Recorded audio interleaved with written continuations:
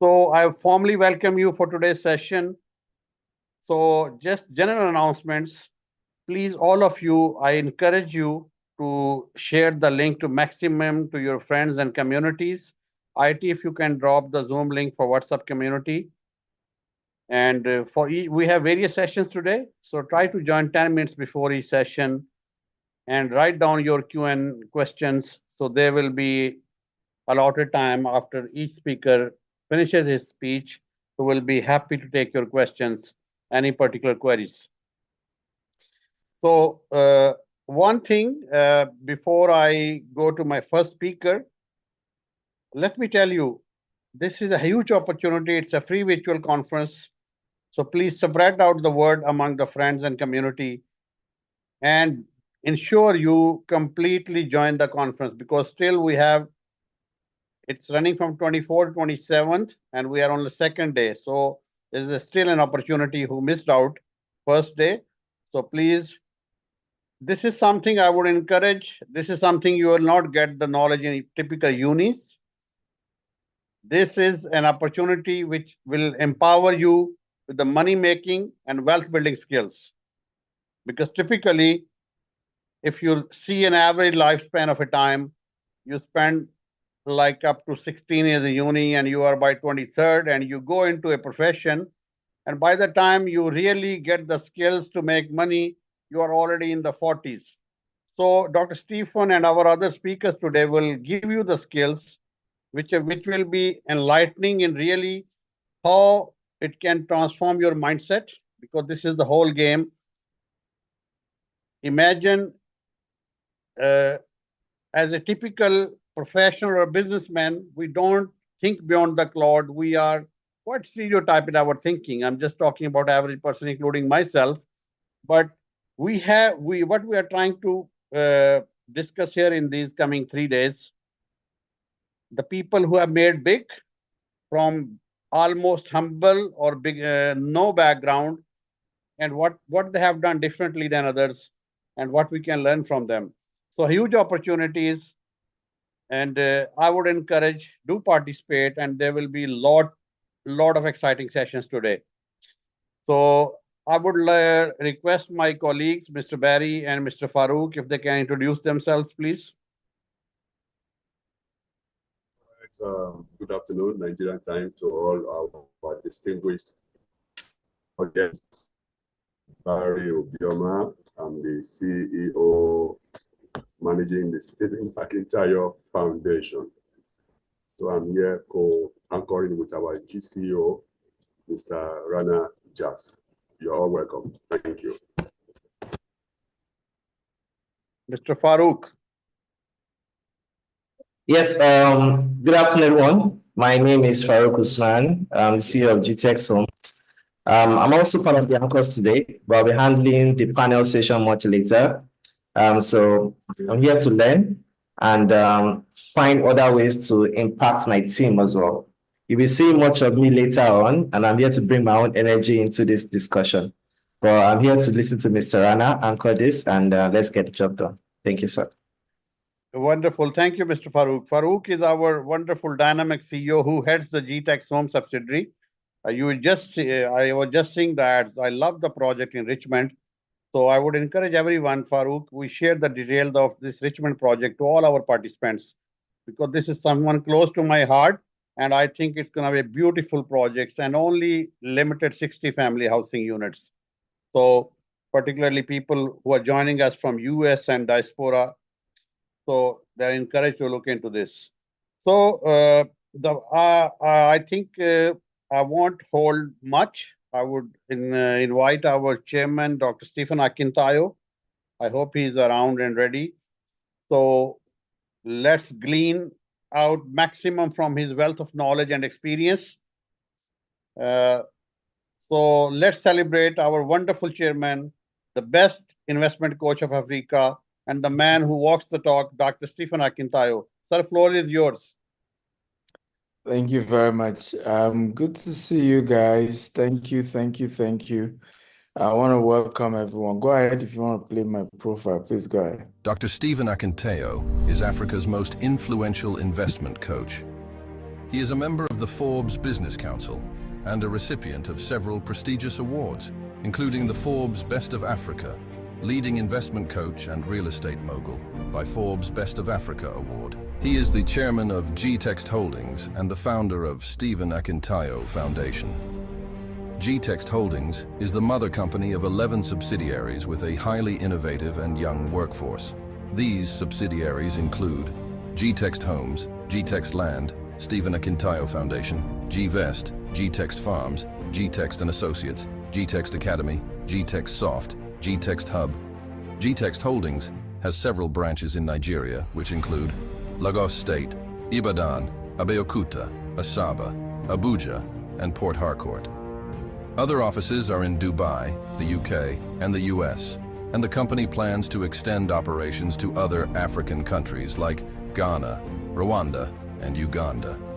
Dr. Akintayo Real Estate Firm has a plan to build 25,000 green and smart homes with golf courses, polo clubs, mall, hotel, hospitals, schools, and universities across Africa by the year 2035, and control another set of 25,000 properties outside of Africa, with a total real estate asset worth $40 billion by the year 2035. Dr. Stephen Akintayo is also the host of the Global Property Brokers Conference, the largest brokers conference in Africa. Now renamed the Global Wealth Festival, several renowned speakers like Grant Cardone, Ryan Serhant, Dr. John Maxwell, and others have been brought on the platform.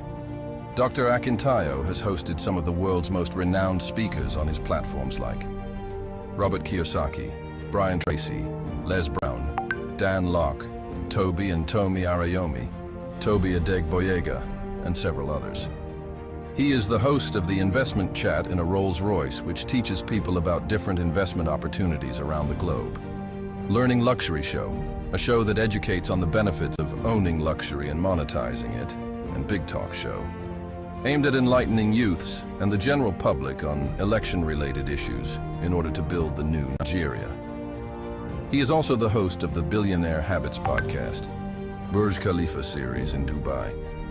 You can watch them on the Billionaire Habits podcast. Dr. Stephen is also the author of 42 books. His latest are The Billionaire Habits for Pastors, Billionaire Habits for Entrepreneurs, and Becoming a Billionaire Land Banker.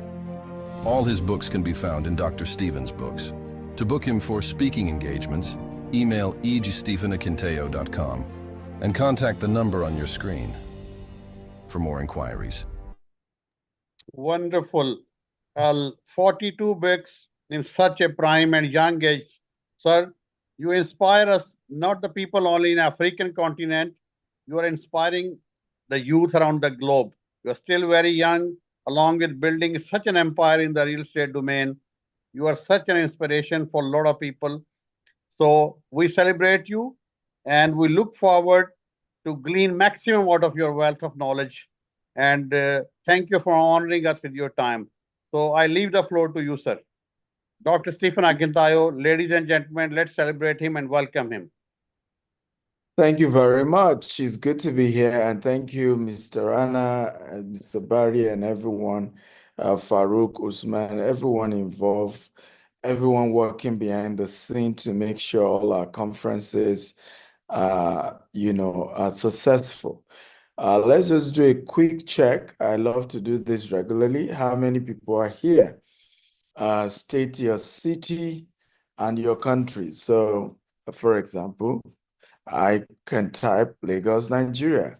So Lagos is the city, Nigeria is the country. So can we have that? Someone say Ogun, Nigeria, Ogun is not a city. Abeokuta is a city. Songo is a city. Benin, Nigeria, good. Lagos, Nigeria, good. Port Harcourt is here. Abeokuta is here. Lagos is here. Abuja is here. Calabar is here. Shagamu is here. London, UK is here. West Michigan, USA is here. Abuja is here. Mark Idoko, Abuja. Akwa Ibom is here. Akure is here. Shagamu is here. Yes, we have a lot of Benin City or your state is here. Okay. Tokyo, Japan is here. Now we're talking. Nottingham is here. Los Angeles is here. Chicago is here. I think my US people are bringing it today. Ebony is here. Vancouver, Canada is here. Come on, let's go, let's go, let's go. Your city and your country. Aqua Anambra. Oh, Anambra. Nigeria is here. Okay, beautiful. I'm excited to see, Owerri is here. Ace got Southern. Where is Southern? What country is Southern? I'm not sure I know what country is called Ace Southern. So please give us some clarity today. Ace Southern. Accra, Ghana. Yes, Akwaba. Okay, do we have Cameroon here? Do we have Cameroon here? Okay, so welcome everyone. Please remember to invite more people. I need you to share this flyer with as many people as possible. Invite people and let them know we're live here and we're adding value. We're sharing something that will be very, very impactful. This is the Global Founders Conference. The goal is to have a conference for founders of businesses, founders of nonprofits, founders of different institutions, and our expectation is that participants will leave these 4 days being better people. Okay, we have South Sudan. Welcome, South Sudan. Southern is Excess UK. Thank you. Thank you for clarifying your city. Okay, so let me play this. Think investment. I see yours, okay, I have this 1 million here. How do I send it on an errand? I have this 5 million here. How do I send it on an errand? I have 10 million here. Rather than say, okay, let me say another side also. How do I send them on errand? That is my specialty, and feel free to consult me. But for every voice, there must be an invoice. Register for the Certified Real Estate Investment Masterclass Lagos. Visit www.stephanakintayo.com/rim to book your seat now.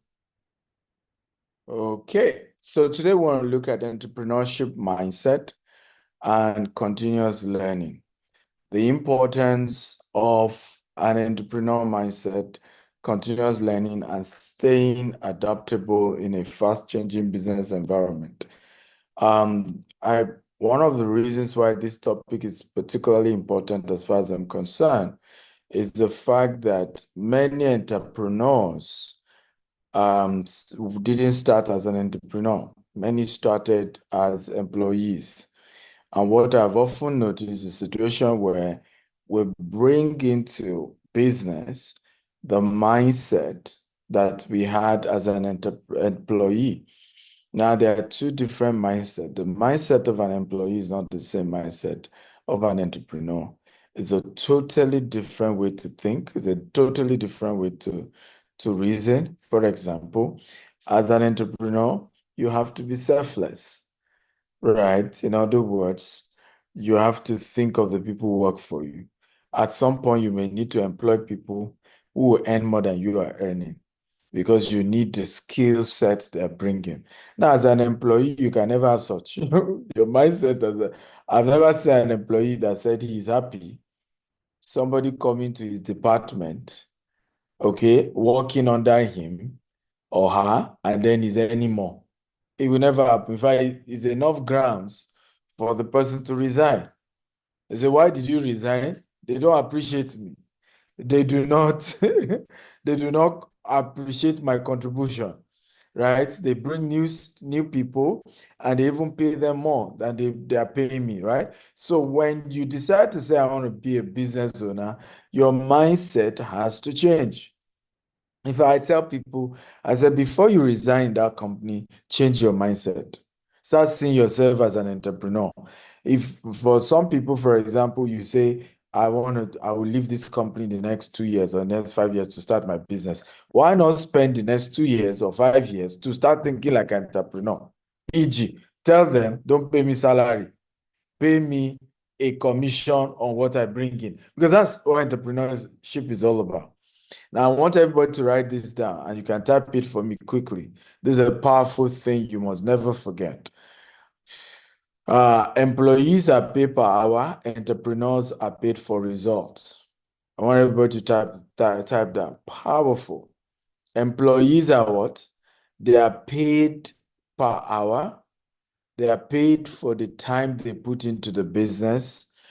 Entrepreneurs are paid for result. You see the difference, right? So if you don't carry a result-oriented mentality, okay, that I should be paid for result gotten, not being paid for my time, right? As an entrepreneur, it's the end of the month, please pay me. Whether we make money or we didn't make money, I need to be paid. But guess what? As an entrepreneur, it's not the time you are paid for. It's the result you generate. For solving problems, that's only when you're paid. Something has happened, that's when you're paid. And like I said, I'm taking this topic because many already now run their business, but guess what? They still carry the mindset of what? An employee. Even though they now run their business, they are CEOs, but they are still carrying the mindset of an employee. Another mindset, right? An employee, right, is waiting for his or her boss to take the lead. An entrepreneur takes the lead and is waiting for what? For those following him, whether they will follow or not. It's their business, but he takes the lead. Come on, are we learning here? So, and I've always had some of these conversations with some of our CEOs. I say, look, you are now a CEO. It's a whole different mindset, right? When you were not in charge of this business, you can be waiting for who will take the first step, right? That's okay. But now that you are the main person in charge, you must be seen at the front. I hope this makes sense at all. You must be seen ahead. For the years I was a CEO, I remember I'm more oftentimes the first or second person at work. I used to live in Songwater. My office was in Ikeja, right? At some point, our office was in Yogba. I would drive down. I wake up 5 a.m. Guys, I own the company. Wake up 5 a.m. we resume 8, 7, I'm in the office, right? Not that I need to do that. Ladies and gentlemen, if I walk in by 10 p.m., nobody's going to flog me. But if I have an entrepreneur mindset, I must understand that if I don't take that kind of leadership, right, of being seen to be at the forefront, being seen to be ahead, being seen, right, to be in charge, to taking the lead, then I am demoralizing those who are working with me unconsciously. Are we learning, guys? If you're learning type, I'm learning. So unconsciously, I'm demoralizing them. If I give excuses, I'm demoralizing them. If they can't see me be there, boom, let's do this. I have already taken the move. Because these are the things that then help many of those who work with me to say, hey, see our boss. You know, he doesn't need to do this, but we can see how he's at the forefront, he's taking the lead, he's, sacrificing more. If at some point became a culture, most people didn't know for many years in our company, I did not earn salary. Okay?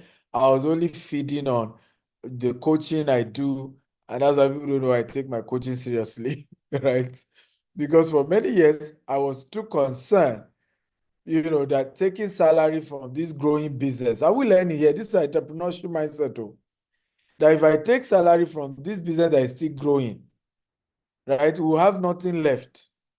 So I focus more on what I was earning from coaching, from books, from speaking at conferences, and that was a major source of taking care of myself and my family, just because I didn't want to be a burden to the business. So typically, Nobody even remembers. At some point, they got used to it that we don't need to pay our chairman or our CEO then, right? But now, I am demanding now. The company can afford to pay me well now. So, but these are very important mindset that you must have as a business owner. Do not bring an employee mindset to your business, right? If you do that, the business will not thrive. Come on, have we learned something good today? Okay, have we learned something good today? Okay, good. So let's go. Number one mindset, number two mindset. So I've talked about the first mindset. There's a difference between an employee mindset and a business owner mindset. The next mindset, you can call number two, is the resilience and adaptability mindset. As an entrepreneur, you must hang in there. You must hang in there. Everybody type, hang in there. You must hang in there. I'll tell you a story at this point. I remember I just opened my office in Ikeja, Lagos, Nigeria.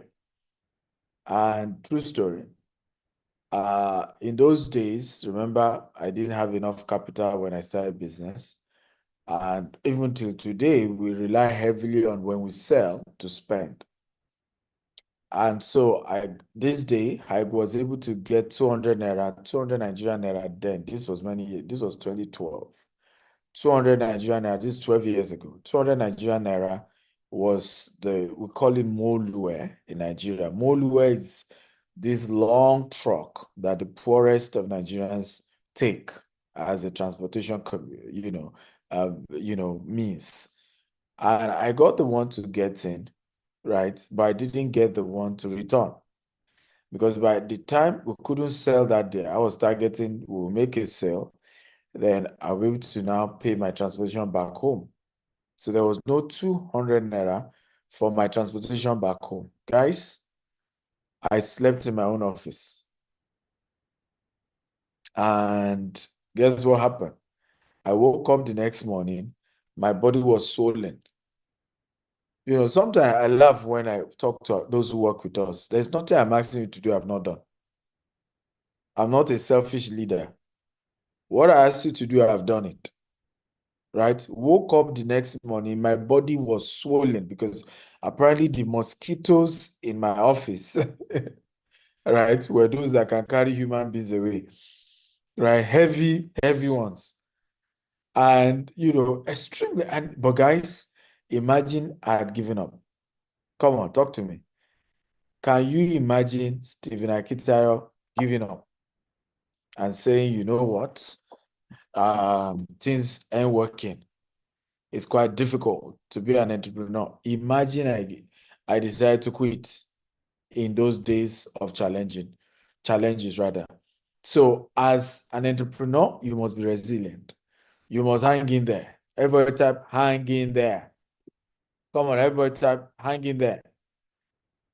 You must hang in there. It might be difficult, it might be tough, but hang in there. You must be flexible. Adaptability is very critical. You must be someone who can adapt, right? Adjust to changes. The business landscape constantly change. Entrepreneurs must be flexible. Imagine 2014, guys. 2014. I'll never forget. By January 2015, I was like a household name in our business, digital marketing and bulk SMS business. Everybody knew me in Nigeria. From politicians to big multinationals were using our SMS platform, right, to send bulk SMS for whatever they were doing, to market what they were doing, right? But guys, you will not believe this. True story, right? I had to make sure I asked myself, after we became the biggest company, everybody was patronizing us. I said, what is the future of this bulk SMS and digital marketing business? What's the future? And I convinced myself that the future was not great. Are we listening, guys? We're talking about adaptability. 2015, the year we should have relaxed and say, yes, we are now the biggest. Yes, we are now doing well. That was the year we started real estate development. I've posted that picture on social media before, where the first day I took our staff who were active, involved in our bulk SMS, digital marketing, and knew we were doing well, to the land we wanted to start selling. You could see it in their faces that they were like, my boss is crazy. Something's wrong with him. Somebody please go and check my boss' mental health. Right? We're doing so well in this business. Why under earth will this man ask us to start selling waterlogged land? Why? Why will you go into real estate? Why? But guys, I think by 2016, who remembers? Nigerian government announced what we call the do not disturb. The do not disturb means that if you send SMS, bulk SMS to people, they will not get it once they have activated the code. And what they even now did was to activate the do not disturb for most people automatically, right? So some people, you will be the one to remove the do not disturb. And before you know it, SMS was not delivering anymore. In fact, that year, 2015, I think we lost almost 10 million SMSs that we sent. The company that we're working with, they charged us, but the SMS did not deliver. And they were telling me that when I called and said, where is your government? Your government have stopped allowing the SMS to deliver on people's phone. Cut the long story short, that's the end of the bulk SMS business, guys. That was the end. If I wasn't, can you imagine I didn't do real estate development? Imagine I did not go into real estate development the same year that we're doing so well. And this is where many people miss it. think because your company is doing well today, there is no need to diversify. There's no need to begin to think of the future, right? You think because you are now the biggest name, the same thing I'm doing now. Some people think I'm crazy with our expansion in the US. Like some people think this guy is crazy. Why US? Why can't he just settle down in Nigeria? Right? Everybody knows him. Odogo of real estate. Right? Odogo of real estate. He's doing well. Yari, yari, yari, yari. In fact, somebody was telling someone that told me, he said, your guy thinks US is Nigeria, B. He thinks US is Nigeria. I don't even know what's wrong with that guy. Over ambition. Yeah. But guess what? Okay, give it 5 to 10 years. Come on, give it 5 to 10 years. You will see what will happen. I got a message from someone today. Let me see if my phone is here. Let me read it for you guys. So that we should learn. And we must, and I hope many of us will learn from this. Right? We'll learn from this because many times we are, because of our inability to be flexible, to adapt, okay, to have foresight. I call it foresight. We have lost great opportunities. How many of you agree with me? We've lost great opportunities. So listen to this. This was somebody who sent me this. She's from Cameroon, but she lives in the US. Right? She says, good morning, sir. Thank you for the invite. She's probably in this training now. So I wish I listened and invested with you 10 years ago. Hear this, 10 years ago. I said, hey, yeah, so why haven't you? Hear this. It says, you remember when you came to Silver Spring, Maryland, and you gave us opportunity to partner with you. One Nigerian discouraged me that he's a Nigerian like you, and I shouldn't do it. The 10,000 I should have multiplied by now. Did you hear that? So I used to hold a training in the US, right, in those days. And a Nigerian, she was, so in those days I attract Ghanaians, Cameroonians, different people, right? And Nigerians too. In the class, it was the Nigerian that told her, say, don't this one. Now Nigerian like me now. Nigerians are 419. He just wants to scam you. Right? He just wants to scam you. Don't listen to him. And 10 years later, you can see us sending the message. Right? To say, I missed that opportunity. May that not be your story. As an entrepreneur, you must be flexible. People will try to discourage you when you are trying to expand and diversify. Okay, when you are looking for new level, they will tell you you don't need to do that. They will tell you are good enough. Don't listen to them. Number 3, vision and innovation. If you are going to go far, you must be a leader of vision. Great entrepreneurs have always been people who saw tomorrow. Right? They've always been people who saw tomorrow. And that's why, listen to me, everyone. If you really are a man of vision and innovation and you're an entrepreneur, you will be called a scammer. Write it down. If they don't call you a scammer, then you are not a man and a woman of vision and innovation. Right? I'm talking of as an entrepreneur now. I'm not talking of as an employee. As an entrepreneur, they will call you that. You know why? Because your dreams will not be about today. It will be about tomorrow.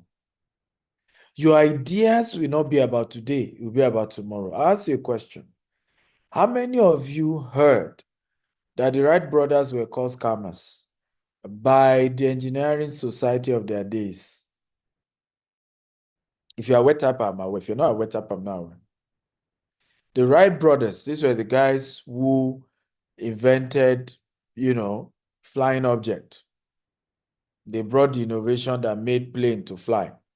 Because the scientists of those days finally agreed that, okay, metal cannot fly. It was a concluded decision. And so the Wright brothers said their own metal will fly. And many scientists attacked them and said, these guys are about to scam investors. Anybody who invests in these people's idea, you want to be scammed.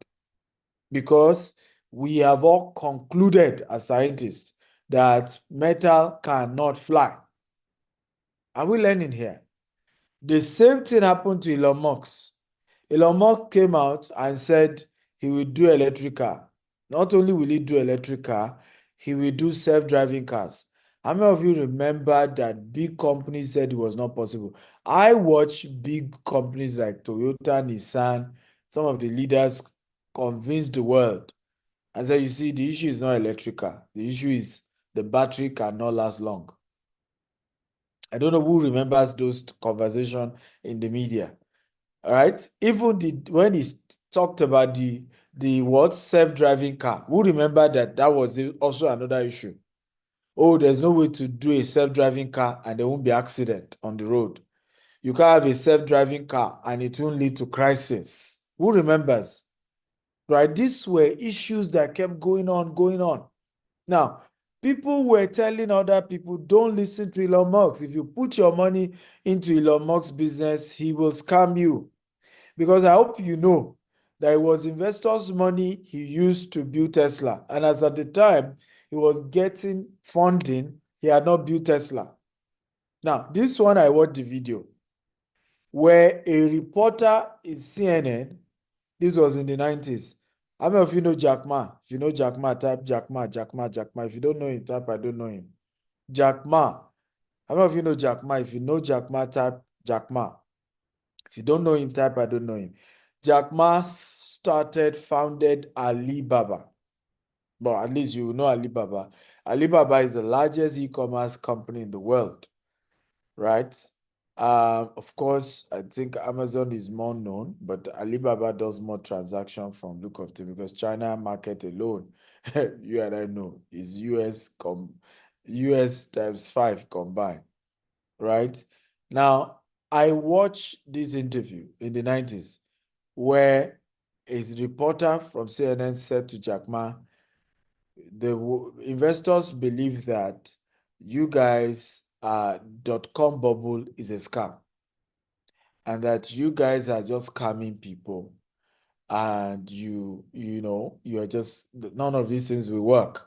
In fact, the reporter asked him, Jack Ma, have you guys made any profit? He said no.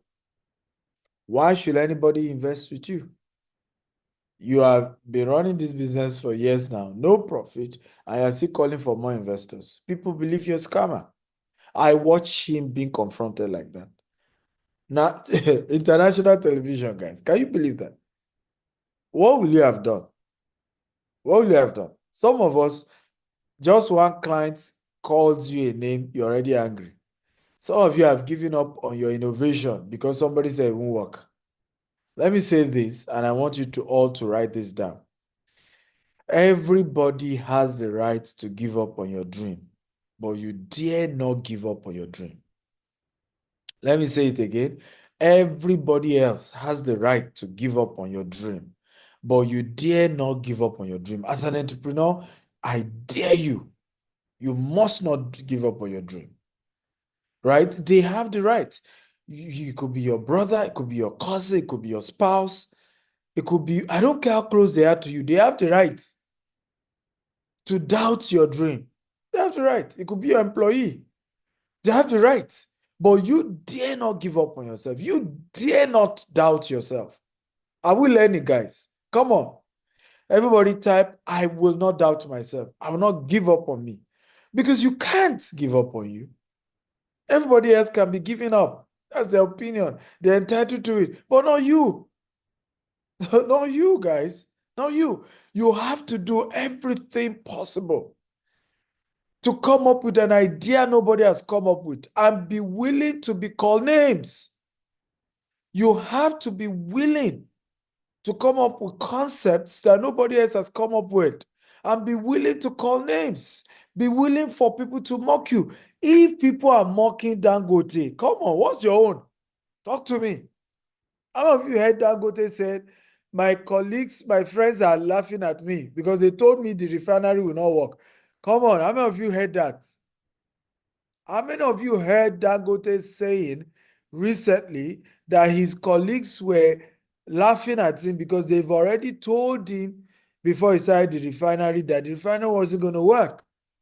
And now that he's having issues with the regulators, they are laughing at him. So if people will laugh at Dangote, the richest black man in the world, why do you think they don't have the right to laugh at you?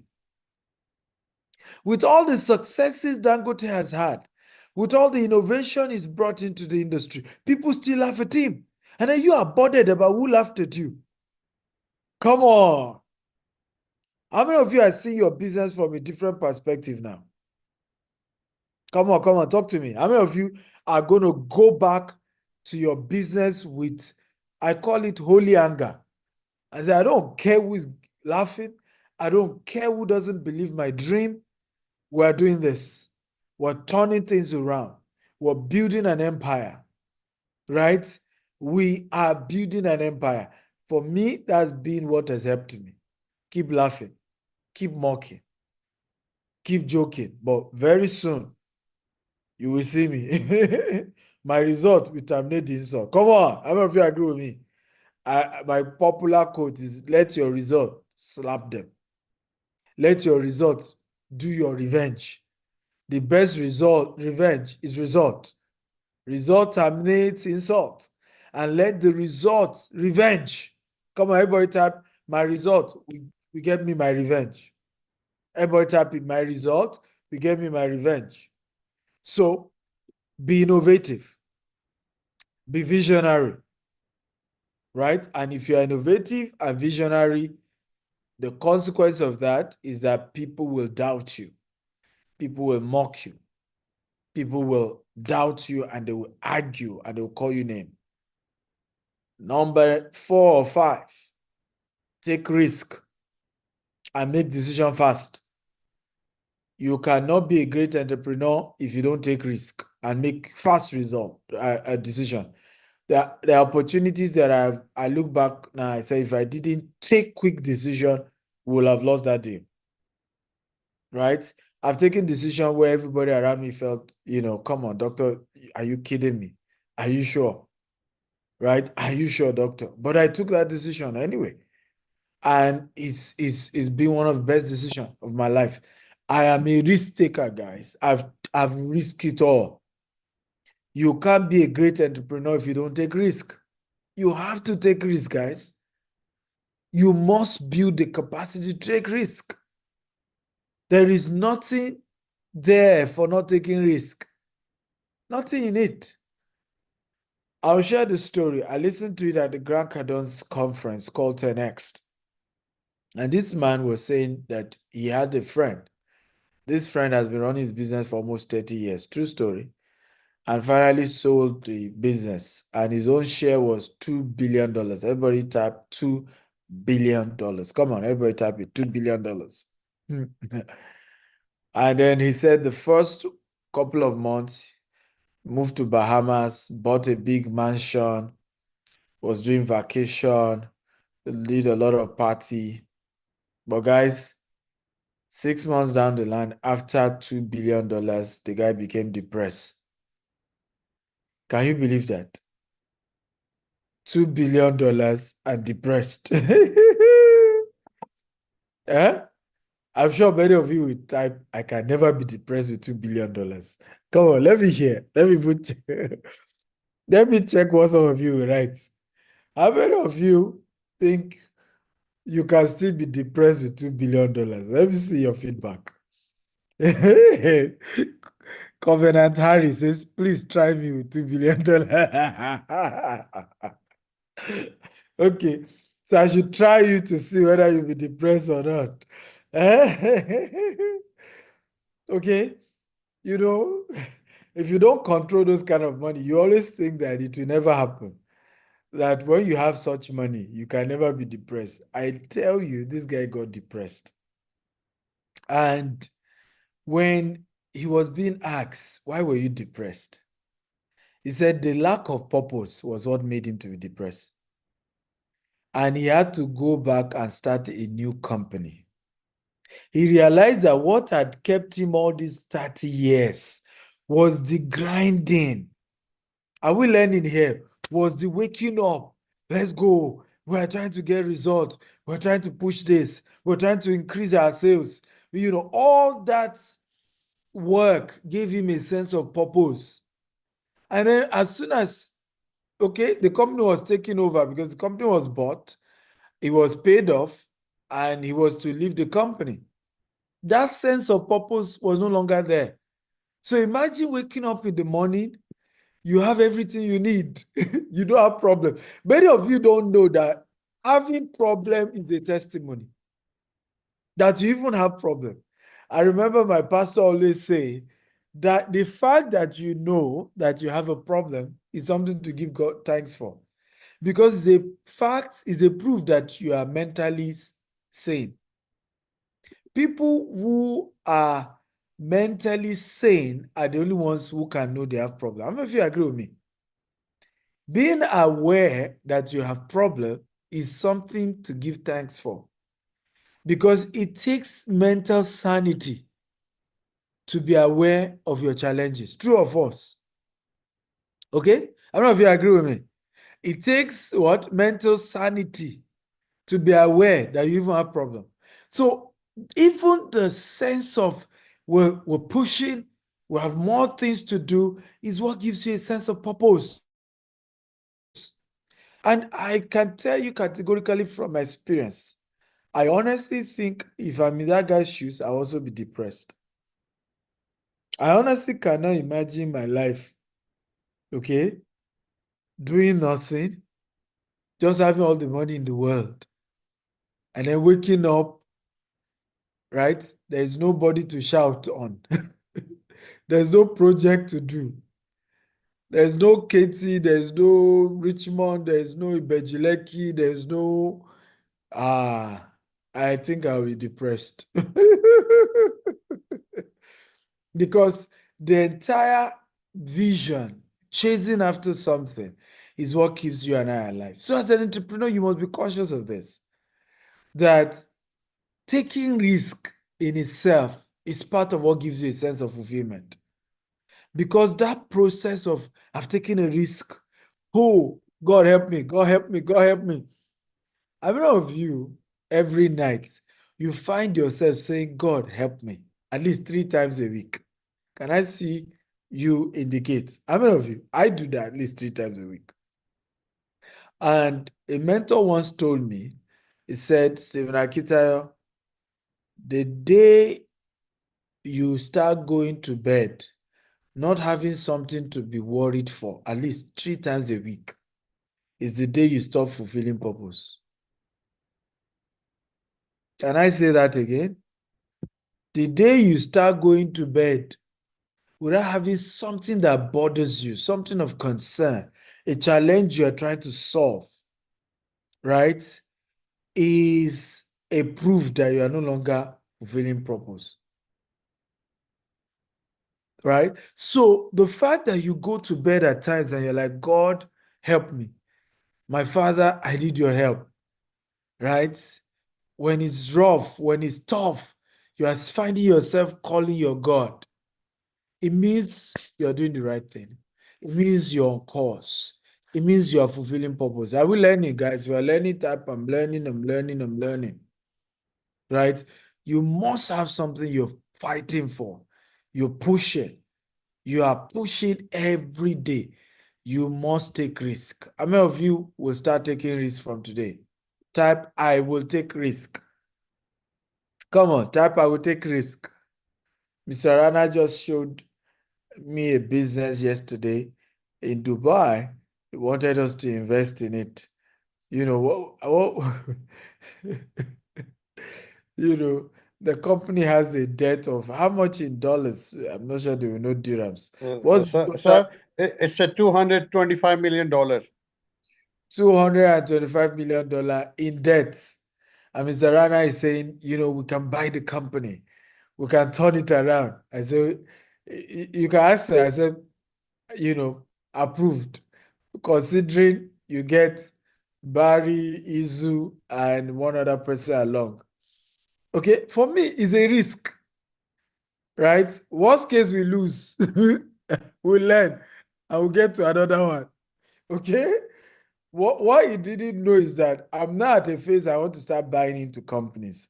So he brought that at a point where that is really what my next phase, right? My next phase now is to start buying into companies, right? Companies that are having challenges, let's buy them. Let's fix them. Dr. Cosmos just bought a company in Japan, and he made that company profitable in 6 months. Right? This is a company going through challenges and all of that. And you see why you should have mentors. All I knew that worst case, I would just go and have a sit-down session with Dr. Cosmos. Right? And say, yeah, they said we should buy this company. What do we do? I know my mentor has done it before. This is why you must invest in mentorship. Right? Don't ever joke with it. But learn to take risk, guys. You have to take risk. Worst case, you lose, right? And you learn from it. Remember, failure is not the opposite of success. What is failure? Come on. Failure is not the opposite of success. Can somebody type the answer? What is failure? Failure is not the opposite of success. Somebody say failure is feedback. True, but that's not the answer I'm looking for. Failure is not the opposite of success. Someone say failure is success turned inside out. Oh, I love that. That's not what I'm looking for. Failure is the absence of risk. I like that. You guys are giving me good answers. Failure is on the path of success. Thank you. Failure is on the path of success. So you should be thinking of failing quick, failing fast. That should be the conversation, right? How do I fail quickly and I move on? And then how do I fail in a small scale so that I don't fail in a big scale, right? Which is why you should start the business small. You see, Dr. Cosmos sharing that with you yesterday. Start it small, fail small. It's better to fail at a smaller scale than to fail big time, right? Failure is on the path to success. It's not the opposite, it's on the path. It's normal, it's guaranteed. On your way to success, failure must appear. Come on. Right? I always put it this way. On the road to success, there's failure boulevard.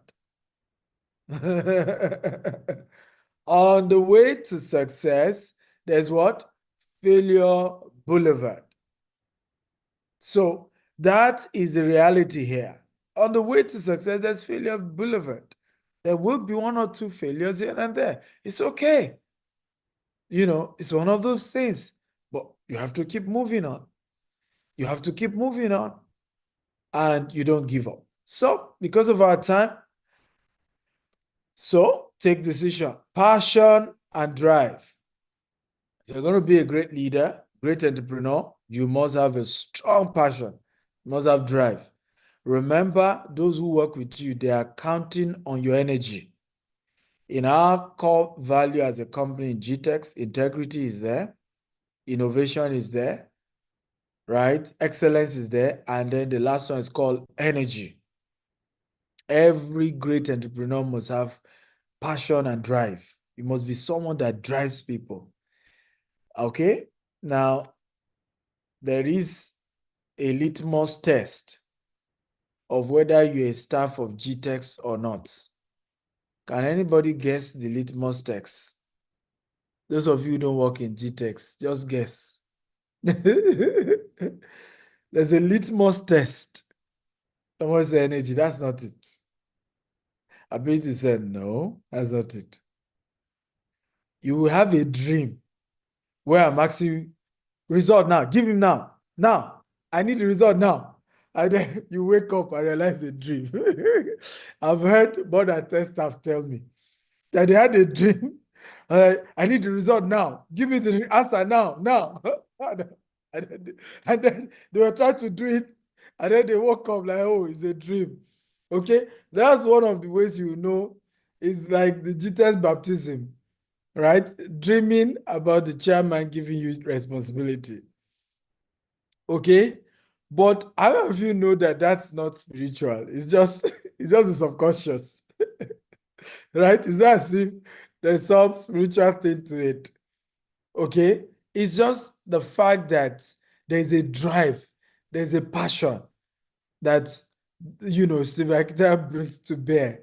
And it's just there in your subconscious. Okay? Mr. Paris said that's when the chairman is managing you. Right? And I agree with you. That I always tell my team there are two ways I can manage you or I can lead you. If you allow me manage you, you would dream about me managing you. Okay? But a great entrepreneur must have what? You must have drive. You must have passion. Right? It's always important to have that if you will, build a great empire. But we're talking about entrepreneurship mindset. That's the cause of this training. Focus on the customer and feedback. You must learn to focus on your customer. You must learn to get feedback from your customer. You must prioritize the interests of the customer, right? Importance of continuous learning. Number one, self-education. Don't tell me you're a CEO and you don't go for seminar, you don't go for training. Say, I'm a CEO. There's nothing they need to teach me. That's not acceptable. Okay? Not acceptable. Self-education, networking, and mentorship. You must constantly network. You must constantly get mentorship. Constantly. There must be networking and mentorship.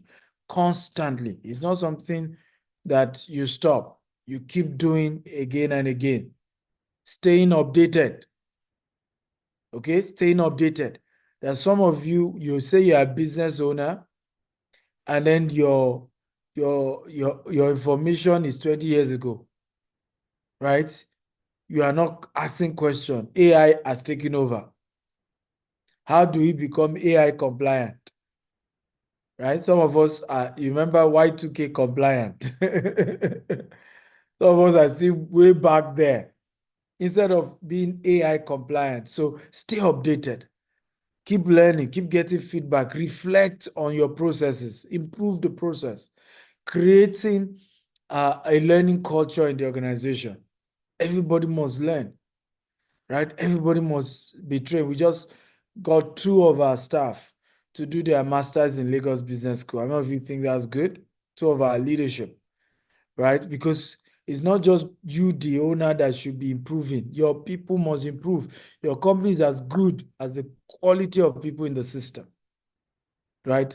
Adapting to change, right? Even if others do not come for this conference, our own staff alone are enough. This is an opportunity for them to learn as well, right? And be better people. So as you see change, be willing to adapt to it, be willing to change, driving innovation, enhancing leadership skill. Tell everybody in the system, you're a leader. I want to see leadership from everyone, right? As a business owner, these are very important. So while we wrap up, let's look at this very important entrepreneurship mindset. We have 6 to go quickly. Number 1, growth mindset. Everybody say growth mindset. Great entrepreneurs must have a growth mindset, not a fixed mindset. You can just go, I'll give you this assignment because of time. Go and Google fixed mindset and growth mindset so that you understand the difference. Number 2, vision and resilience. Vision and resilience, right? For you to have an entrepreneurship mindset, you must be a person of vision and resilience. Number 3, risk-taking and innovation. These are things we've discussed today. Number 4, adaptability and flexibility. Number 5, continuous learning. Number 6, networking and collaboration. Somebody says, poor people go to work, rich people build network. Poor people go to work, rich people build network. Rich people are constantly seeking opportunity to build relationship, build mentorship, build connection, build collaboration, build partnerships, right? Constantly seeking the opportunity to do that. Mindset you need to bring to the table, guys. How many of you have gotten so much value, guys? Gotten so much value, type value. Come on, talk to me. So I'll look at few companies and then we wrap up for the day. I know I have a few minutes left if my time is even up, but let me just take 5-10 minutes and I wrap up. Case study number 1, Netflix. Netflix is a product of innovation. Who remembers when we used to go and rent movies? Anybody remember? I don't remember when we used to go and rent movies, the latest movie, right? Can we see now that we are not doing that anymore because Netflix solved that problem? The rental is on Netflix and there's no need anymore.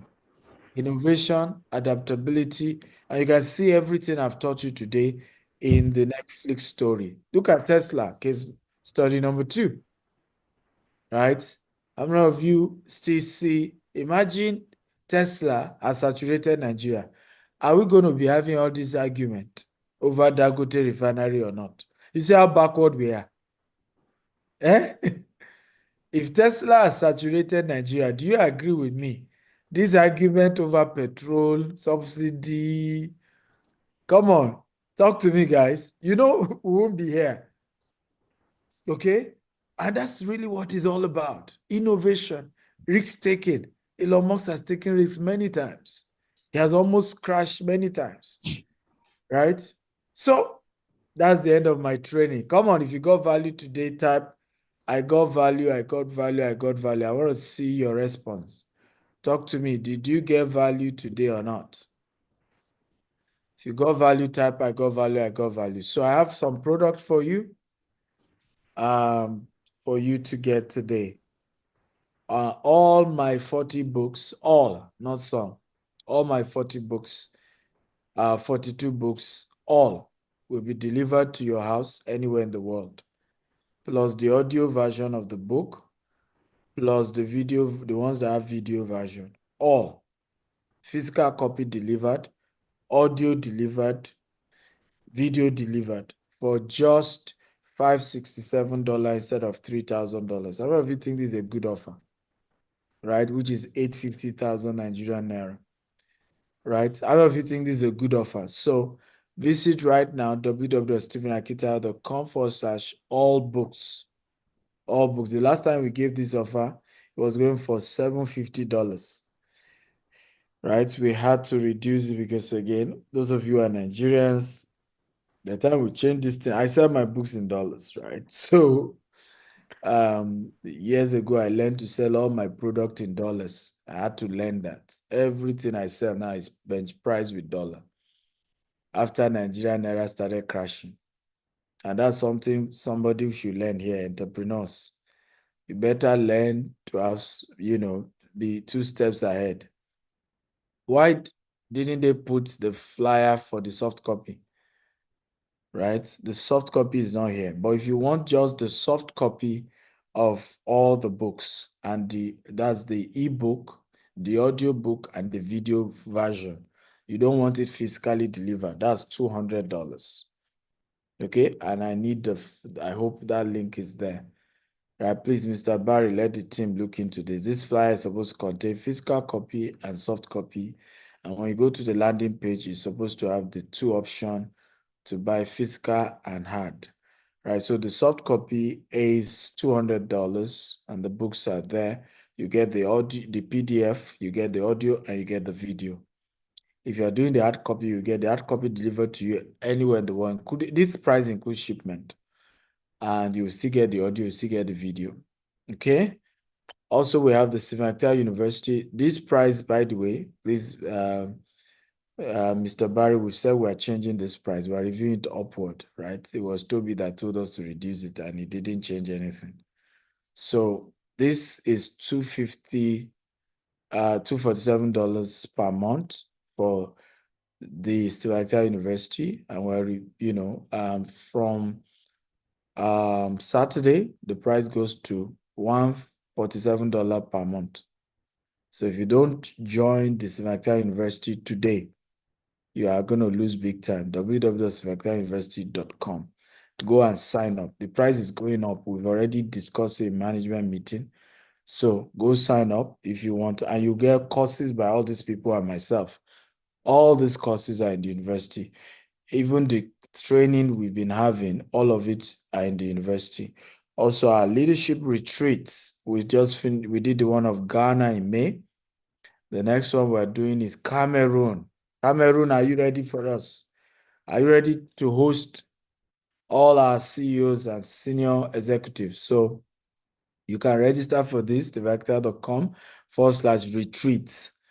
By the way, I needed the updated flyer. There's a new flyer that details what people are benefiting.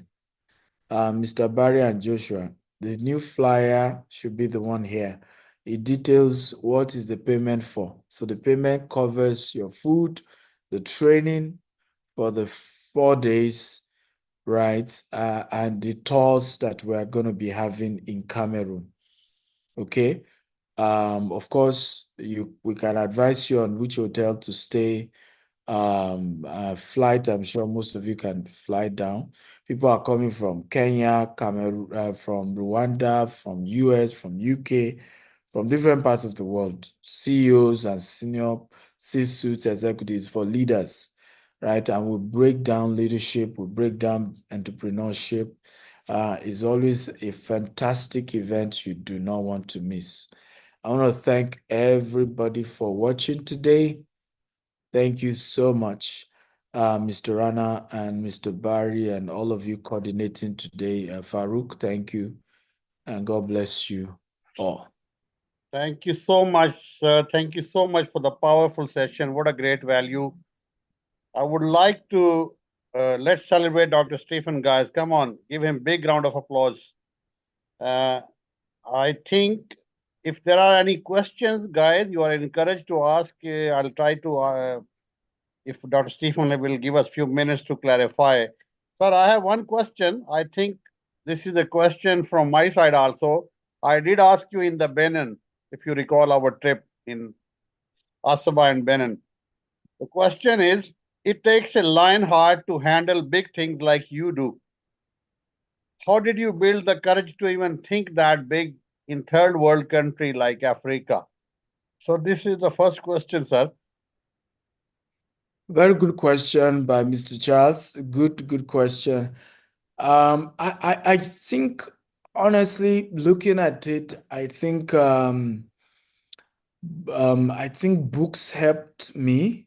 I started reading early. Like I said, I started reading early. At the age of 17, 18, I read my first book, right?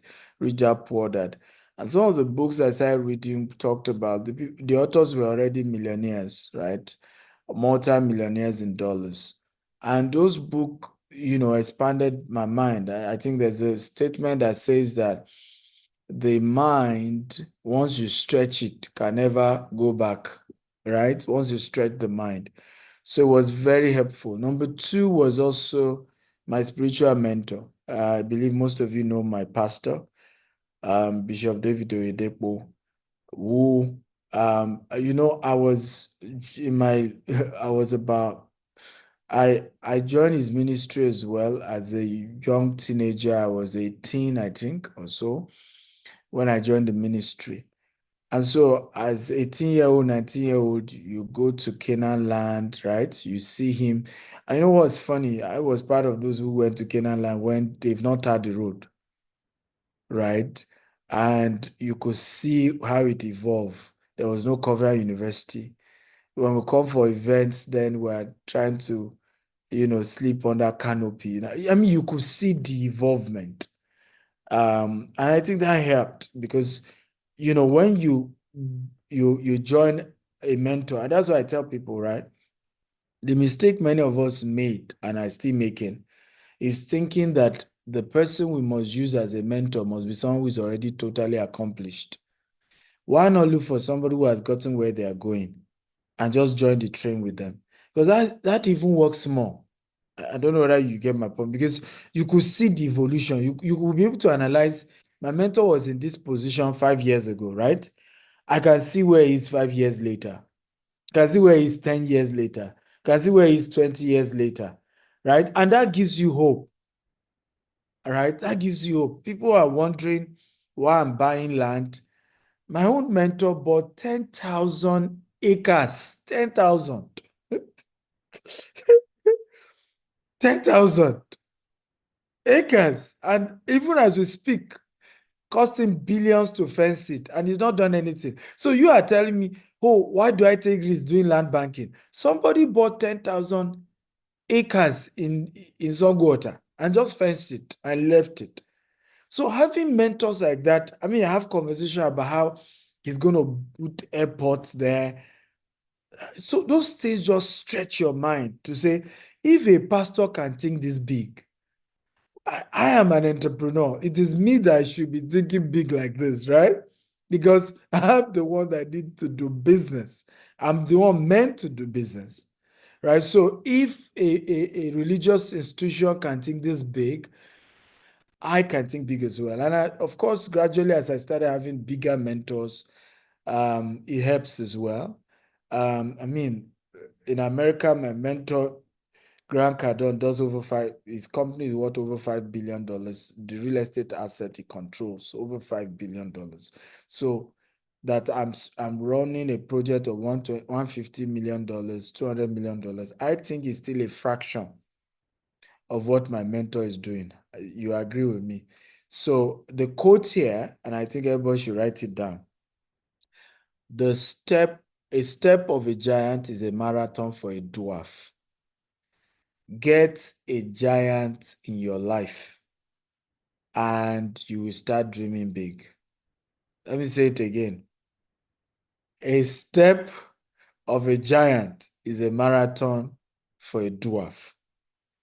Get a giant in your life and you will start dreaming big, right? Because with that giant, the kind of things the giant is doing, it's crazy. I mean, some people still think I'm taking risk. One of my mentor is putting in $500 million. I'll not mention his name. In African countries that are not even stable, he's building borehole for water, and they are not even paying him. It's after he does it, he will not be paid. I can still do that now. I'm still scared to even expand to some African countries because I believe sometimes you do business. I saw what some African countries did to Dangote, right? Where he starts his company there, and before you know it, they chase him out. So meanwhile, another mentor is putting $500 million. So when I look at the risk my own mentors are taking, I'm encouraged to take my own baby steps. Sir, there are a couple of more questions. Time allows us. Have you taken risk that resulted in a fatal land? And if yes, how did you come out of it? This is another question. Well, I'm always taking risk, and virtually, I'm not sure I can remember which of my risk did not come with with some failure. Like I said to you, failure is not the opposite of success. Failure is on the pathway to success. The only difference is I'm not sitting down and crying over failure, and then looking for a pity party, which is what some people do. You now want to call everybody to say, yeah, start pitying me, start considering me. There's hardly no project I've done that I've not encountered failure. I'll give you an example. One of our estates in Lagos, we had dot all the T's. The document shows that the king of that land owns the land, from the government document he has with the government. And we paid the king. And as we paid him, we took possession, we started doing defense. One day, my workers were working, old women came naked and started protesting, and then put ritual on site. They all ran away. Everybody ran away.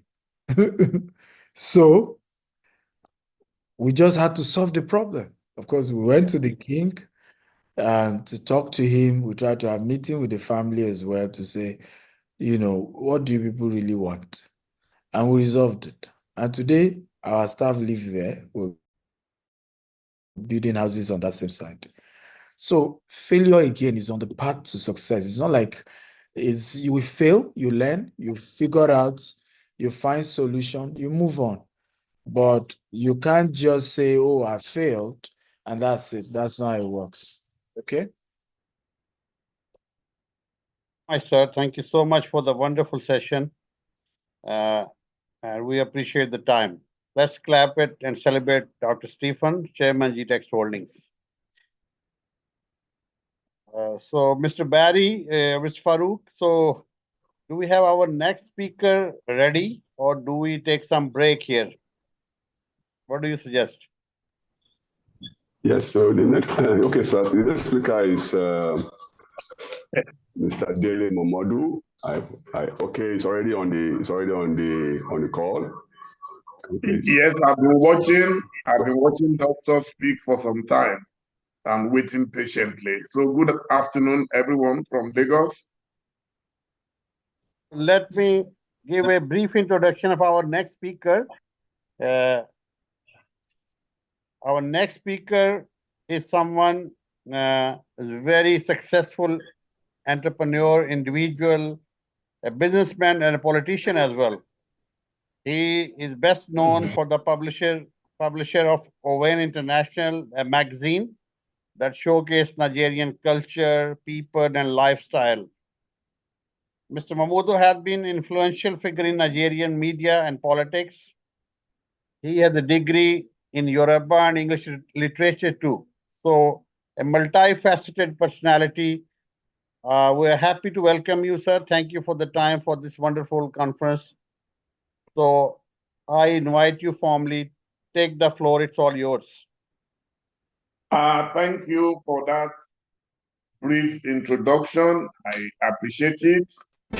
Is a Nigerian journalist, publisher, polemicist, businessman, philanthropist, and motivational speaker. He is the CEO and publisher of Ovation International, a magazine that has given publicity to people from all over the world, mainly in Africa.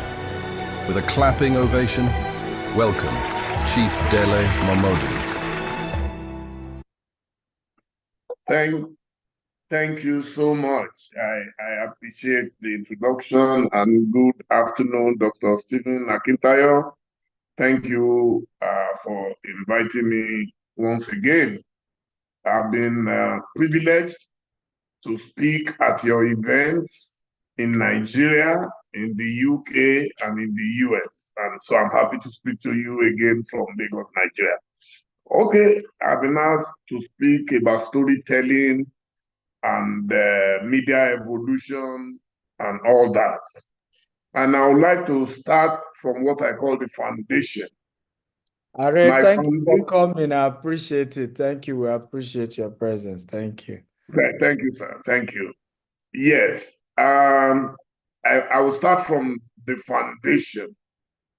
For me, everything in life begins with your foundation.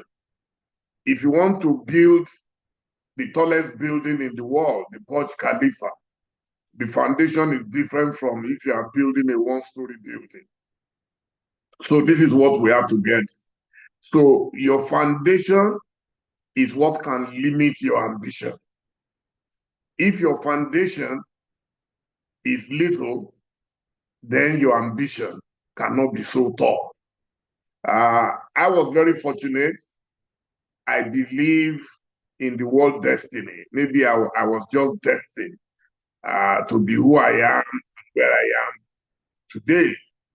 My foundation started from the ancient town of Ile-Ife, where I was born in 1960, the year of our independence. My parents, to borrow the popular cliche, were humble parents. My father was a road overseer, while my mother was a petty trader.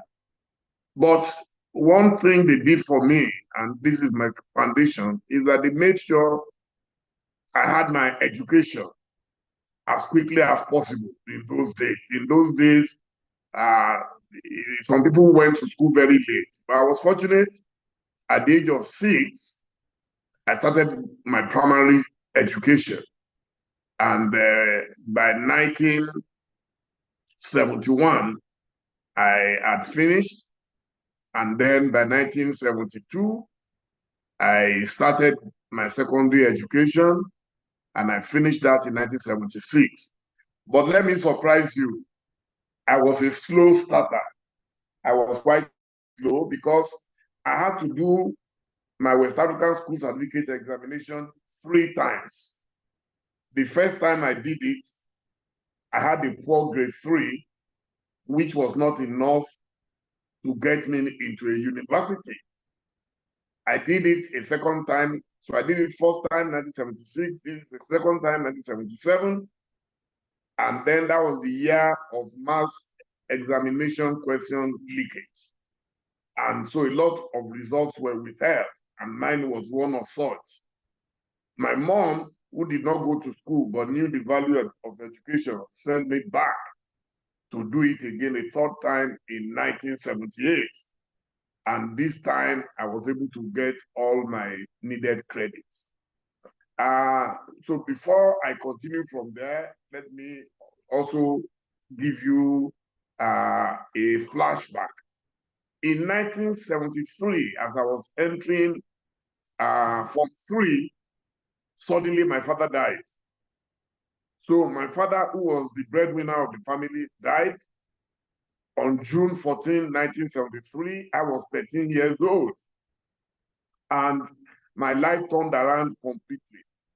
We could no longer afford to pay our bills, to pay our rent, and I had to move out with my mom to go and live with our cousins in Modakeke. So you can imagine what I had to grapple with as a young man. So that was part of my foundation, but it toughened me. The good thing also was that while in school, in secondary school, we had very good teachers. And I like to place a lot of emphasis on education, good, solid education. We had teachers who came from different parts of the world. And my interest in literature and storytelling got its foundation from a woman who came from Singapore, Mrs. H. Sotin. She's still alive. I'm sure she must be close to 90 now. I visited her in London, I think, in the last 2 years. Mrs. Sutton, aroused and ignited my interest in literature. And this literature will form part of what I do today, which is storytelling. Without literature, you cannot tell any story. So from around Form 2, Form 3, you won't believe it, I started reading Wole Soyinka's poems like Abiku, In Vain Your Bangles Cast, Charm Circles at My Feet, I'm an Abiku calling for the first and the repeated times. Must I wait for goats and cowries, for palm oil and the sprinkled ash? Yams do not stop.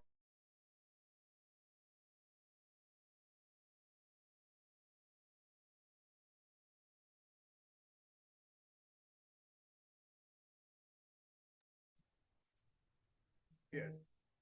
So I think my phone was muted. I don't know what happened. So let me just take that part again. That I was fortunate to have a teacher who came from Singapore, Mrs. H. Sutton, who taught me literature, and she aroused and ignited my interest in literature. So when you talk about storytelling today, I picked my interest from that moment. I remember reading Wole Soyinka's poems as a young man. Like Abiku was my favorite then, which I can still recite till today from that moment. And I'm talking about 50 years or thereabout ago. In vain your bangles cast, charm circles at my feet. I'm an Abiku calling for the first and the repeated times. Must I weep for goats and cowries, for palm oil and the sprinkled ash? Yams do not sprout in amulets to have Abiku's limbs, and so on and so forth. What I'm trying to demonstrate is that what you become in life begins from your foundation. And then I read literature voraciously. So even before I started traveling and telling stories about different countries, different places, meeting different people, I already knew about those countries. I read Weep Not Child by Ngugi wa Thiong'o, for example, the Kenyan author. And before I went to Kenya, I already had an idea about Kenya. I read about the Mau Mau struggle for independence in Kenya. I read about the founding fathers of Kenya. I read about Jomo Kenyatta, the father of Uhuru Kenyatta, who left recently as president. I read about Ojinga Odinga, the father of Odinga, who just left also not too long ago, the prime minister of Kenya. I knew about the Kikuyu language. I knew so much about that country that the first time I went there, it was like I'd been there before. I read Mongo Betty from Cameroon, and it was so interesting that when I went to Cameroon and I was telling my Cameroonian friends that, oh, I knew Mongo Betty. They said, how? I said, from secondary school. I knew about Ferdinand Oyono. I knew about Imbela Soni Dipoko, and they were shocked. And of course, Ghana, where I have a home today. Before I went to Ghana, the biggest influence on me was the Osagyefo, Dr. Kwame Nkrumah. I bought and read virtually all his books. South Africa, I read about the apartheid struggle, read Alex Laguma, A Walk in the Night. In Zambia, I read about Kenneth Kaunda, the founding father of Zambia. Zambia must be free. In Tanzania, I read about the Mwalimu Julius Nyerere, and so on and so forth. So for me, I think your foundation is everything. So I'll fast forward to around the time I did my school start exam, and to tell you that despite my failures, I was still struggling to work. And unknown to me, cumulatively, what I was doing was preparing me for my future. For example, I was a village teacher in a very remote part of Ilefe where there were no vehicles taking you. You had to jump on cocoa tractors to be able to get to that location. I worked as an errand boy at CSL bookshops, very close to the Ife Palace, where for the first time I met Aishu Lani, and I started reading books, picking books from the shelf, and I started educating myself. Thereafter, I worked at the University of Ife Library, what is now known today as Ezekiah Oluwasomi Library of Obafemi Awolowo University. I was a library attendant, and that was where I started developing interest in reading literature more. And the bookshop, if a bookstore was just next door, so I used to visit the place. I made friends with older people. My closest friends have always been older people, much older, because I picked from their wisdom. So, and I knew that the first thing you must have in life is humility. Even in Oduifa, when you talk about storytelling, no kamuragba taragba, kamuragba taragba, iwa lanwa character. I was taught about the power of character, about the power of integrity, about the power of truthfulness. So that was my foundation. And then I went into the university, and this will interest you. Of all the subjects in the world, I chose to read Yoruba. Nobody could, even me till today, I don't know how I could have decided to read Yoruba of all courses, but there was something pushing me. I realized that every year during convocation ceremony in Ife, over 200 people will graduate from English department, from law faculty, from other so-called, funky and psychedelic courses. But everybody was running away from our vernacular languages because they felt, oh, how can people hear that I'm reading Yoruba? Even my mother, who was an illiterate, had to ask me one day, that are you so dull that of all things, you are in the university to read Yoruba? But I did it because I like to be different. It is the power of being different, of standing out. In whatever you do in life, you have to try and stand out. So I finished Yoruba, but I did elective courses in English literature, where the issue of storytelling continued, But in my final year in Part 4, I did strictly Yoruba courses. Now, after I did that, I lectured A-level at the Oyo State College of Arts and Science, also in Ilefe, while on National Summit. And why would I serve in a place where I was born? The NYC sent me initially to Bauchi State, but when I got there, I didn't resist. It's not like now where people lobby to go somewhere, but I didn't resist. I went there, but when I got there, they said they had no use for you graduate, so they bounced me back to Oyo State. That time there was no issue. And when I got to Oyo State, they said, well, the only place you can get for you now where you can be a teacher is the Oyo State College of Arts and Science. I went there.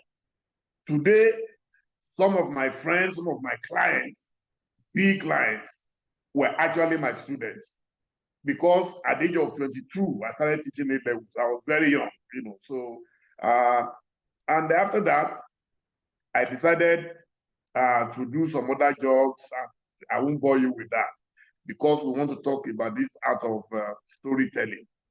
So I now decided by 1985 that I want to go back for my master's degree. And it's part of the foundation. You can see I was not in a hurry to say, okay, let me just go and work and forget it. So, but I wanted to make myself better, to equip myself in readiness for the future. So if I'm going to be a teacher, I didn't want to just be a regular teacher. I wanted to teach at the level of either College of Education or the university itself. Well, that was my love. My dream was to be a teacher, probably marry a teacher and live happily thereafter. So I went back to Ife and I applied to read a master's in literature in English. Of course, Ife refused. They said they've never heard of such a thing. A man with a first degree Yoruba now wants to cross to English literature at the master's level. How is that possible? It's not possible. And then fortunately, I had a mentor, Professor Adeni Jadalegbe, God bless his soul, who then approached the Faculty of Arts and the Department of Literature in English that, look, this gentleman wants to do what has not been done before. So why don't you give him an opportunity? And then the university reluctantly agreed that I could do my master's degree, but with a clause that I must go back for a requisite course in literature and English at the undergraduate level. So I'll be doing my undergraduate and my master's peri passu. So I was doing both simultaneously. So I went back humbly. You must humble yourself because that is your preparation. So I went back and I was doing that undergraduate course. But after a few weeks, my lecturers called me and said, "Hey, Lele, you were way ahead of the class. So there's no point wasting your time going into two different, lectures." So they then give me an exemption letter and released me to concentrate fully on my master's courses. And I finished that in 1988. So my next challenge was, okay, how would I get a job? Joblessness can lead to anything. I applied everywhere. College of Education Ikere Ekiti, Adéyẹmí College of Education Ondo, University of Ife and everything. I couldn't get a job. And at the end of the day, I had friends who were living together. Everybody had jobs except Billy Momodu. It was joblessness and desperation that now drove me into becoming a writer. I never dreamt, it didn't even occur to me. If I wanted to write, I was hoping to work maybe at Heinemann Books, Evans, Onibo Oja, and the rest of them at that time in Ibadan. So until my friend, Damola Deremi, called me one day and said, "Hey, Dele, you have a first degree in Yoruba and a master's in literature. Why can't you be writing for newspapers?" I said, "Newspapers?" I said, "It never occurred to me." You will not believe it. That's why I started writing. And I wrote for The Guardian. They were paying me 25 naira per article. I will publish about 4, travel from Ife to Lagos to collect 100 naira. 100 naira at that time was still some sizable money. Then I was writing for the Sunday Tribune. They were not paying me. And I want to tell you something here about the power of apprenticeship. In life, you must prepare. But if you don't serve others, nobody is likely to serve you in the future. So you must start by serving others. So I went through all that. Then one day, boom, one of the articles I co-authored with my friend and schoolmate, Kunle Ajibade, exploded in Nigeria. And everybody was talking about us. These guys from Ife, oh, wow, this is hard, this is serious. And you will not believe it. That's all I needed to take to Lagos to now find a job. So I got to Lagos. I wanted the Guardian newspaper. And now you can see I'm a storyteller. This is part of what my job entails. I got to Lagos. The Guardian was my dream paper because the Guardian was very prestigious and all that. I got to Lagos, but they rejected me. They said they couldn't give me a job. I didn't know that my destiny had somewhere better in store for me. Then my friend, the late Onuka Badu, Adinoye Ojo, God bless his soul, then took me to the Concord newspaper. Reluctantly, I followed. I said, Concord, I heard that Abiola is not a good man. Oh, Abiola is a fundamentalist. Oh, Abiola, those are the Fela sang songs against Abiola, and so on and so forth. Please, follow your own instincts and form your own judgment. Don't listen to rumors. People make that mistake because there are too many storytellers in Nigeria, and they will tell you things that will discourage you. I like to have my personal experience, no matter what you say about anybody, until I find out what I should not find out. I remain neutral. So, unknown to me, Abiola was going to turn my life around permanently. So, I went to Concord, started my job at the African Concord magazine, which was very, technical, very, there's a word for it, very tough magazine. It's not like the one I do today, which people call Owambe and all that. So I started there and I was writing good stories. After a few months, I started May 1988. By February of 89, I was transferred. I met with my editor. He called me and said, the managing director of Concord newspapers, Dr. Amidat Doyin-Abiola, chose me as one of the people who must start a new publication. under the Concord stable. It was called the Weekend Concord, which was headed by Mr. Mike Awefa. The deputy was Mr. Dingba Igwe, also of blessed memory. So anyway, I wrote the first cover for the Weekend Concord, and it was so explosive that every week people started looking forward to my stories. I would travel, come back with exclusive upon exclusive. And my editor, Mr. Mike Awefa, was so fond of me and started encouraging me. He gave me a double promotion from staff writer in February. By May, I had become literary editor. I skipped senior staff writer and I became literary editor. 6 months after that, I became news editor, which made me number 3, that newspaper stable. Can you believe a guy who was barely 1.5 years in Lagos? I was already news editor 1.5 years after, November 1989. Then 6 months later, the late Merlin Ezekiel Bufedamijo came.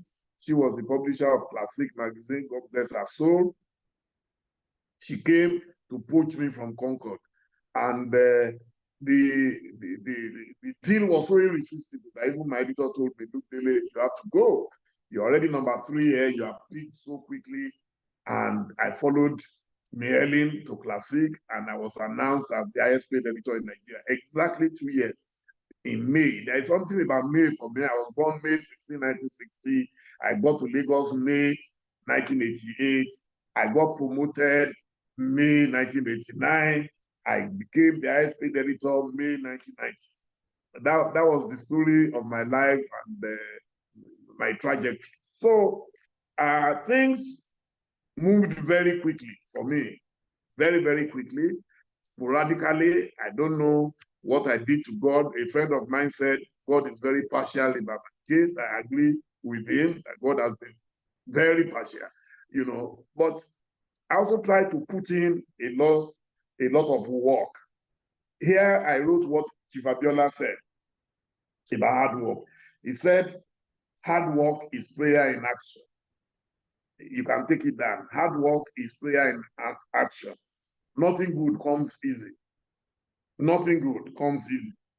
Then, because of my long journey to Lagos, 28 years before I came to Lagos, I already knew also about the power of innovation, which doctors spoke about. I had done all kinds of menial jobs, in my life, just to keep body and soul together. So getting to Lagos, I was already a matured man. I always tell people when they come to me, I want to do this, I want to do that. I tell them, don't be in a hurry. Just take your time. In God's own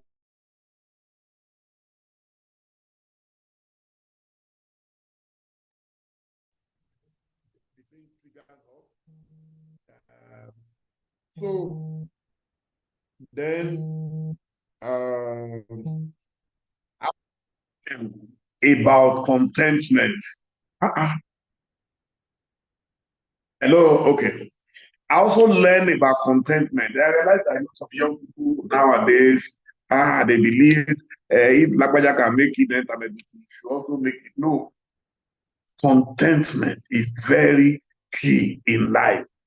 While a lot of people were following Chief Abiola, for example, for his money, I was following him for his wisdom. The best thing that can happen to you in life is to be wise. If you have sagacity, you have everything. So in dealing with people ask me, how are you able to network easily? How come people are able to welcome you into their homes? It is the power of trust. When you humble yourself and you know how to treat your fellow human beings, you will realize that everybody will be comfortable in your presence. Everybody. There's nowhere I've been in my life. Nowhere. Then my courage. You will never see me look rough, talk rough. Never. There are people, they are very brilliant, but they spoil everything because of their courage, because of their temper, because of their temperament. So I learned very early in life how to be tolerant, how to accommodate, and how to argue my point with superior logic. Fortunately, in Ife, we were taught logic in philosophy. So it was a compulsory subject in Ife in those days. I don't know about now. So if something is not logical to me, then it is not reasonable. So these were the things that kept me going. Then the power of reinvention. Look, every now and then, and this is where the topic of today really comes in, is that Ovation started at a time when there was no digital technology. Everything was manual. Even photography, you were using Kodak film, you were using Agfa, and so on and so forth. But suddenly, they brought new cameras, and people were saying digital. I'm like, what's this one again? We resisted it at first. They can never be like the original. Please, anytime there is an innovation, whether it will work for you or not, try it.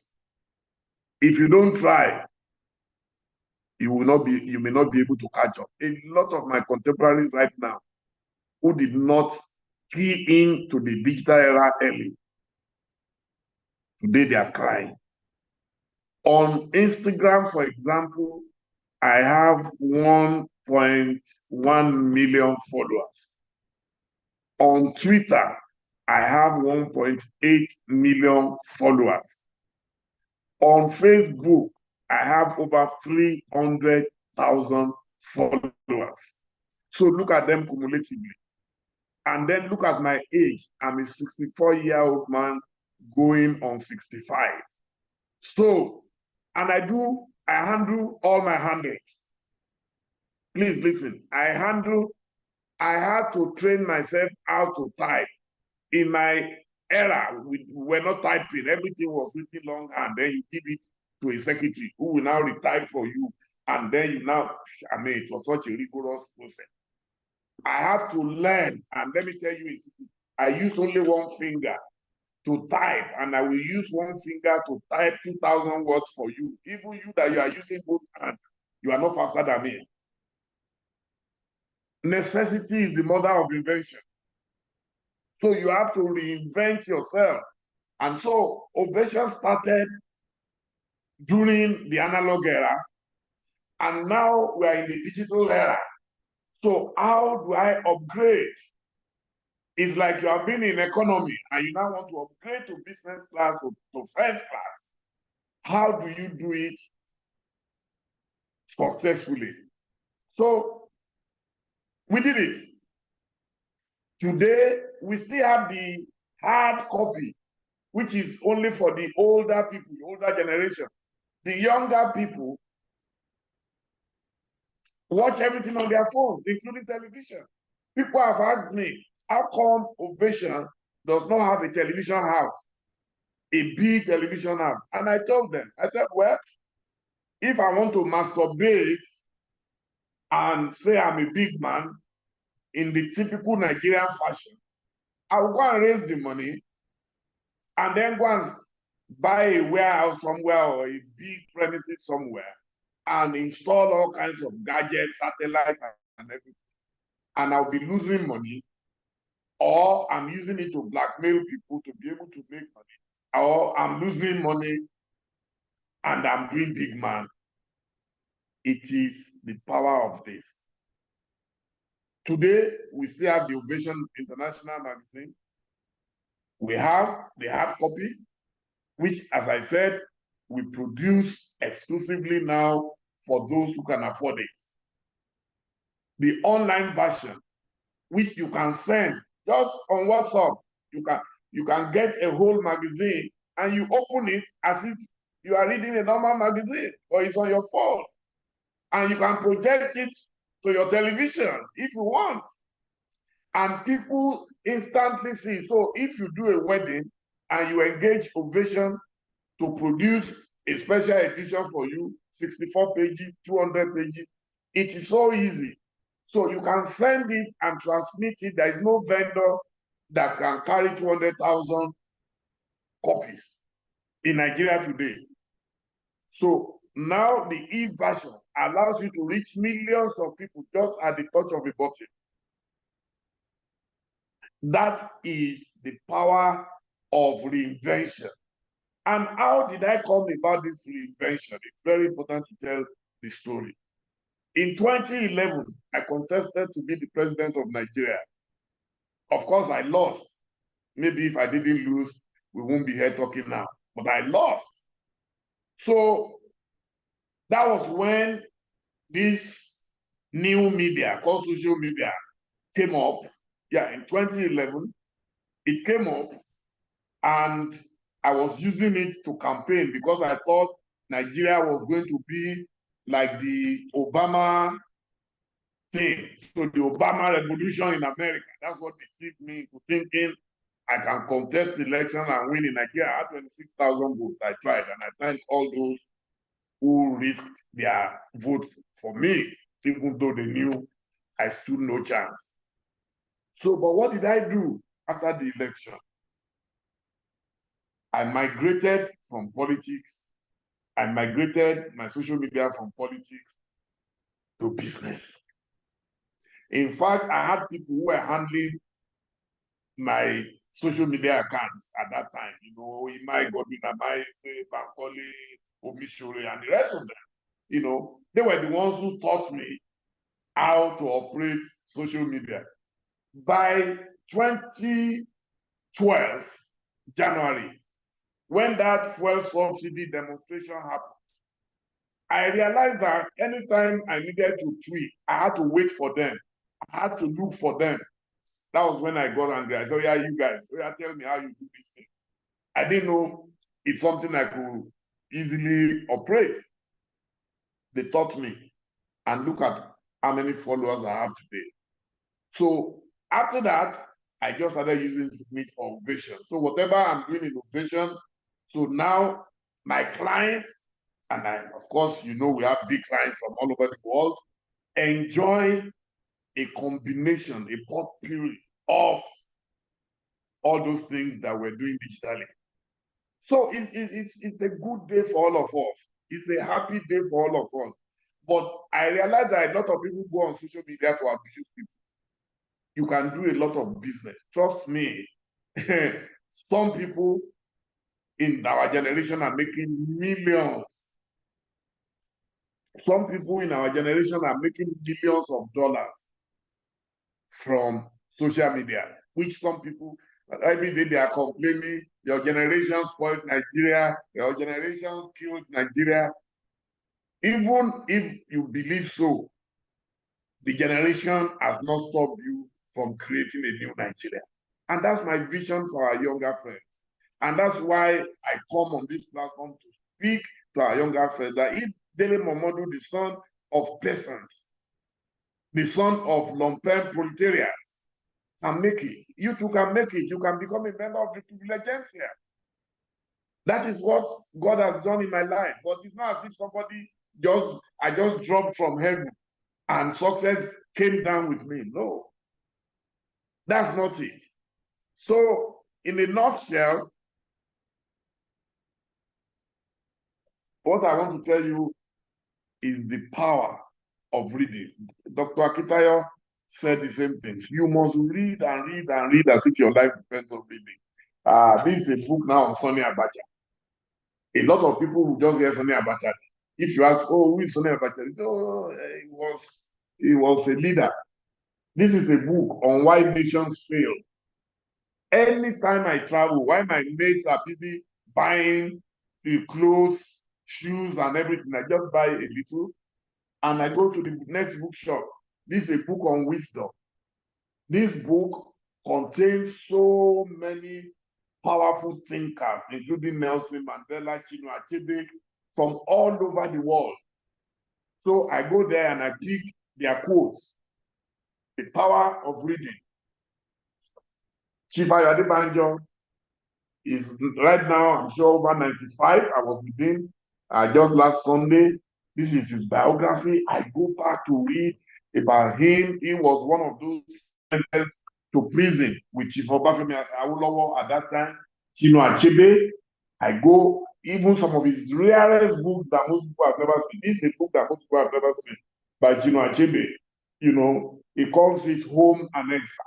I read very unusual books. There is a young man, if you can find him, Azu Arinze. He's a journalist, and he used to be the editor of the Encomium magazine. Look, if you see what this young man has done with his life, he's just writing books. He has telling me, I've written my own books, but he has telling, look, this is another book by Azu Arinze. He calls this one the CEO's Bible. If you can find it, please read, because what he has done for you is to compress stories, interviews he has had with virtually every great man in Nigeria. You can see it in different volumes. See the man, CEO's Bible. So Azu Arinze is his name. You can find him on and this is one of his books, because anything and everything journalism. So nobody knows everything. You must also learn from others. This is Olusegun Adeniyi, Power, Politics, and Death. This is about the late President Umaru Musa Yar'Adua. You see, every leader in Nigeria at one time. This is about Buhari. You can see. This is about Buhari. You know, this is Obasanjo. I have in my library here. I have so many books by Obasanjo. So this is the first book that radicalized me in life. The Man Died by Wole Soyinka. You can see the cover has even disappeared, because this book, you will not believe, I bought on June 21st, 1978. I bought this book just as I was entering part 1 at the University of Ibadan. People used to call me Daily Mad, if you can see there, because of my initials, Momodu Ayobami Dele. So they say, you are a mad person, you're always reading books. But see what it has done for me today. Now, these are my own books. You can see my experience as a presidential candidate in 2011. That's it, 2011. My articles, I've written hundreds, if not thousands of articles. And this is the first collection which was edited by Ruben Abati. In fact, this book was ready in 1997, but I didn't publish it until about 5 years ago. This is Pendulum, volume 1. Volume 2 was edited by Prince Amala Dereni. That is even bigger. This is the second one. And they're all on Amazon.com if you have the chance to buy, and they say on Waja, many roads lead to a market. So this is a book I produced for the former Speaker of the House of Representatives, Dogara. You can see the book. So if you have anyone who also wants us to write his biography or produce something, so I'm available. I work because my bills are huge, and without working, I will not be able to pay those bills. So I believe,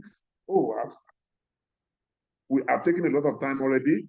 So they say I have to take about 20 minutes of questions. So if you are ready, I think I am ready. Thank you. Thank you, Chief Dale Momo. The wonderful session. You have an inspirational story indeed. Thank you, and lot to learn. You're a man, self-made. Let's celebrate Chief Dale. Give him a round of applause. Thank you, sir, for the wonderful insights. Thank you. I believe there are a few questions. If we can take few. One second, just let me scroll down.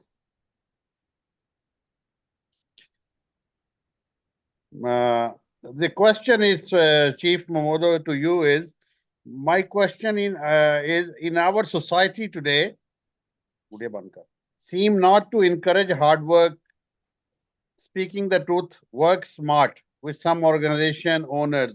How do you speak to someone like me, because I'm speaking from experience? Well, every society evolves, and there is no perfection anywhere. Every society. Some people will tell you, how they do it in America. I've been to America. How they do it in London. I've been to over 60 countries and over 1,000 cities in my life. I've flown over 1 million miles on Virgin Atlantic alone. Last year, I qualified for a lifetime goal. And that's another thing I want to plead with people. If you can fly, if you can travel, please do, because you learn new lessons. All the assumptions that you have in your own cocoon, what Francis Bacon called the idol of the cave. You know, you are just there, or the idols of the marketplace, all those idols, all those assumptions, until you begin to interact with other people. I've been to India, I've been to China, I've been to Australia. Until you begin to interact with other people, then you know that there is no perfection anywhere. So this issue of, oh, I'm no longer interested in going to school, I want to make money. It's okay. There are people who didn't go to school. There are people who dropped out. I don't think Bill Gates has a PhD. I don't think Zuckerberg have a PhD. So, but it all depends on your focus. If you are able to determine what interests you, I tell people, passion will take you far. Passion with tenacity, because when you start your passion, then you will need tenacity to sustain it. There are people who are bad finishers.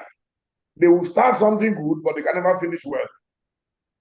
So you have to be very, very careful that whatever you are starting, make sure that it's something you will be able to finish very well. Ovation, I've had enough challenges to kill my interest. Many people have resigned from Ovation over time, but I'm the only one who can never resign because my life depends on it absolutely. I have nowhere to go. So make sure your life depends on what business, what career you have chosen. Otherwise, trust me, when the vicissitudes of life push you, you will run away. So I'm the only one. Every day, people will say, oh, Ovation will die. I say, Ovation cannot die. Even if I die, we are training other people who can take over from us, because I believe in life that any successful man without good successors is just a useless man. So there are other people who are doing, look at the Azu Arize that I quoted from just now. He started writing for us part-time as a young reporter. But see what he has been able to produce for himself. So you must be ready to serve under people. And when people say, oh, people are no longer interested in hard work. So, okay, what alternative do you have? To go and steal or to do 419? No, that's not an option. Thank you. Sir, one question, because I saw your profile, very, very multifaceted, inspirational story. Yeah, you are a journalist, you are an author, you are a politician as well, you know, and how do you balance out all these facets, especially, journalists are big critique of politicians, and for the right or wrong reasons. So how do you structure yourself that at this time you are a journalist or a politician and being socially responsible at the same time? So how it's a tough ask, sir. I would like to learn from you. Well, I knew that question was coming. When you started, I knew you were going to ask that question. The thing is that it is called the power of multitasking. You must be able to multitask. What journalism has done for me is to give me a voice. That voice becomes useless if I don't practicalize it. Most journalists end up writing all their lives, but they are not able to influence their society. The greatest nationalist in Nigeria, Chief Obafemi Awolowo, the Oweli of Onitsha, Dr. Nnamdi Azikiwe, and Chief Ladoke Akintola, the former premier in the Western region, even Abbas Macaulay, all the great nationalists of Nigeria, at one time or the other, they were journalists. Journalism is a noble profession. It's a profession that gives you access to information. And information gives you access to knowledge. And knowledge gives you, what you call vision. Because when you have knowledge, then you become visionary. So, for me, people think, hey, You, this guy, don't you think you are putting your business at risk? You know, by dabbling into politics. People even told me they will kill your business. Your business, I said, look, if your foundation is not strong enough, then they can kill your business. But now what I've done is that on my Instagram page, for example, I'm attacking government on one right and I'm doing business on the left. And people can't understand me. But the thing is that I'm driving the traffic of those who don't like entertainment to my page, while I'm driving those who like entertainment from the other side to my page. It's a win-win. And I'm not abusing government. I am not rude. I am giving them good reasons to give us good governance. Everywhere in the world, those who have changed the world were those who were bold enough to speak truth to power. How many people have ovation in Africa today? Not many. So if I have ovation, ovation must positively affect Africa. I'm not involved in violence. I'm not a violent man. I'm not a thug. I'm not going to kill anybody. But my pen is stronger than the sword. That's what they told me. So I'm using that pen to affect my society. Of course, I'm losing government patronage because they won't like me because I'm in opposition. But it doesn't matter. I will manage whatever I get legitimately. Wonderful, sir. Thank you so much. Mr. Barry, do we have time for the few more questions? Mr. Barry.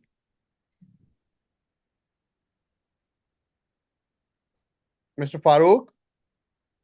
Yeah, I think we can take about 1 or 2 questions. Okay. Yes, Okay. I think. Okay. Chief Daly, I would just like to glean maximum out of you. There's a question in the comment box. How do we survive in a society where quick money syndrome is encouraged than hard work? And secondly, how we can induce reading of habit? You know, reading habit. Some people, even including myself, we purchase books, we start reading, then at some stage we lose passion or whatever, and again that book goes on the shelf.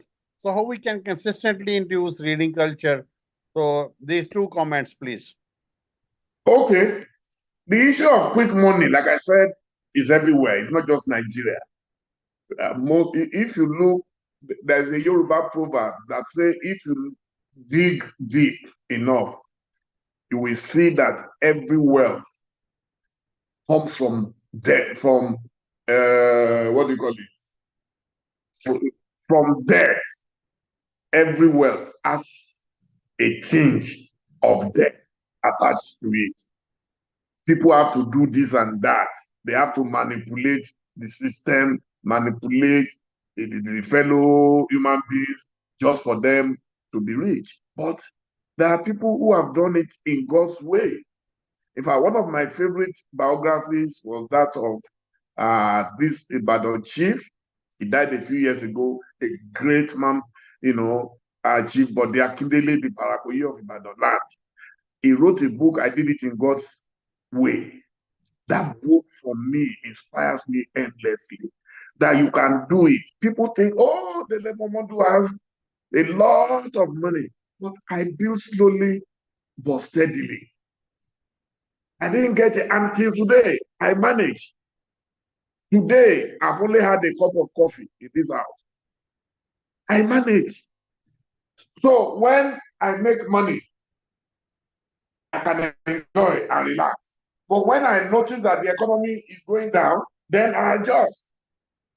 I love to fly first class anywhere I go. But when I see that things are not moving too good, then I go back to lower classes. That's life. Life is a graph. It goes, and so, but if you try to copy your friends who have made it, you don't know how they made it. You don't know if they had to kill human beings to make it. And you want to be like them, then you end up in prison. So I am who I am. That is what I do. There is a song by Sinach, I know who I am. That's one of my favorite Christian songs, because I know who I am. You must know who you are. Then on the issue of reading culture, it's very personal to everybody. But trust me, once you develop interest in it, it is very addictive. I will turn the telephone now, since we're doing Oh, okay. Just a minute. Are you able to see my library here? And we can see that, yeah. You can see, and this is just my office at home. This is my office at home. This is not my office. I have a bigger library now. I've just developed what I call the Dele Momodu Leadership Center in Ibadan, which we are going to open very soon by the grace of God. And that's my interest. I'm going back to my first floor. So you try to make money, but after making money, then try to remember that thing you wanted to do as a young man. And then you can now use that money to develop it. So that's what I'm doing. I wanted to be a lecturer. I've spent about 2 sessions at Oxford University as a visiting scholar. I never dreamt that I would be in that environment one day and be reading, using library and everything, interacting with fellow scholars. That has always been my dream. But now, because I'm getting older, I'll be 65. My next birthday, I'll be 65. So I'm already winding down and now going back to my first love, which is academic work. And I hope every one of us will pick an interest and sustain the interest. Thank you so much. God bless you all. Thank you so much, sir, for the wonderful and very practical insights. Life is a roller coaster. We all need to adjust as per the curves. Thank you so much, and thank you all the participants for having me as your anchor. So I'll be all along the day, but I will hand over the floor to Mr. Barry right now, so he will take the proceedings from right now from here onwards. Mr. Barry, the floor is yours. Thank you very much, Mr. Rana. A round of applause for our group CEO, Mr. Rana. And thank you very much for our 2 great speakers, Chief Dele Momodu. You have impacted me personally today, and our chairman, as always, Dr. Stephen Akintayo. Thank you, and then thank you everyone for staying on the program. We're not yet done. We just gotten to the half of today's session. We are going to part 2 now. Okay. So my name once again is Barry Obioma. I work for the Stephen Akintayo Foundation. Okay. So now we're going to go into another wonderful session. You see, we've gotten more value today than we did yesterday. Not so. If you know that today's value is higher than yesterday's value, type higher value. Type higher value. Let me see it. If you know that today's value is higher than yesterday's value, type it. Higher value. Higher value. Let me see it. Oh, beautiful. Oh, good, good, good, good. Good, good, good, good. I can see higher value. Beautiful, beautiful, beautiful, beautiful, beautiful, beautiful. Thank you, thank you. That's nice. Good, good, good, good, good, good. Yes, keep it up. Now, we have 2 key areas I want us to look at today. Before we go into those 2 key areas, from the poll we took in yesterday, we found out that over 45% or so of you are entrepreneurs. You run your own business. Another 32% or so, you are self-employed. That is, you work for yourself. See, one great thing that you must take away from this 4-day conference is that you must be able to add value to yourselves and then add value to your business and grow your business. So right now, we will take a short poll, a very short poll now. Now the poll has these options. The poll has these options. Option 1, not applicable. That's 1. Option 2, limited. Option 3, intermittent. Option 4, frequent. Option 5, consistent. So you will see very soon on the screen a set of questions. Pick the one, just pick the one that applies to you. This is a self-assessment. We call it business sense. Business sense. For short, it's called B sense. B sense. Now I want each of us here to analyze our business sense. Let us see areas where we are good, areas where we have our strengths, areas where we have our weaknesses, and then we know areas to improve so we can become better at running and growing our business. Are we ready? Are we ready?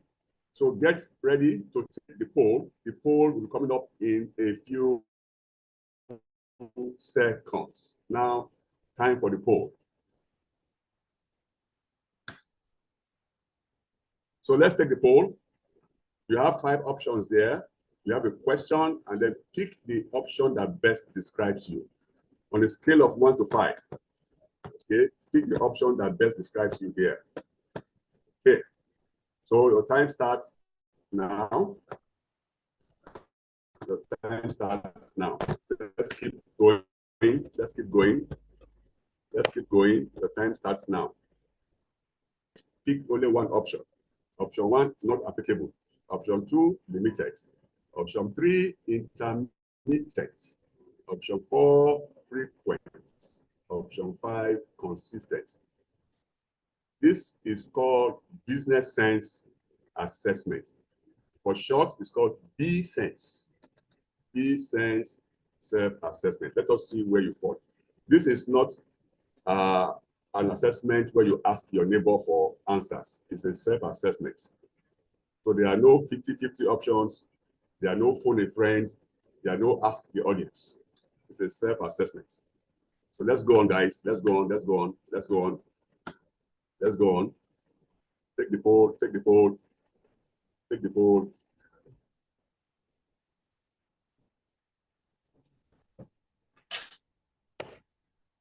Guys, is the poll working well on your end? Can I see a thumbs up if the poll is going on well? Can I see a thumbs up if it's going on well? Can I see a thumbs up? Oh, good, good, good. Thank you, thank you. Yeah, so let's go on, let's go on. Let's go on, thank you. Let's go on, let's go on, let's go on. Thank you. Good, good, good.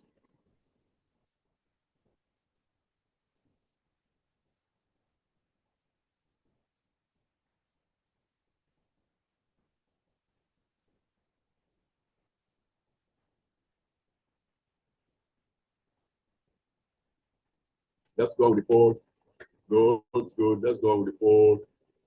I encourage everyone on this platform to take this poll. Whether you are employed, or you are an investor,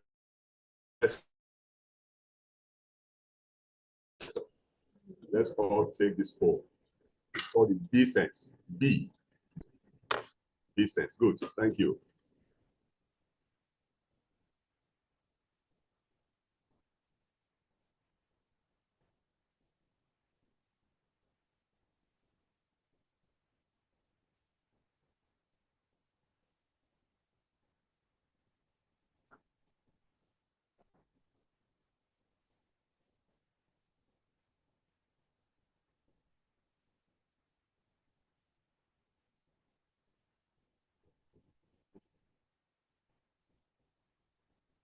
Okay, what's happening? I can see that only 2 persons have taken this poll. Are there any challenges for taking the poll? Okay. Okay, fine. Let's go on. Let's go on. I'm only seeing only 2 persons here that have completed the poll. Please, let's all take the poll.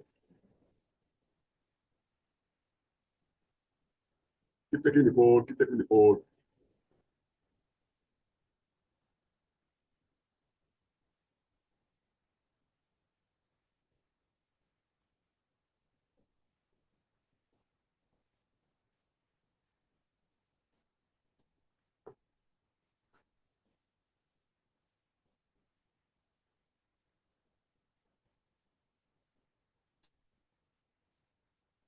Okay, only 5 persons have completed the poll.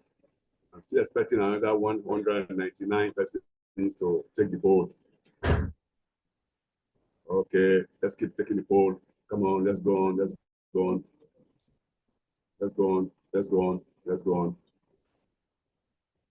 Let's go on. Kevin, Kayode, have you taken the poll?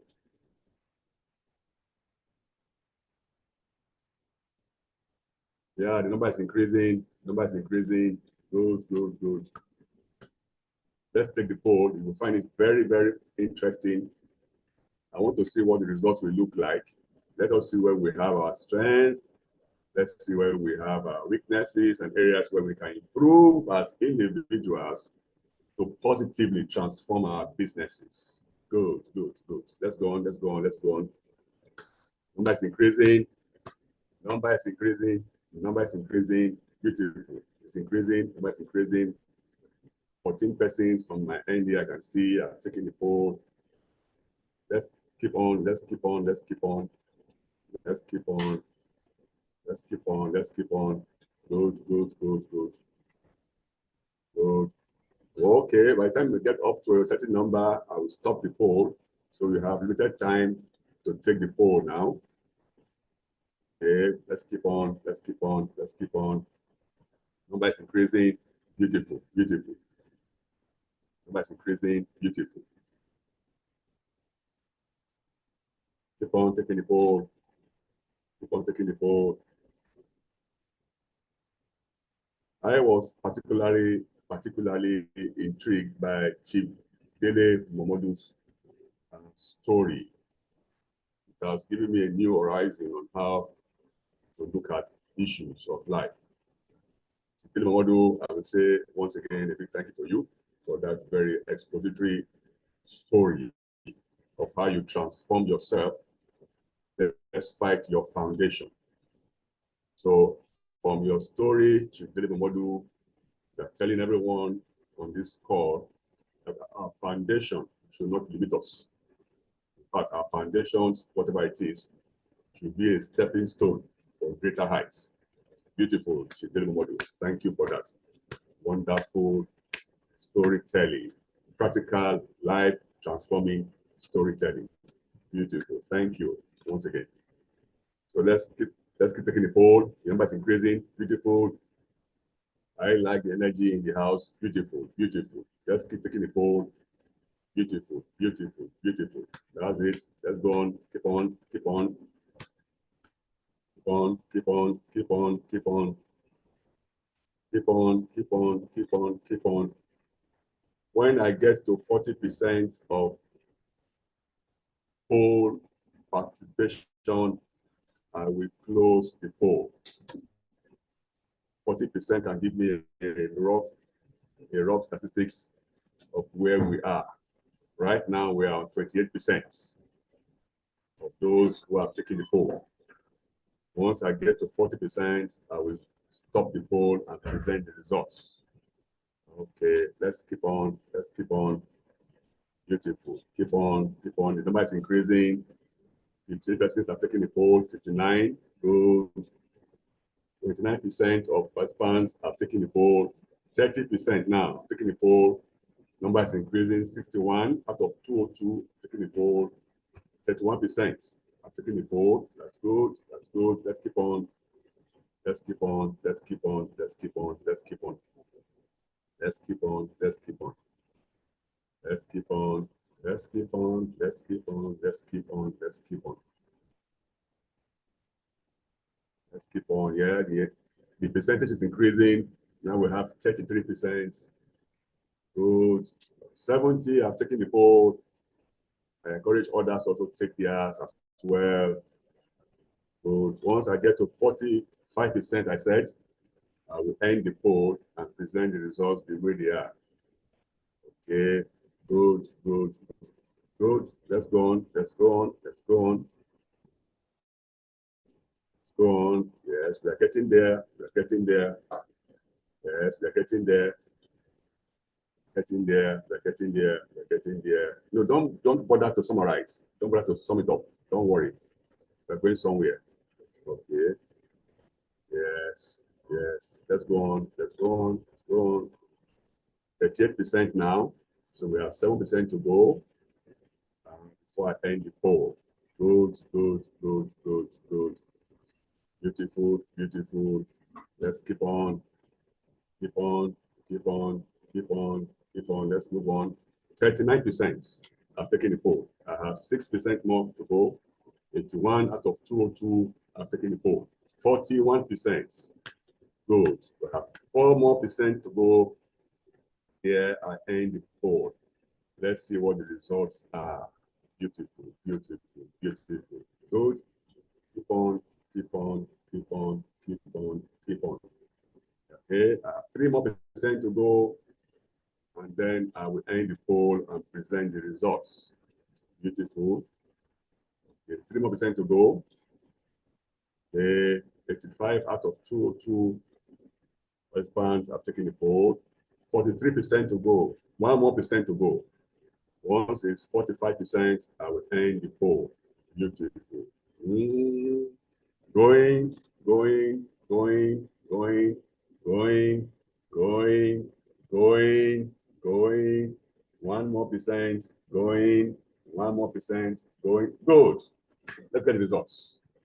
So I will end the poll now, and let's present the result. Let's see. Let's see. And it's 92 out of 202. Now let's see the results. Okay. Wow. Okay, this is interesting. Now, I want to explain this here. You see, this poll has 5 or 6 dimensions. The first one is your general business sense. Second one is your risk appetite in business. The third one is your communication skills in business.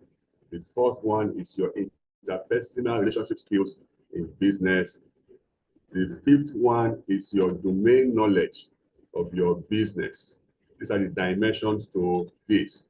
And from the poll, it shows that 22% of you in all these dimensions, 22% of you on the call, in all these dimensions, you meet these 5 dimensions to business sense.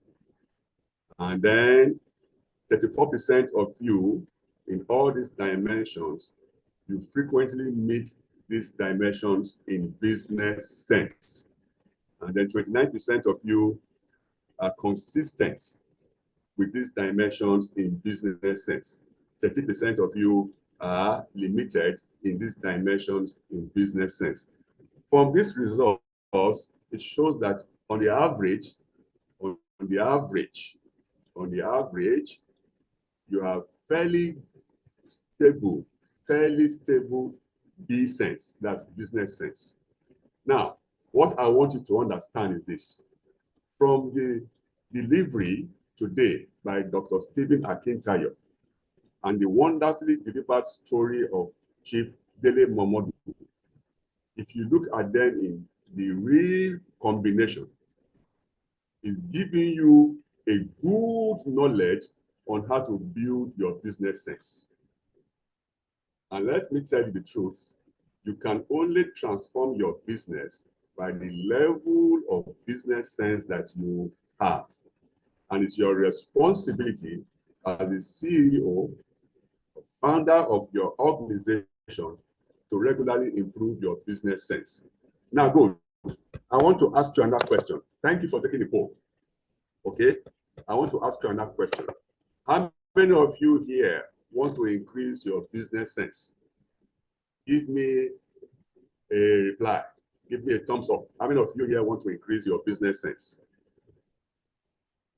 Okay, good, good, good. Now, there's a training that we're going to give to you. It's a virtual training.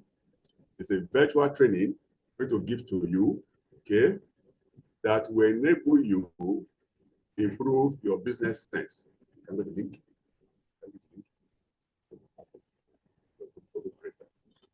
So yeah, so we'll send you a link, okay? We'll send you a link, okay, shortly into the chat box.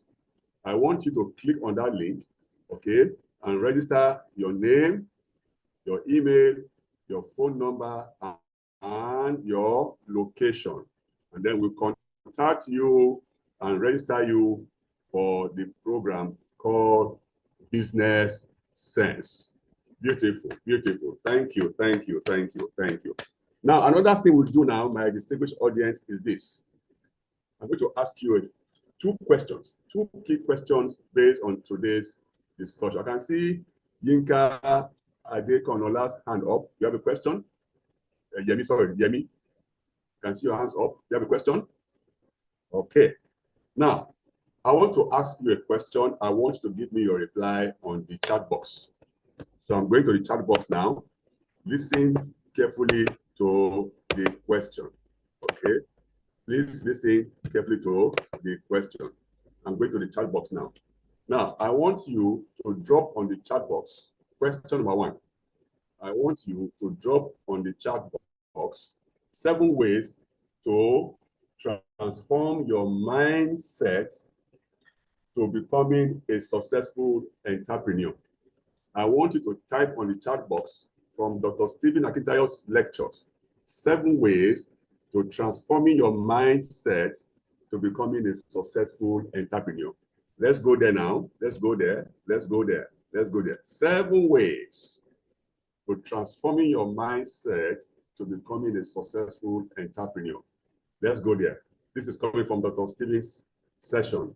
Let's go there. Let us see if you are able to incorporate the value to yourselves. Okay, let's go there. I think like an entrepreneur, not as an employee. Good. 7 ways to transform your mindset. Yes. To becoming a successful entrepreneur. Take risk and make quick decisions. That's from Emmanuel and Marshall. Good. From Harrison, he said take risk. Good. From Joshua Kiki, he said resilience and adaptability. Good. From Leonard Chair, he said passion and drive. Good. From Deha Esther, okay, that has gone past. From Sam Smart, are they doing growth mindset, vision? Okay. From Yemi, consistency, adaptability. From Ayodele, as mentioned, the 7, tenacity, passion, okay, consistency, vision, innovation, resilience, sacrifice, take risk, passionate, lead, be flexible, network. Good. By Adebi, risk-taking. Adebi said flexibility. Chukudi said vision. Owo Yemi, he said resilience. Remo, okay, he said continuous learning. Okay, by Josephine, commitment. So Samuel, thinking outside the box. Okay, Venice, okay, said be flexible. Damilola said take risk. Ola Oye, she said okay, decision. Ola says reinvention. Okay, and Akwetuku said innovation. Beautiful. Ezekiel said tenacity. Muhammad Sidi said continuous learning and commitment. Emmanuel Ebitu says audacity. Damilola said don't neglect social marketing. Good. Okay.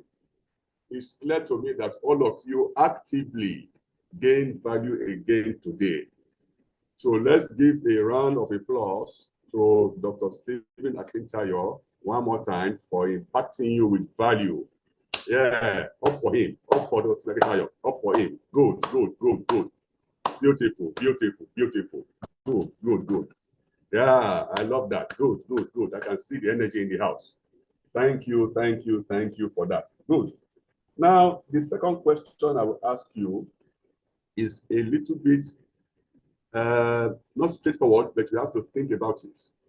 Okay, this is from the wonderful, impacting life journey of Chief Dele Momodu. Now, Chief Dele Momodu has given us his background story, has told us how he grew up, kind of parents he was born into, and how he did not allow his background to affect his destiny. So quickly, I want you to share on the board, on the chat board. The question is, how can I use my background or my foundation? How can I use my foundation or my background to transform myself to become a successful entrepreneur? How can I use my background? Okay. How can I use my background or my foundation to transform myself to becoming a successful entrepreneur? Yes, let's see. Stay consistent on your passion. Foundation is key. Contentment. Okay. One way to use my foundation is to transform myself, is to stand out. Okay. That's from Odebi. Peter says, staying consistent to your passion. Bukola says, foundation is key. Okay. Ogenerukawe says, personal growth. Yes. Esther there says, okay, that's the question. Harrison, okay, says resilience no matter the outcome. Okay, maybe say another way is to serve others. Good. Smart. Adedoyin says reinvention is very important as a person. Okay, that's good. Mabel Martin said dreams and follow your instincts. Good. Odebi is saying another way is to be wise.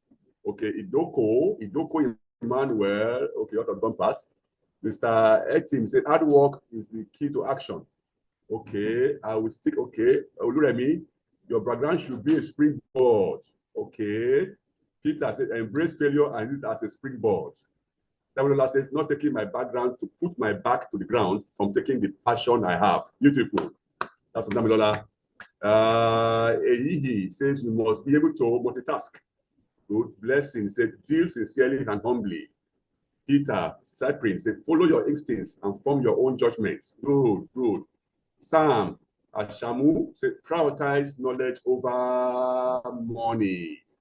Odebi say ability to tolerate and accommodate. Emmanuel said build on your strengths. Esther said apprenticeship is good. Emmanuel said multitasking and follow my judgment. Odebi says power of character, integrity, and fulfillment. And then from GTEX Homes, Port Harcourt, hard work is prayer in action. I will follow this principle. Olga Damin says, follow your dreams and hard work. Okay, Osamu Jame saying humility, build trust, integrity. Okay, Jake, he said, be bold enough to speak truth to power. Courage is very important. All right, Yemi is saying, having a mentor. Victor is saying, Adeleke, combine passion with tenacity. Okay, Doko, you said humble yourself and learn from people ahead of you in your chosen career. Aremo, Abiodun says mentorship. Okay, beautiful. Emmanuel Caswin said seek mentorship, stay curious and adaptable. Beautiful. From this, as I think I said, get knowledge by books, yes, and learn to reinvent. And Akwe said, read widely. Okay, beautiful, beautiful, beautiful. This is a very beautiful submission. So it shows that we have added value to ourselves today from the responses I'm getting from the chat box. So right away, I've come to the end of this session. I'm going to hand over to no other than the delectable CEO of GTEX Homes, Alhaji Farouk Usman. Over to you. Thank you, Mr. Barry. I think very soon you put doctor. Some people are calling me doctor. I'm not doctor yet. So Dr. Alhaji Emir Sir Chief Farouk Usman. How are we all doing today? I hope we have an amazing time, For me, it's been fantastic. Our speakers have taught us a lot. Mr. Barry has also trained us on how to know our appetite for risk and for business. I hope you can hear me clearly.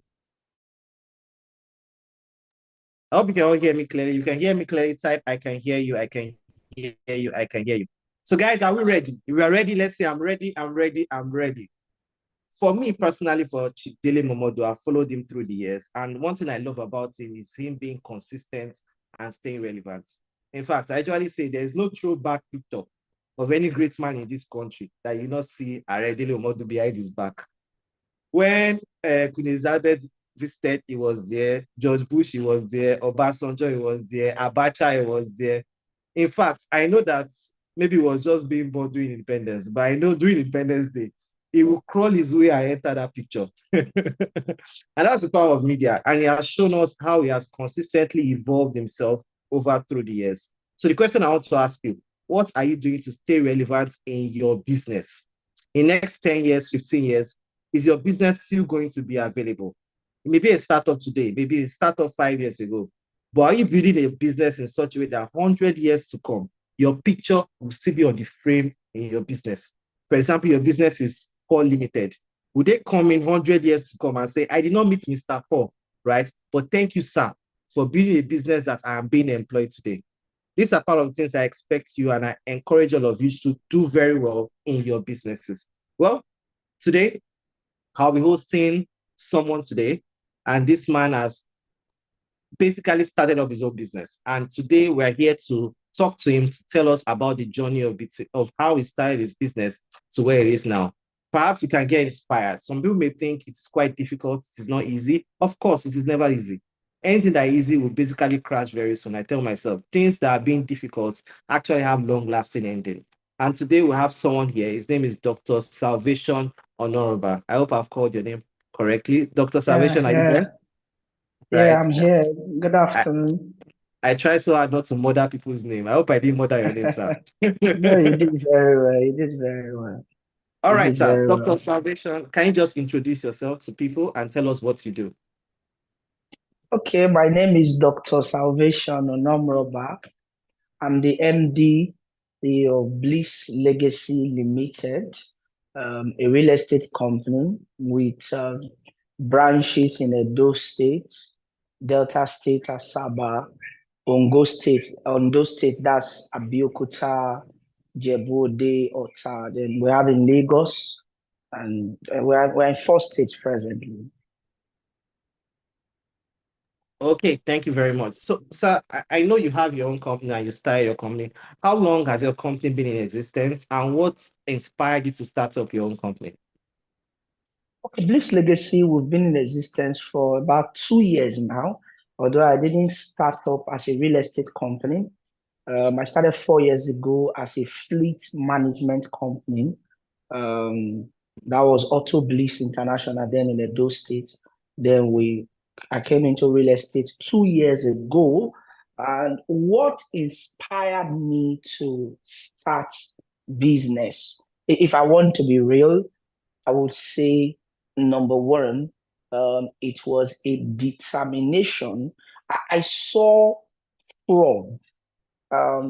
In Benin then, I realized that the average young man that I saw driving a car was fraudulent. A lot of rich people in Nigeria, their wealth cannot be explained. In fact, I began to see a society where it's almost looking as though to be rich, you must be doing something fraudulent. You must. So I told people, I said, you can be rich genuinely. Business, but it's not the easy way, but you can be rich genuinely. You can do this genuinely. And we came into business, and by the grace of God, today we have raised multiple millionaires through business. Bliss Legacy today has over 800 staffs, and nationwide, we've from nothing, we've raised a system that's talking about this legacy is worth billions upon billions in 2 years. And daily, so the message that what moved me was to show people that if you have a mind, you don't need fraud, okay? Because I tell people, I said, when I look at fraudulent guys in Nigeria, I feel like you are smarter than the person you are even scamming. Because look at it, let's just look at it this way. Somebody is able to lie to a white man, and the white man is buying babish that does not exist. Come on, you that was able to deceive a man to buy babish that does not exist, you and the man who is smarter, you are smarter than the man. It's just that the mistake is that you are directing your smartness in the negative way. If you could deceive the man to buy babish that does not exist, you're already a realtor. You're already a realtor. That means you could have directed the man to have bought a real property, and you will make your money. So I realized that we Africans, I saw smartness, I saw intelligence wrongly directed.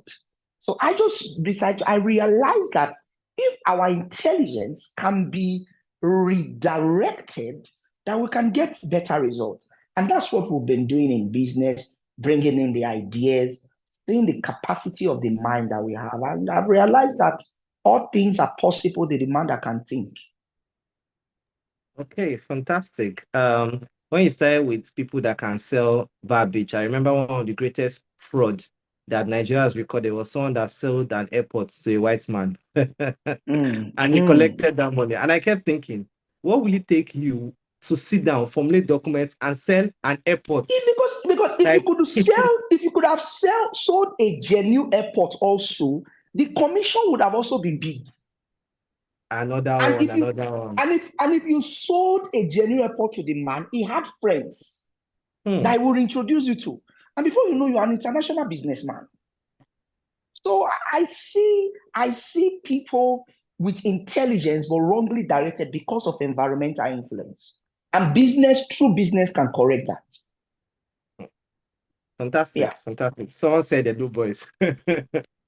Well, for me, so the unique problem your business solves now, apart from the fact that you're trying to guide youth, what other thing you say your business actually solves today in the modern era?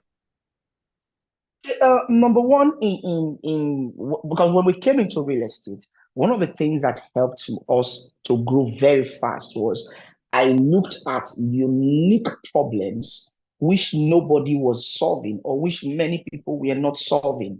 And it helped us to rise very fast because you can't come into real estate newly and you want to come and solve the problem a Dr. Stephen Akintayo is solving. You may die earlier before your time, because he's already done in the business. So you can't try to run with a Dr. Stephen Akintayo right now. He's already big. Even as at my level, I won't even try to solve the problem he's solving.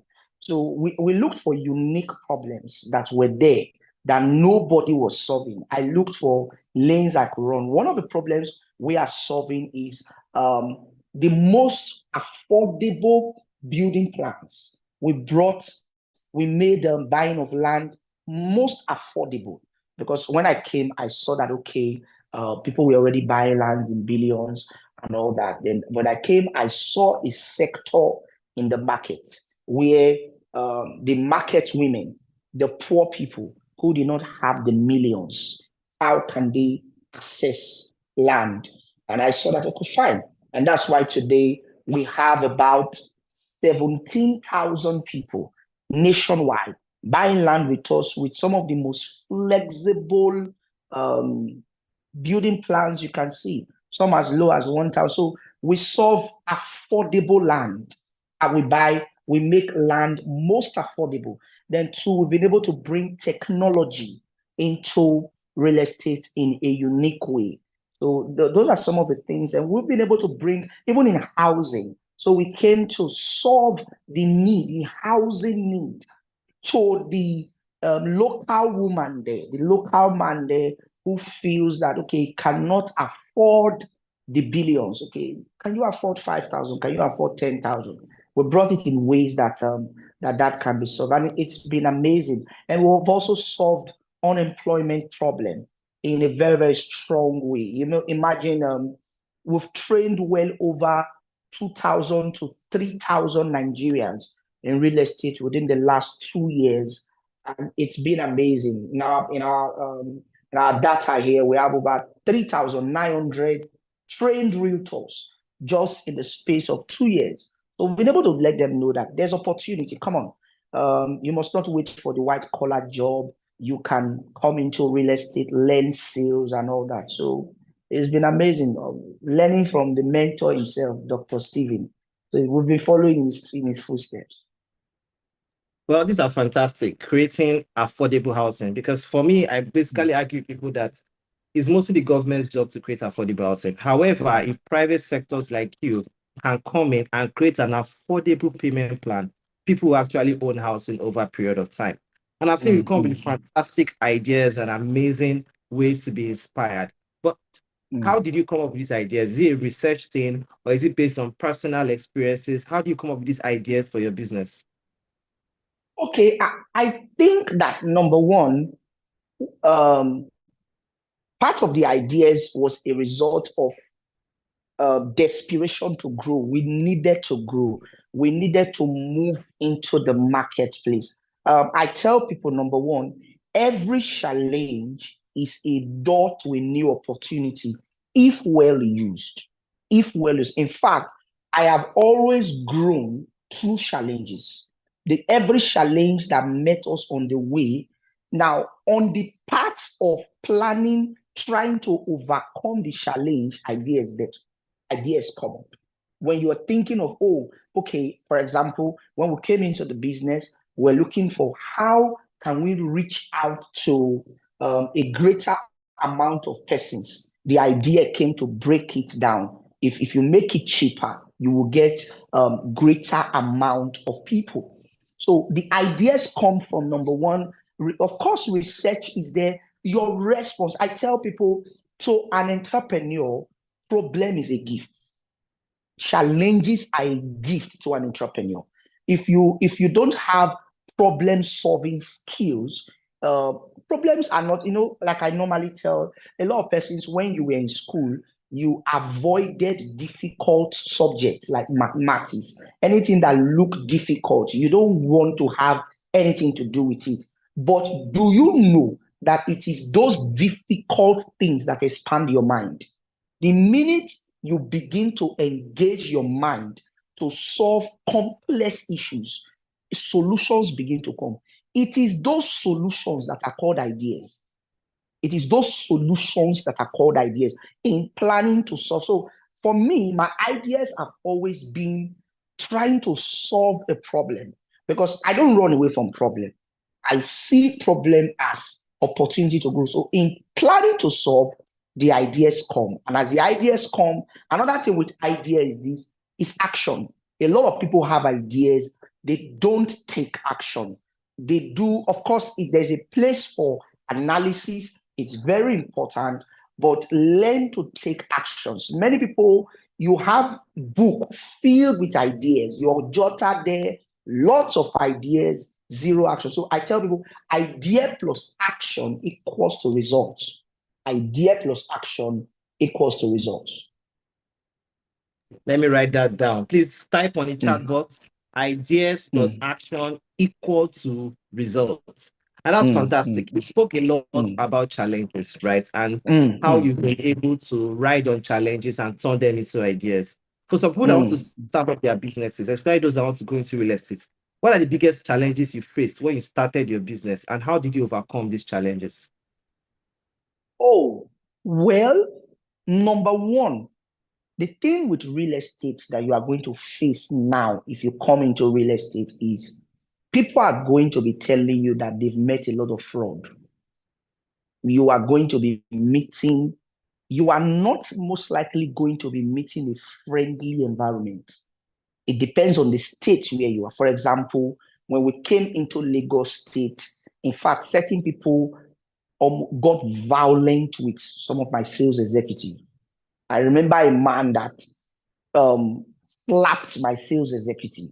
Some of them got violent, because sometimes you'll be hearing that we've been scammed. We've been scammed is a story. So everybody is afraid in real estate. So when you want to come into real estate, my first advice for you would be this. Number one, have a backup.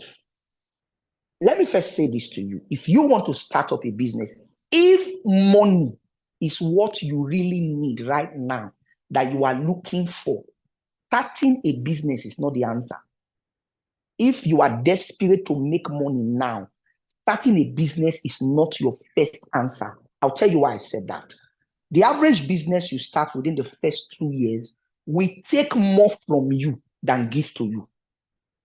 So when we started real estate, I still had a backup plan. There are some of you, before you resign from your company, before you resign to start up anything you want to start up, I would tell you, start up gradually. The reason why many startup companies don't grow is because the entrepreneurs depend on early dependence on a new business, kills it. So like, for example, you want to start up a business like a real estate. You could still be selling for somebody like a Dr. Stephen Akintayo. You could still be making side hustle you could still be selling from them. You could partner with someone while you are started, so that in case you are having issues, there is a backup. There are many of you, you want to start up a business and you want that business to start feeding you within the next 6 months. It's not possible. You will first feed your business before your business will first feed you. So the first challenge you're going to have is, what's your backup plan? Okay, are you working somewhere? Sometimes motivational speakers just tell people, resign, stop working for people and start up. Yes, you can. Yes, you can. Most of those yes, you can, but they don't have businesses. They've never started businesses. So you listen to entrepreneurs that are telling you, don't just resign whatever you're doing. Start somewhere while you start. In fact, you can start up gradually while you are selling for persons, still getting your funds gradually, then while you start, because you're going to face different challenges. Then you're going to face government regulations. You are going to face then another major challenge is, how do you acquire genuine land? Like some people we advise, buy from existing real estate first. If you don't know how to buy land, because if you go and buy 100 plots of land and you sell to people and discover later that it is fake, I want to ask you, if you want to start a real estate company now, do you know how to know when a paper shown to you is fake? Do you know that the fake paper and the real paper look the same? From facial value, you may not know. If I show you a fake C of O now, it may look similar to the real C of O. If you don't know your way around this, if you don't know how to confirm from the government, from the surveyor general of the state and the necessary offices, you could shipwreck yourself. So it's a lot of preparation. It's a lot of service. I will tell you, start somewhere first. Then while serving, gradually start up and be learning through mentorship. And I think you could have a good one. Wow, fantastic. I've even had this personal experience, right? In some cases, you may even buy a land, get a CFO, and the CFO is not for the land you bought. And those are the common challenges in real estate. So even in any business you want to do, right, you actually have to go under the umbrella of someone that has done it very well. I think those are things that also helped you in your business. But you're talking about funding. You're talking about people relying on capital, right? My question now is, for some people, especially for you, how do you even fund your startup initially? And for someone that wants to start up his own business, whether it's real estate or something, what's your own approach to raising funds or starting or having capital to start your business that others can leverage on? All right. I want to say that now this is a very, very serious issue that most inspiring entrepreneurs always face. This idea of capital. And I want to say this to everyone that is listening. Listen, if you have an idea or a vision and capital is your problem, that is a sign that you are not ready. Because now listen to me and get me very well. Capital or investment can never be the problem of a true idea.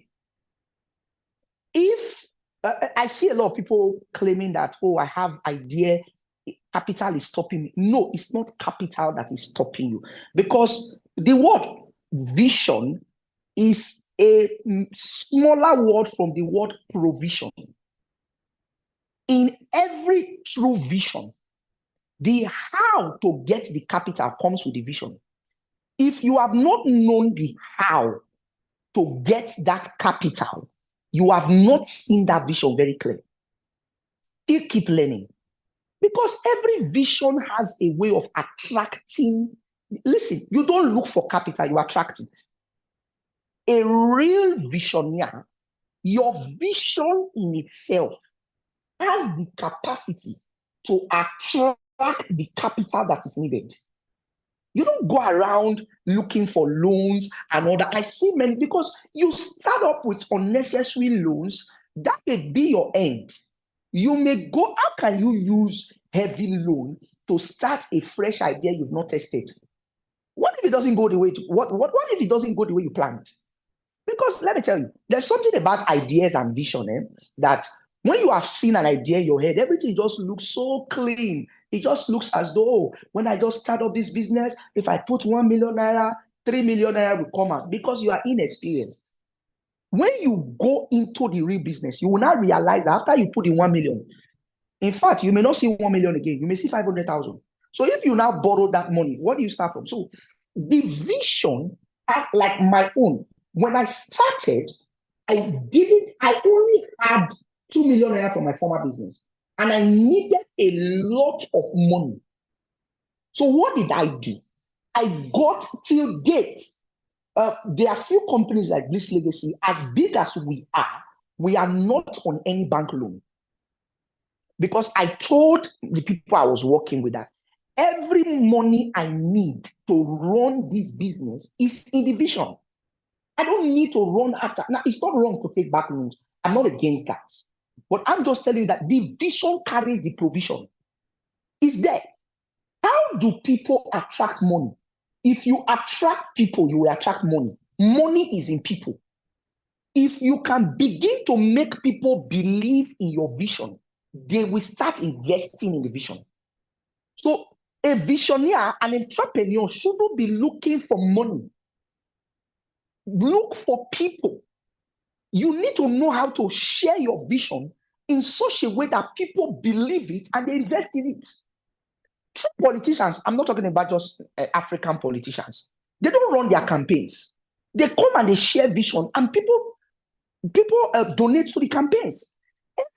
True vision attracts the resources. So if you are there and you are having problem with raising resources, you have not gotten the picture of your vision very clear. It's not clear.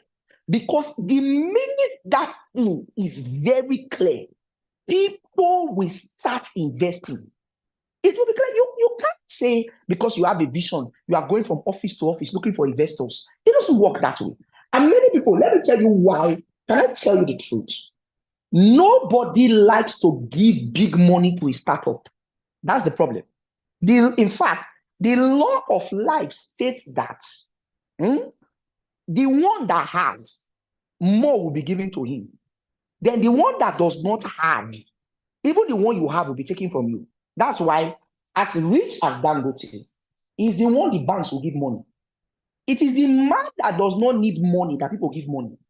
Nobody gives money to a startup. So I want you to be clear for you that, and the reason why some people are looking for big startup is you don't want to start small. You want to start up a business. You think you can just walk up to people's company and tell them, you can walk up to people and tell them, give me 30 million naira. And you are a starter. You say you want to start up real estate. You are just meeting people. You are just trying to tell them that, and give me 30 million naira. I want to start up. You are inexperienced. Why did you start with 500,000? Many of you listening to me now, you already have all it takes to start. Start sharing your vision. Let the vision be clear. How clear is your vision? If you talk to me, can I see clearly where you are going to? Clearly, can I see what will I stand to benefit? So keep building your vision. See, so my word for anybody that is having problem for capital is this. You are still incubating your vision. Your vision is still premature.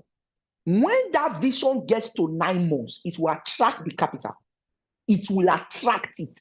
The resources is in the vision. I've always told people, I said, is it not going to be wicked for us to have a world where ideas will come and resources will not be available? Does that sound like a just system? Can you have idea without resources? It's not realistic. The idea, the resources come with the idea. But the reason why many people claim they lack the resources is because maybe you have received 40% of the idea.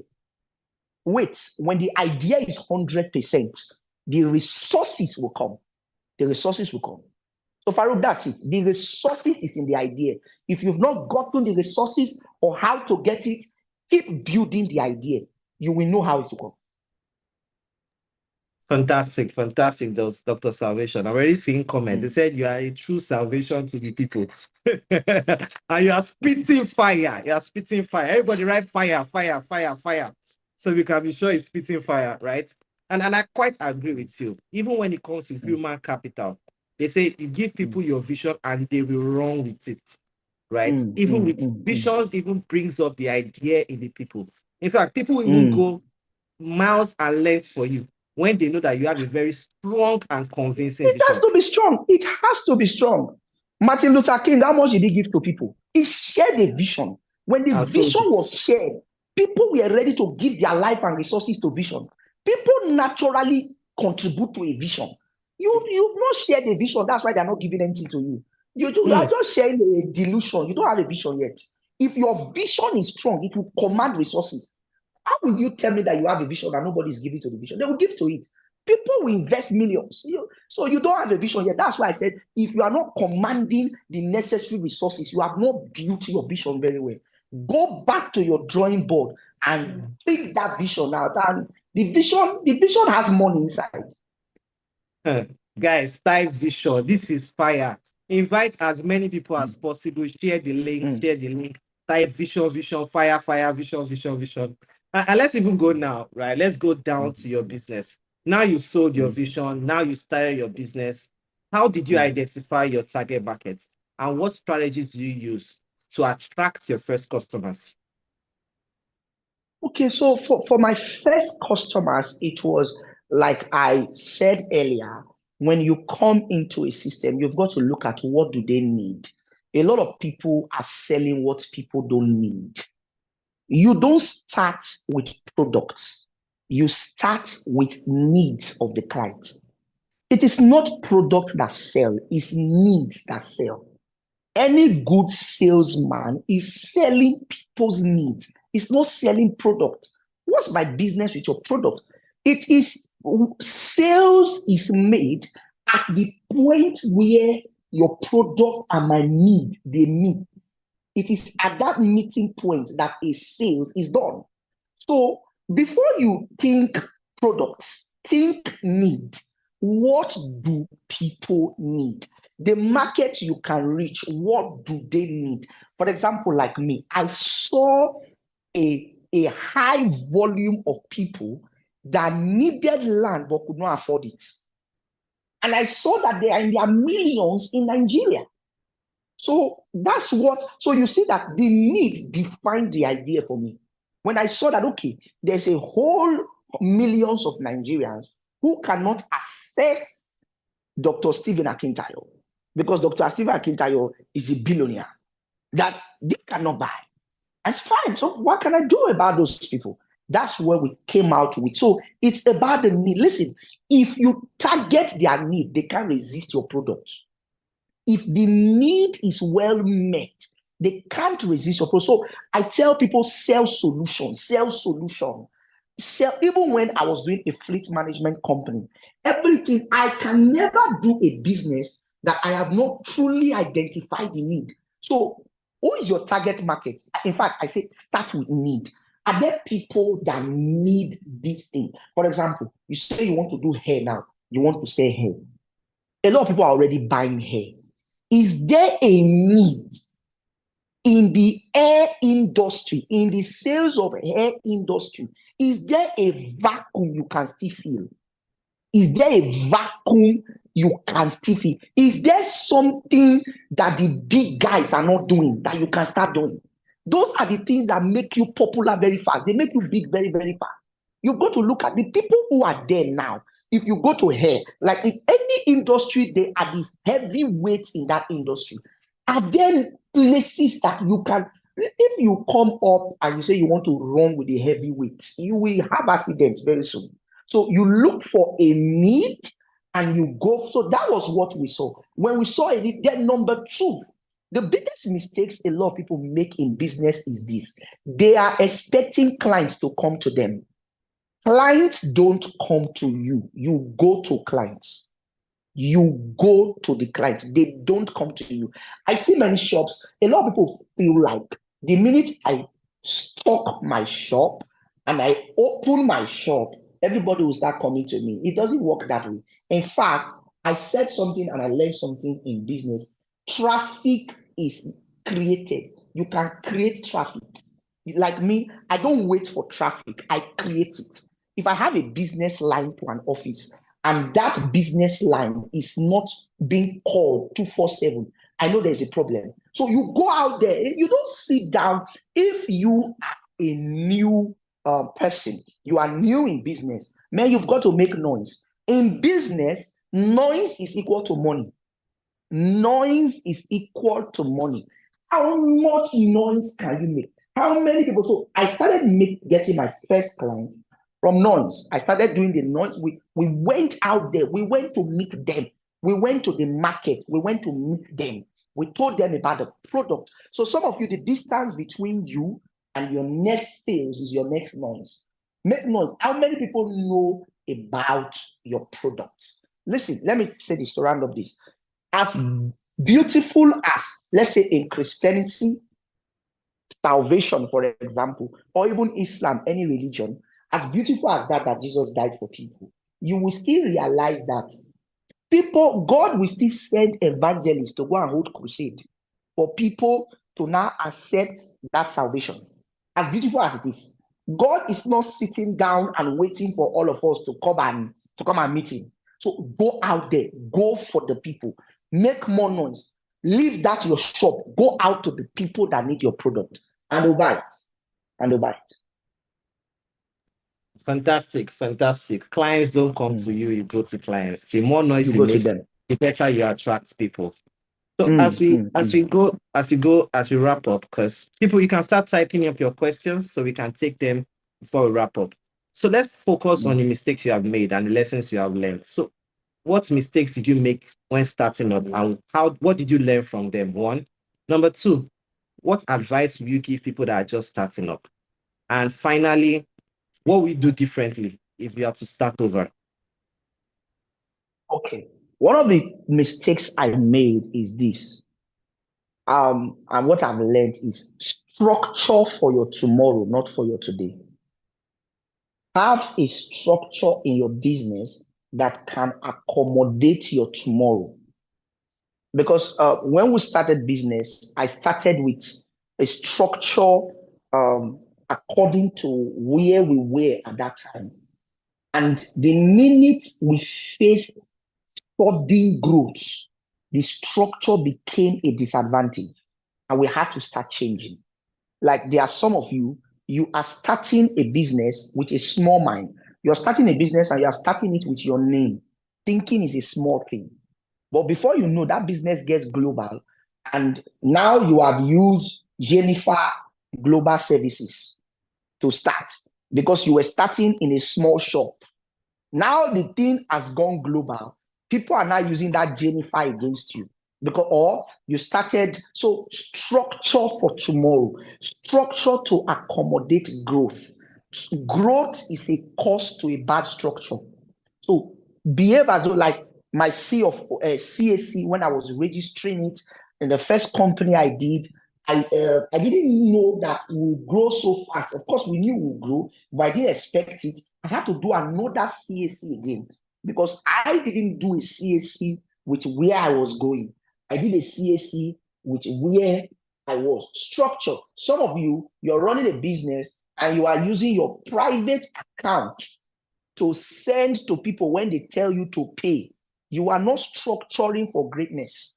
How can I be saying, Jennifer Resources, for example, I want to buy something for Jennifer Resources. I ask you to send me account number, and you are sending me GT Bank with Jennifer's name. You are not structuring for greatness.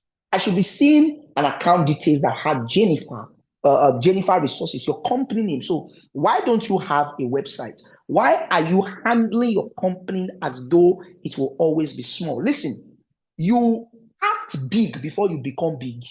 Some people are waiting to be big before they act big. No, you start acting big, then you become big.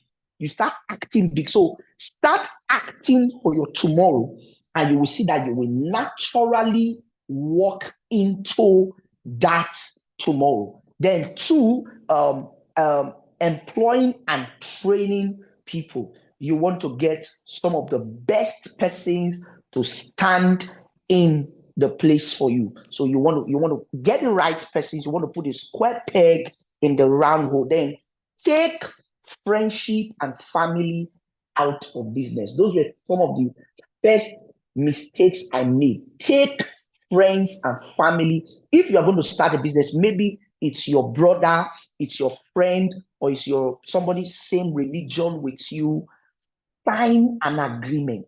They don't start a business with friendship. Because the two of you are friends, you just put money together. There is no signed agreement. It will shock you tomorrow when that business grows. You will realize that money does not have relative. Money does not have friend. Money does not have. So take out, when it is business, let it be defined. If it's a friend that is starting the business with you, if it's a brother that is starting the business with you, let everything be. Define how you people will share the profit from the beginning. Let everything be. There's nothing like when you are asking them, okay, how do we share the profit? Somebody is telling you that, are we not friends? Why are we? Let's just start. Why are you asking me this kind of question? Do you think I want to cheat you? It's business.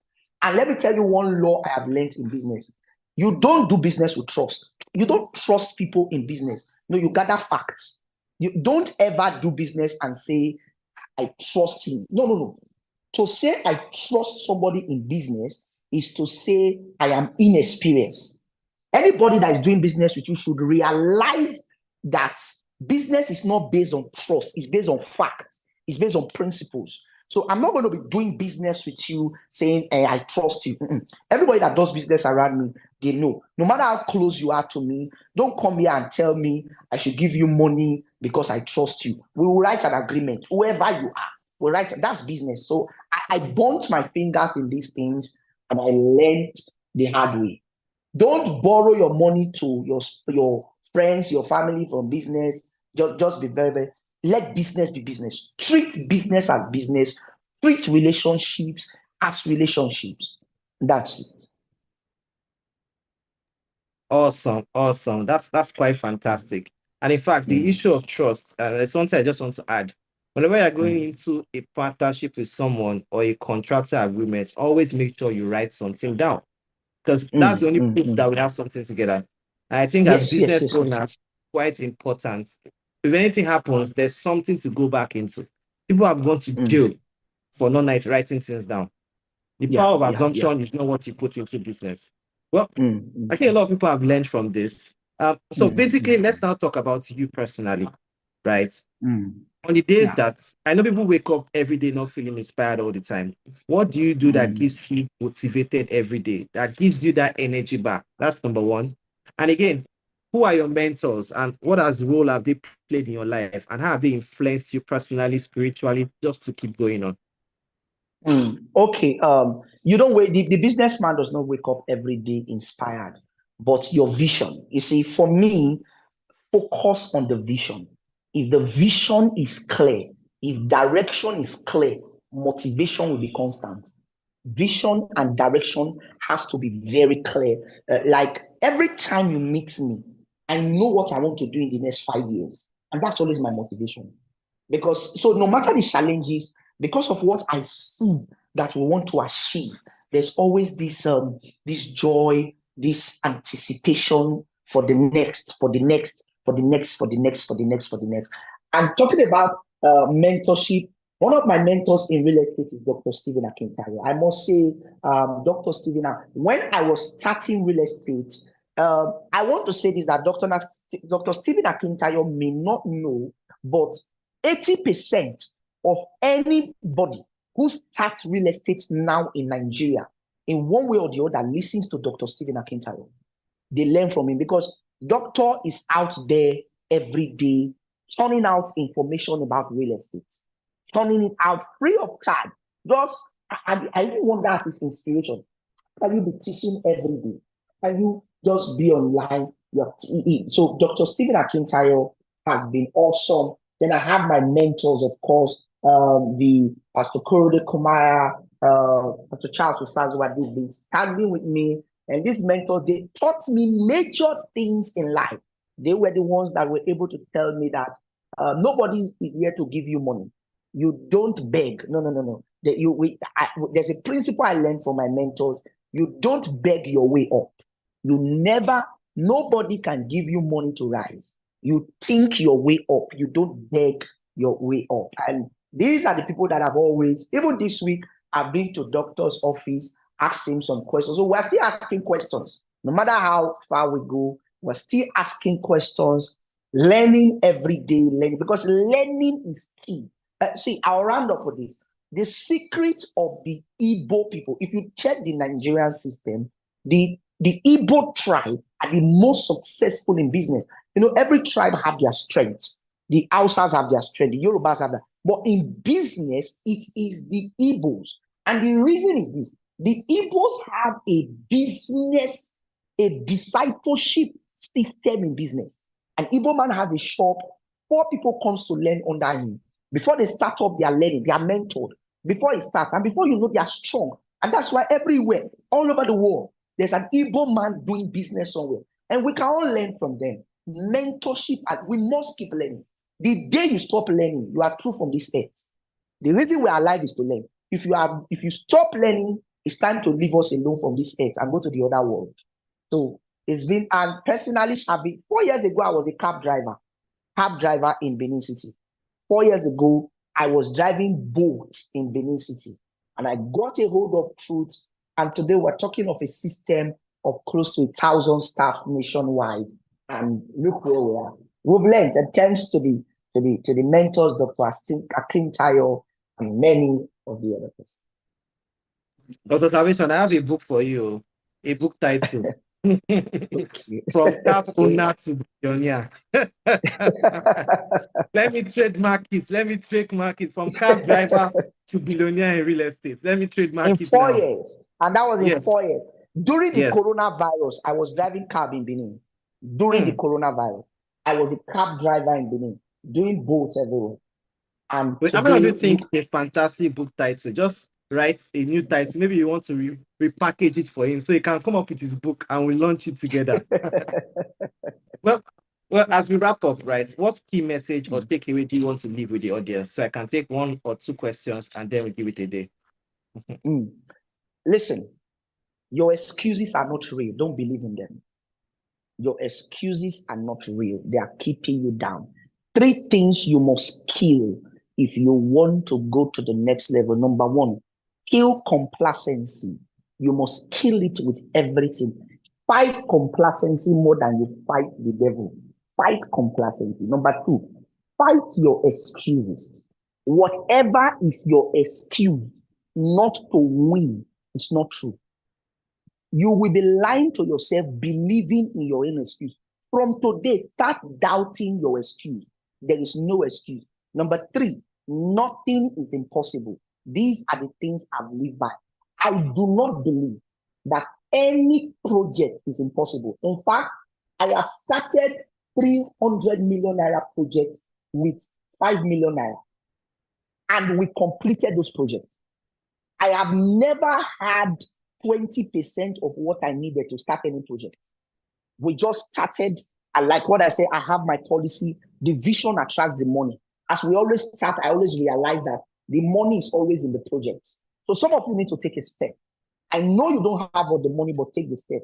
As you are taking the steps, you begin to realize that all the money is there. Listen, the world is waiting for you. The possibilities are there. It will shock you how much you are the one that is thinking that the market is already saturated. It's not true. When you step out, you will realize that there is a space that is waiting for only you to take charge of.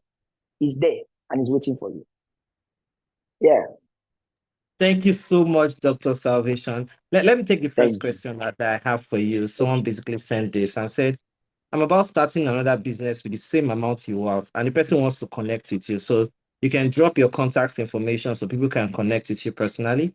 You can just drop it on the chat box and or you can reply and someone will connect with you. Okay. But it's more of messages that can this number is Can you more drop of your messages. social media platform, social media handle, so they can follow you and send you a message? Okay, fine. Okay. All right. For privacy, before some people will take your number and they send you another message. Right. Yeah. So thank you so much, Dr. Salvation. We've had a fantastic time, and I'm sure a lot of people are quite inspired by your journey. Can everybody write, thank you, sir? Thank you so much. Thank you so much. If you think you've gotten value from his session, right? I've gotten value. I'm inspired. Thank you so much. Thank you so much. I think the doctor Thank you. The doctor, your name is an actual doctor. It's not roadside doctor. This doctor is confirmed, tested and trusted. So, sir, when are we coming to read you? When are you writing your book, sir? Because these things are good in pen and paper.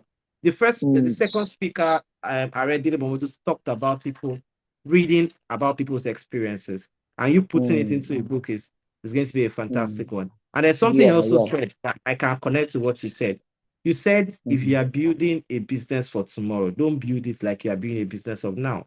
And it actually says something relating to that. He said, if you are building, let's say for real estate, if you are building, let's say a skyscraper, you don't do a foundation of a 3-bedroom terrace or a 3 floors. And I think the same thing people can have in their businesses. You can have, I know someone that lost a real estate deal, an agent, because he was sending his own personal account number to the person. And I'm like, why don't you send the account number of the company? He said, I don't trust the company to pay my commission. If you don't trust the company, why are you selling for them?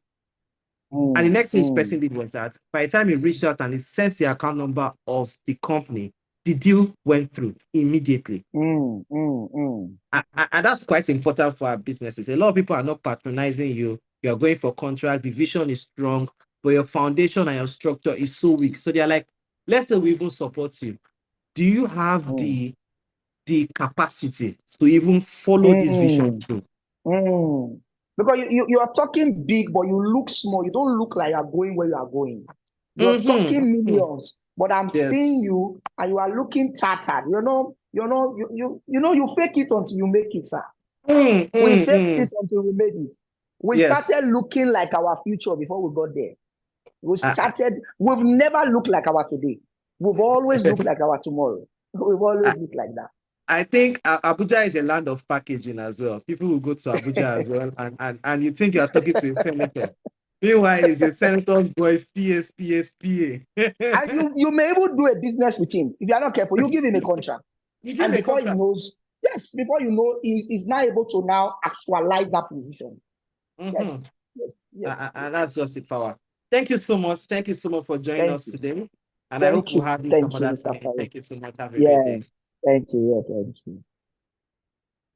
Well, guys, has been a very powerful session, right? It's been a very fantastic session. First of all, we had Dr. Stephen Akintayo, and then we had Aredele Momodu, and now we had Dr. Salvation Onworoba, and they've given us a lot of value. And if you've been inspired by this, just write, I've been inspired. I'm ready to take charge. I've been inspired. Well, the last aspect of today is now based on finances. A lot of people have shared on their own personal story, how they've been able to navigate through challenges, how they've gone from idea creation to vision, how they've been able to move up. We have someone that started as a cab driver 4 years ago, and now he has real estate in billions. And this can be you. And now we're going to have a fantastic panel session with some of the top people in finance today. And they're going to be telling us basically on how you can have finance and funding in your system. How can you manage your finance? How can you do more about budgeting? And I've been to some of these people's classes. Particularly excited for Professor Felicia. I think I was in one of your classes about a few weeks ago, where he took us a little more about budgeting and financing. And it's quite important as a CEO, as a business owner, also to know all about this. And today we're having them today, just basically to teach us different things about business and financing, and how you can actually manage your own finance in your business, manage your own expectations, how you can move from 1 penny to 100, how you can actually grow your own business as a startup or as an existing business owner, just by forecasting and just by managing your own finances. So I just want to mention one or two of the panelists today, and I'll confirm they're there. Professor Felicia, are you there? Yeah, I'm here. Thank you. Yes. Mr. Adilowo, are you there? Mrs. Stella Adebayo, are you there? Yes, I'm here. Good afternoon. Yes, please. I can see Mr. Kelvin Kayode. Are you in the panel as well? I need to confirm that. I'm supposed to have Mr. Adilowo here. Mr. Kelvin? I think my time should be Saturday, 27. Oh, okay. You are here for the knowledge. Oh, I just need to confirm because I know You're also a finance specialist. I don't know whether we have the all-stars today. Okay, thank you very much, sir. I think while we are waiting for Mr. Adelowo, we can just start. IT, do we have a profile for them or they can introduce themselves? IT?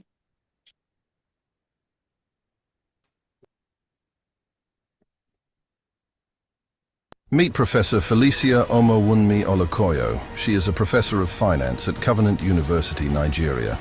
Her area of specialization is corporate and development finance.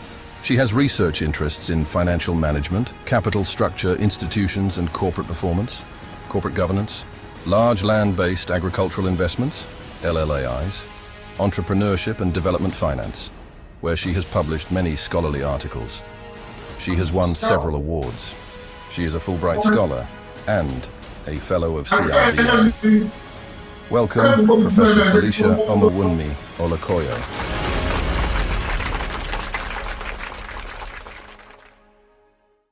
Meet Damilola Stella Adebayo, popularly known as Biz Grant Boss, aka Jagaban of Grants, is one of Africa's leading transformational business coach, public speaker and author.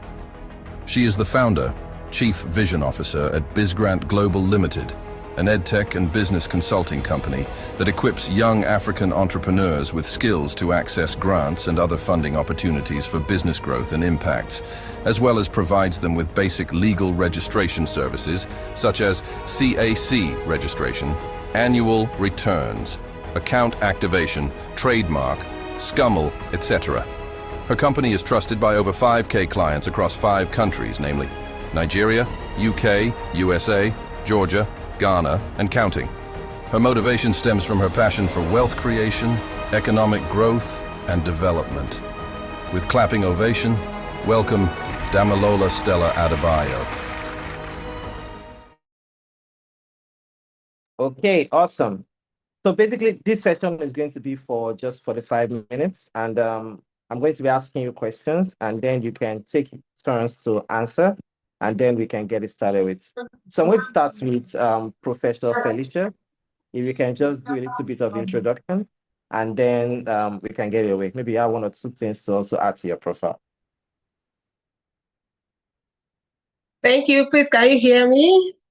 Yes, we can hear you, ma'am. Baru, can you hear me? All right. Thank you so much. I'm so elated to be part of this panel session. I was able to join the conference yesterday, and I must say that I really learned a lot. Like Dr. Maduka said, the day you stop learning, you start dying. And then no matter the height you have attained, you still need to learn and keep learning. And the speaker that just finished before me now, Dr. Salvation, also said something in that line. And for self-introduction, I think you have done a good job introducing me. I'm in the academic space, in the finance industry, but not just in academia. I'm also a practicing chartered fellow of the Chartered Institute of Bankers of Nigeria. I'm also into business, doing one thing or the other, and also an expert in entrepreneurship. So I think all I've done so far resonate a lot with this conference, and I'm glad to be here. Thank you. Okay, fantastic. Mrs. Stella, can we have you?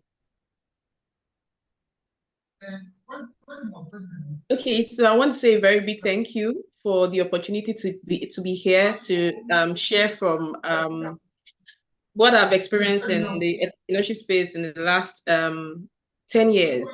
And I want to say that all the panelist session, I've been taking keynotes of the nuggets that were shared by other speakers since the conference started. And I must say that it's been mind-blowing and exceptional.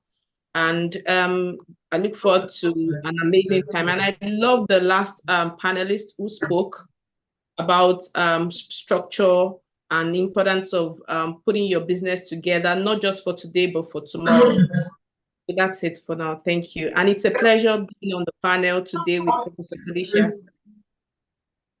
Okay, fantastic. Thank you so much. Nice being with you. I'll start with you, Prof. So let's talk about budgeting and forecasting. Can you just put a little bit definition behind budgeting and forecasting? Why it's important for startups to actually focus on budgeting and forecasting for their own businesses? Thank you so much. Like Dr. Salvation said, you don't build for today, but for tomorrow. So budgeting is all about knowing where you are going and following the right direction. When you don't know where you are going, everywhere will look like it, and then you get lost in the middle. And so budgeting is like a plan that charts the path that you want to take from one point to another without it being cloudy. I think that is the simple way of, I don't want to use more of academic term. I want to use simple terms. It's about charting a pathway that you want to follow to where you are going. If you don't have that pathway, then there will be a lot of pitfalls. And then the time it takes you to get out of a pitfall, a lot of resources have been lost in the middle.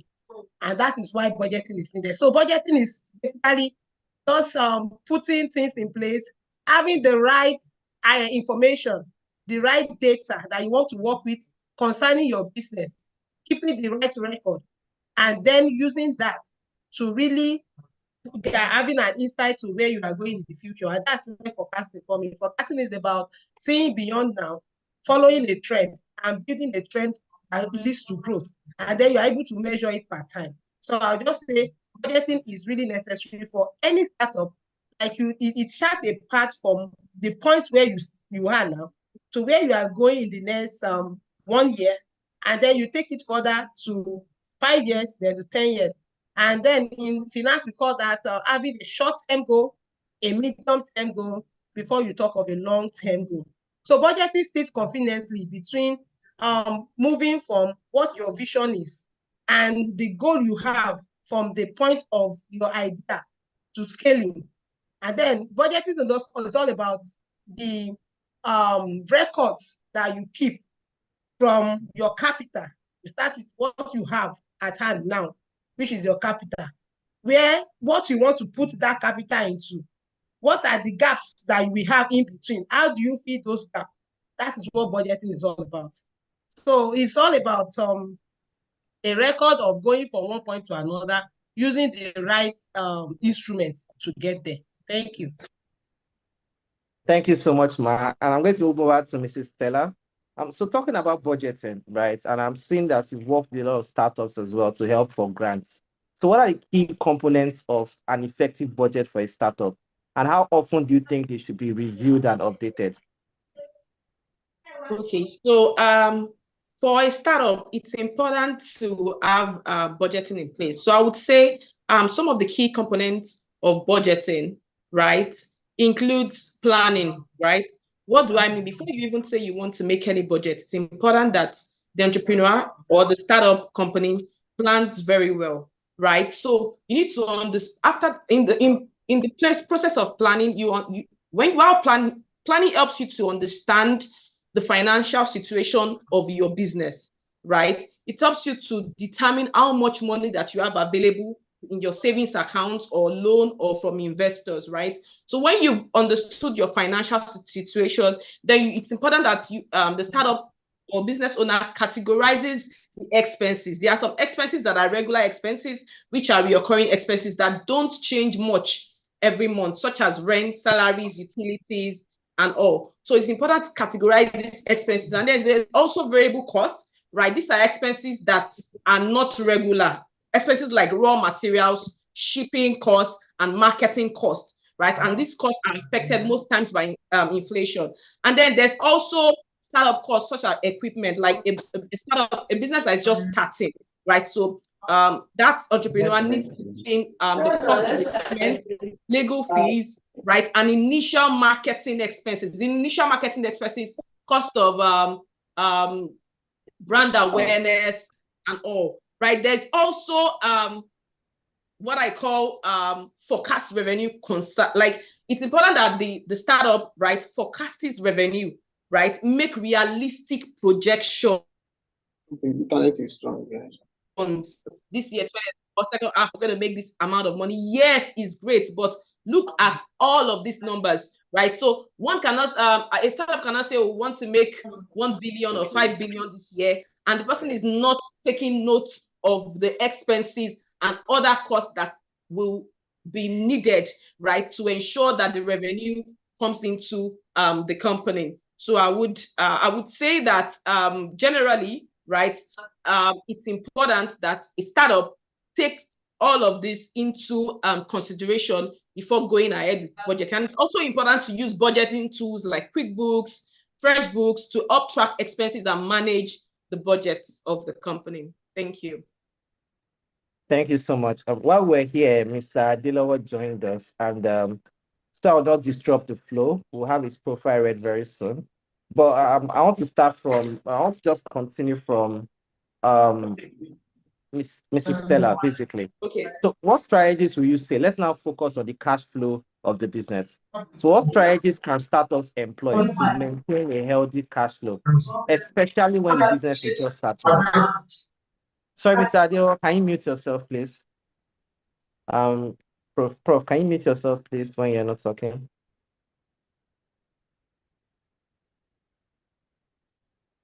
Okay, please, can you take the question again? Okay, I'm talking about cash flow management, right? Okay. So, for example, whenever businesses just start, what strategies can you tell them they need to employ just to maintain a healthy cash flow? Okay. Okay, so for a startup, a company that is just starting, right, you need to look at cost of customer acquisition, right? So when you acquire the customers, don't just make the customers one-time customers, right? To keep your cost low, to keep your marketing cost low. Let me be specific with that. So there's something that, let me be practical a bit. There's something called sales funnel, right? So a startup, let's say the startup has a budget of, I'm talking about small startup, like I'm being realistic. A startup has a budget of, let's say 5 million, right? And then that's for marketing. Now, after running the ads to acquire the customers, so in the process of even running the ads, the startup needs to consider the cost per lead, that CPL. How much does it cost to acquire each customer, right? Now, sending the customers, I've seen a lot of startups send their customers when they run ads, they direct them to WhatsApp. Whereas the startup can actually do a funnel in such a way that the ads will run to direct the potential customers to fill a form. They put in their email, their WhatsApp number, right, and their phone number. So that way you've acquired the customer. So how do you reduce cost? You start sending them emails, right? You put them on WhatsApp broadcast. You send SMS, right? Now, if you are going to run ads every time to be targeting these same people, it's going to be more expensive. But when you have the customer's database on the email, that way it's easier. The cost is minimal. So the startup would literally need to only pay email subscription, monthly email subscription. Unlike compared to when a startup has to run ads every time over and over again. So I encourage startups to not just run ads, target customers, get them to buy once, but try and see, ensure that you cut your marketing costs, and also try and ensure that you retain the customers. So even when you sell to these customers, when they buy from you, have products and services, like complementary products and services that they can come back to you to patronize you on a retainer. Another way is by ensuring that put in place measures that can make these already existing customers to bring in other people to you. So you can set up a referral system where when they bring other people to you, when they refer others to you, they earn commission. So that's like an incentive. So that way, instead of you spending a lot of money on marketing, right? I know you're going to spend on marketing, but it's going to help you to save costs, right? And it's also important that the startup takes note, very important, of the expenses, very, very important, and ensure that the expenses are not more than the revenue, because when the expenses is more than the revenue, then the company or the startup will be at a loss. Okay, fantastic. I highlighted 3 things. 1, you reduce your cost of acquisition. Number 2, you find a way to upsell your current clients by maybe providing other business services for them. And finally, if you leverage on referrals, by this, you are reducing your cost of acquiring new customers, and you're increasing the business that your company can actually do, which is a fantastic way to maintain a healthy cash flow. Over to you, Prof. So basically, cash flow problems will definitely happen to entrepreneurs, and people see unexpected financial challenges. How can entrepreneurs navigate all these issues? How do you navigate cash flow problems, financial challenges while you are building your businesses and when you have your business? Thank you so much, Farouk. I think that the first point to start is to have a definite objective. And when we talk of definite objective, we are talking of having a business plan, which starts at a blueprint for every step. After the business plan is put in place, the next thing is to estimate the revenue. What capital do I have and where is it coming from? And when we want to estimate revenue, there are things we must watch out for. We have to watch out for market, in terms of market research. We have to look at what are the revenue streams. And then for every startup, there's one thing, a model that I call conservative estimate model. You have to be very realistic. You don't blow a balloon in the air. You don't just make revenue what would I call it? Budgeting that is not realistic. So conservative estimate, don't make an estimate that is not realistic. Then the next thing is to identify and categorize your expenses. So when we talk of categorizing and identifying expenses, we are talking of the different costs that goes with the startup in terms of what are the fixed costs, what are the variable costs. Then we have what we call one-time cost. And this one-time cost will be like the initial setup costs, like legal fees, licensing, equipment, and the market launch expenses. Then the next is to prioritize spending. Discipline is really key in this area. Many persons have eaten the future. They eat the future of the business before it even started. So we must prioritize the spending. We look at what is essential versus what are the non-essential and try to really differentiate the essentials from non-essential. And then cost management is very key. And the next thing is, how do you allocate the resources for growth? Startup, the next thing they're looking at, so I'm starting, I must plan for growth. I must plan to scale up. Then there must be some allocation of resources for such growth. And the speaker before me just mentioned the issue of marketing, the issue of product development, talent acquisition. These are areas where it is very important for you to say, oh, I want to manage my cash flow and not fall into pitfall. Then you must plan for contingencies. What are the things that are not foreseen? Things that you don't plan for might come. So issues of emergency fund be set aside to really navigate when such issues comes up. And of course, startups must learn to implement financial controls in terms of tracking and reporting. These are really, really essential for startups to really mitigate the pitfalls from cash flow management. Thank you. Well, some of our people are saying people are very fast. I'm so sorry. Accounting is like that, right? You cannot get it all at once. And I'm sorry, this is supposed to be a 100 level course, but I think they are doing master's level here. So we try so hard to simplify some of the questions so you can get full value for it. But of course, there are different ways that you can upscale the knowledge that you get from today. Either you attend their master classes, some of them run for 3 weeks boot camp, 2 weeks, some of them take 3 days just to understand only budgeting or forecasting, let alone these questions that we're having. But it's just to give you an idea of the things that you need to put in place just to ensure you have a startup that do not run into financial problems. And now you can structure your business. You still need to maybe employ an accountant to handle most of these things, or a finance expert. But you on your own, you have to have some rudiments or some understanding to first even acknowledge the fact that you have this problem, so you can know the steps that you need to take to solve those problems. Mr. Adilowo, how are you doing today? Mr. Adilowo, are you with me? I'm fine. Good afternoon. Yeah, so can you just introduce good afternoon, yourself? sir. Can you introduce yourself, please? My name is Adelo Joshua Inka, FC, the managing partner, Adelo Joshua & Co. in Lagos. Thank you. Okay, sir. So basically, let's look at more about core accounting, Mr. Adilowo. So basically, a lot of people, one of the first problems they have is choosing the best accounting software that they should use. So while looking out for softwares to help with their accounting, what features do you think they can use, they can look out for before going into having an accounting software? What are the basic features that they need?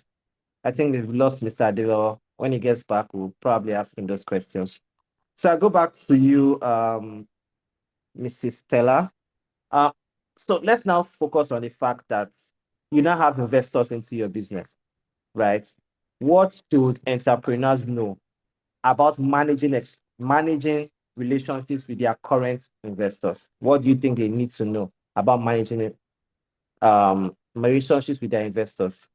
Okay, great. I love that you're asking this question, because I've noticed over time that some entrepreneurs, I do not want to say a lot, some entrepreneurs, their sole aim is to just get money off investors. So at the beginning, they are after investors, they are looking for funders. And once they get the funding, now funding is just like 10 or 20% out of all other issues associated with running and growing a successful business. So you have a funder who has invested XYZ amount of money into your business, and the business is not going well. Whether the business is going well or is not going well, it's important that you, as the founder or the startup owner, keep in touch with the investors, right? It's important that you keep in touch with them. You need to inform them of how things are going in the business. When you are making money, let them know. When there are challenges, let them know.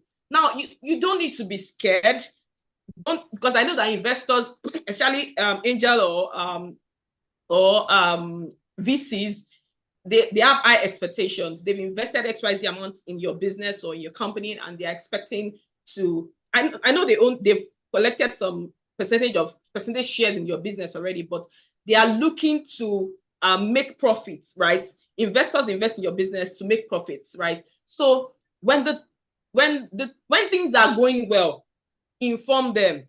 When things are not going well, inform them. Now, when things are not going well, when you inform them, they can help you by advising you or connecting you with, or providing you with resources that can help you to get better in the business. Let me use Piggyvest as an example, right? Their initial investor, Olumide Sheyombo, right? He invested in a startup that he created before that failed. But because they carried him along in the process, when they got the idea of Piggyvest, they still went back to him and told him this is the new thing that we are doing. And he still invested in their business. He backed them up. So a business that is not doing well because you got investors does not mean that the investors are calling your phone switched off, or they are calling you, it's just ringing. They sent you messages, sent you a couple of emails, you did not give a feedback. And also in carrying your investors along, you also keep records in your business. So you're not just going with word of mouth, right? To say, oh, it didn't go well, or we spent XYZ amount of money on marketing, or we bought, instead of buying raw materials for XYZ amount, it increased by over 50%. Show us the workings. Let us see the evidence. Let the investors see the proof that you bought or you got the raw materials or whatever it is, you bought it higher than what you projected. So carry them along. That way you are building trust, right? They will be able to trust you, whether like you are earning their trust. And another way to connect more with investors is to attend events, right? Attend networking business events that have investors that will be there. Yes. So attend those events, and then your investors, they invite you to a business or a corporate event. You give excuses. No, you should not do that. Attend those events. Let them see your presence, and not just attend the events, contribute to the success of the event, especially if that event is pioneered or it's your investor that are the ones that organize the event. So you need to contribute. So you're not just going there as just like the crowd or a guest. You need to actively contribute. Let them see that you are bringing value on board. You're not just going, don't position yourself, or don't be an entrepreneur or a startup that is just collecting, give me. You too should be able to add some sort of value to them. So that way you can connect more with them, build relationship with them, and earn their trust. Thank you so much. Communication is quite key. And actually, apart from the fact that they are getting your money, you should also find a way to know that you care for them genuinely and you value their time and what they're actually doing. Some things you'll be able to do over a period of time is even to send them as much as a happy birthday message, a birthday cake, just to communicate, right? Managing relations with your investors is very key for growth for every business. Mr. Adelo, are you with us now? Can you hear me? Yeah, muted. Yes, I can hear you. Yes, I was talking about people that want to go into accounting, basically startups. How can they know the features they need to use, right? Some people may not really have the finance to bring in an accountant, but now, because we're in the technology age, people can use accounting softwares to basically start up in terms of forecasting and budgets. So what are the features they need to look out for in accounting softwares that they need to get? One, thank you. Apology for late coming to join the group. In identifying proper accounting software that may help a startup business to keep their records, there are 5 basic points that must be present. One, can the software handle their expenses record? Can the software handle their liabilities? That's the second one.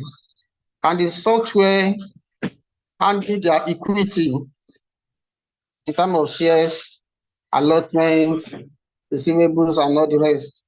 And further to that one, can the software manage their cash flow? Can the software prepare profit and loss accounts and balance and statement of financial position, which is formally balance sheets? So those are the features that are necessary. And is it accessible at any given time needed? Because most of those software are online softwares. So can they be easily be accessed?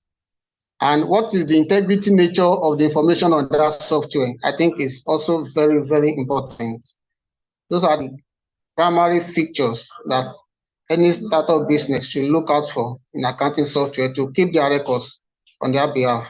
If they could not afford to employ a professional accountant.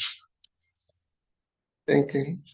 Thank you so much, Mr. Adilowo. Over to you, Ms. Professor Felicia. So now let's look at key financial metrics, right? So when it talks about building businesses, so what should startups look out for and how they can measure their performance and attract potential investors? What are those key financial metrics that they need to put in their business that they focus on so they can measure their performance and attract potential investors? Thank you so much. When we talk of key performance indices, I think before we talk of key performance indices, we have to look at some metrics that startups can really look out for. And we can break it in terms of costing, in terms of finance and sources of finance, and we can talk about the performance. Okay, so the first point to start is looking at costing. How do you price your product? What are the ways to know if your pricing is appropriate to the capital expended? That's how to start. So, and the place of ratio, I'm trying to come slowly now so that from some persons that said we are really fast. So there are ratios that we can use in terms of metrics, use of metrics.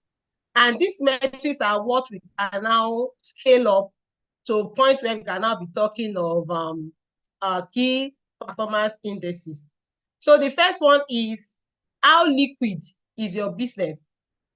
This is the very first point every startup should start, because issue of liquidity is the teething problem that shows the start of major problems in the future for any startups. So you want to see how liquid your company is in terms of how able you were able to, the ability to meet your obligations as they fall due without a recourse to a loan or borrowing. So it is a point where you can meet your operating costs conveniently without pressure. Okay, so the key financial metrics will be use of ratios such as what we call the current asset or the quick ratio to see how much you can meet your obligation. Then the next one will now be revenue, to measure revenue growth. And such key indices or metrics you look at, financial metrics, will be your monthly recurring revenue. This shows the amount of revenue a company expects to receive. So the issue of receivable and payable. What are you going to pay? What are you receiving? These are things that can show how liquid the company is, which is key because it's the teething problem. The first sign that a company is going to have a problem is when it becomes illiquid. And then you can also look at you scale the monthly to annual recurring expenses or revenue. Then you look at the year-over-year growth. The next one is the gross margin that shows your profitability. And this is the difference between the revenue and the cost of operation. So every startup should be able to tell the gross margin. That is, when I remove my cost of operation from the revenue, do I have a good percentage that shows that I'm operating profitably? Then there's what we call the burn rule. The burn rule is like a burnout ratio that shows if a startup is spending its capital. Every startup should watch out for this burn rate to show it. What it will show is, are you spending your capital for what is not meant for? So it's usually expressed monthly, and it tells investors to understand how long the company can sustain its operations. And another term that is attached to this runway for burn rule is what we call the runway. The runway is the amount of time a company has before it will be out of cash. We are talking of liquidity now. To tell liquidity, these are ways to measure it. So you want to see how fast you can run out of cash, and you do this by dividing your current cash reserve by your monthly burn rate that we just talked about. And you should look at what we call the customer acquisition cost. My other panelists talked about that. What is the total cost of you acquiring just one customer? These are metrics you must watch out for. If it's too much in terms of expenditure on marketing or expenses on promotion, then you have to watch out. That means it's not sustainable in the long run. Then another one is what we call, if you are able to estimate your customer acquisition cost, then you must be able to tell your customer lifetime value. That is the total revenue a company can expect from a customer. Will that customer keep coming back, or it will just be the one-off transaction, and that's the end, or one-off patronage, and that's the end. So this you can tell by using these key metrics. Then churn rule that comes from this customer lifetime value. There's a term called churn rule. That is, how many times will the customer patronize you, or will it just stop at the very first patronage? How do you sustain continuous or consistent patronage? These are metrics. And after that, you can now go to the key performance indicators. If you are able to put all these metrics in place, then looking at the key performance indicator will be easier. And you can be talking of if you are making growth or not. One of the key performance indicators that startups should look out for is what we call the user growth and engagement. User growth and engagement can be done monthly or daily. What you do is you look at your daily active users. I know for most startups that are digital, they have technology that they can use to track this. So you want to look out for your daily active users. How many persons, what we call traffic, how many persons actually visit your, or maybe your website, for instance. How many people we should actually check your links, if you have web links, from referral. How many people, even if they didn't invest at first point, how many people actually just keep in? You should be able to take all these daily active users, and then you scale it up to monthly active users. You see in a month how many the traffic you are able to command on your website. You should be able to link this. And then you should also watch out for retention rates, the percentage of your users who continue to come and they buy your product over time. And apart from the people that will just come to see what you do, hire referral, or want to see one thing or the other, that shows that you are commanding attention. This can be tracked. These are key performance indicators that show how well the startup is doing. Then what we call the customer satisfaction score. It's what we call customer satisfaction score, or what we call net promoter score. It measures if your customers are satisfied, and their satisfaction we ensure their loyalty.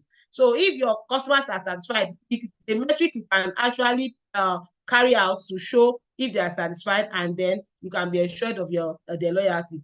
Then the next one will be sales metric. How do you measure your sales? Okay, you want to look at your conversion rates.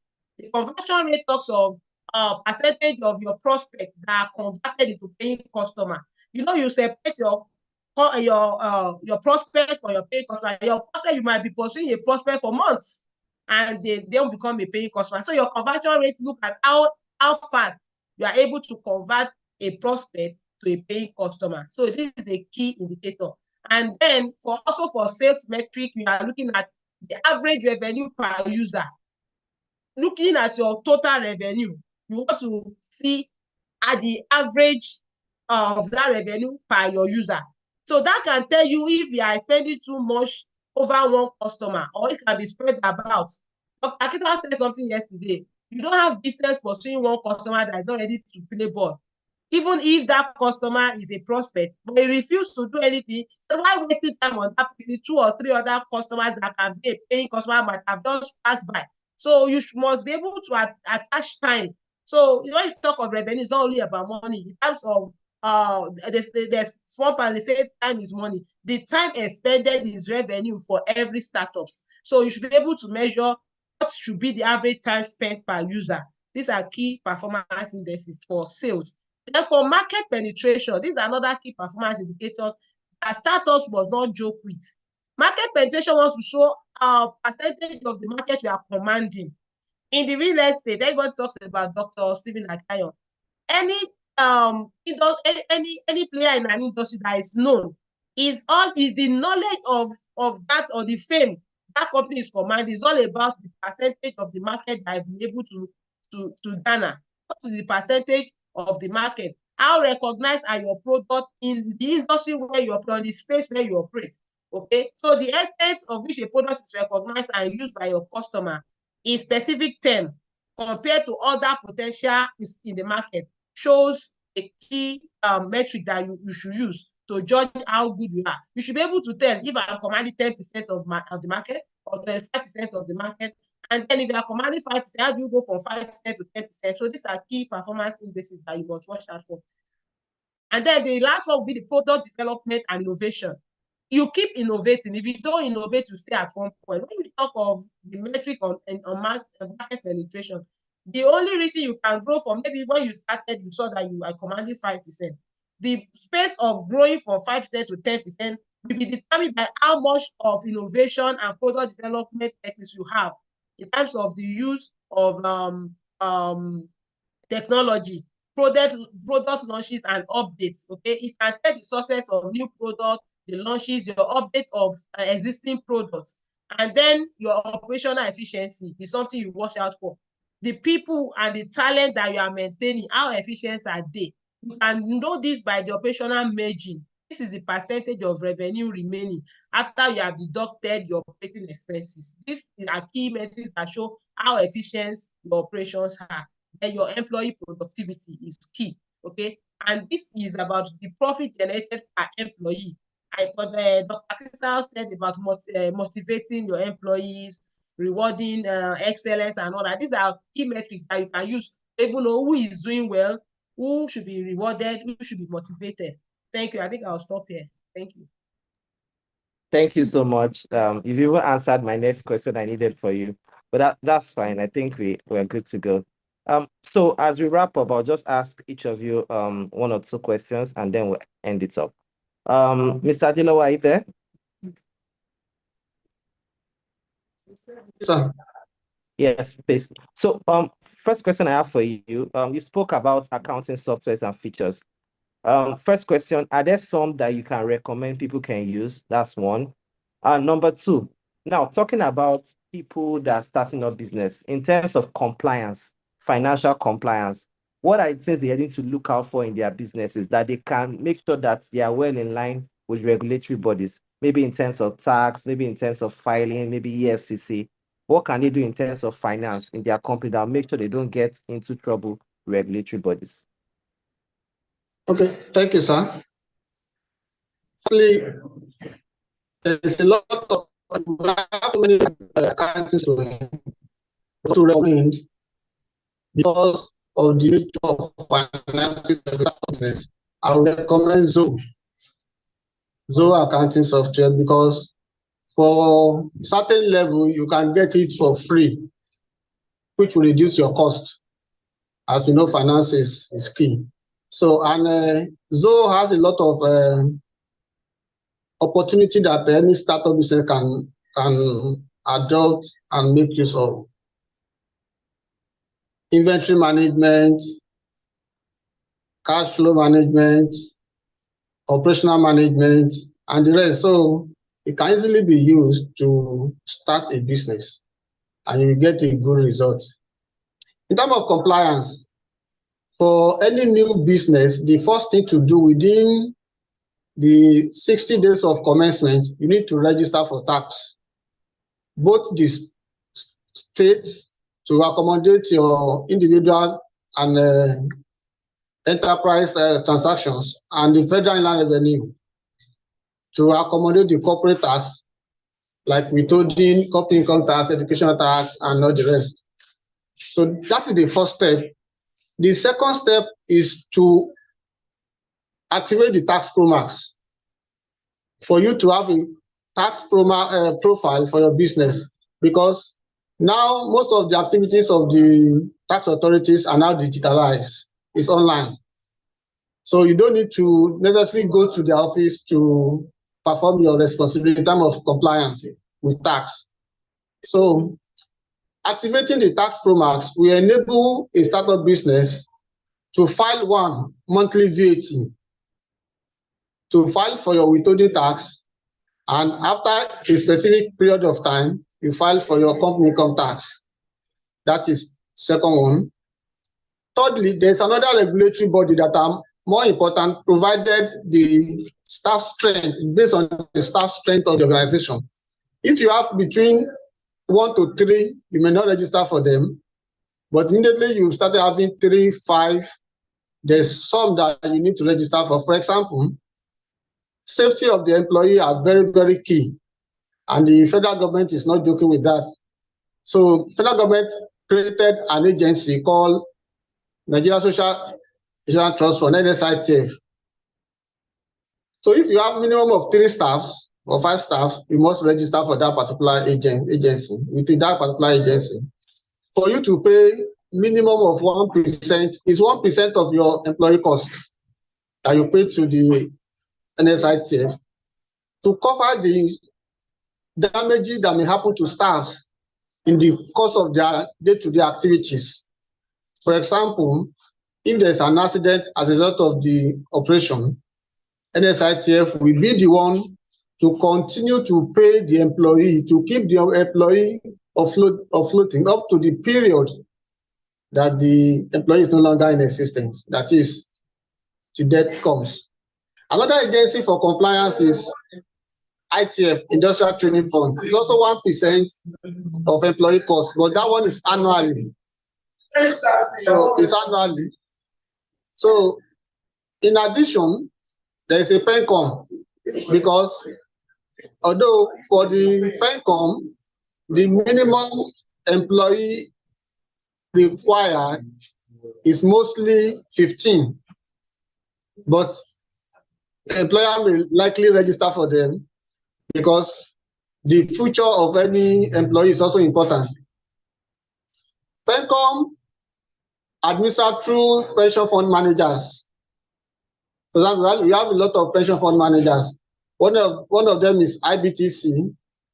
We have trust fund. We have a lot. Even access pension. We have a lot of them that any employer can register for. Compliance is key because it can bring a lot of things in terms of interest and penalty and ruin the cash flow of any startup business.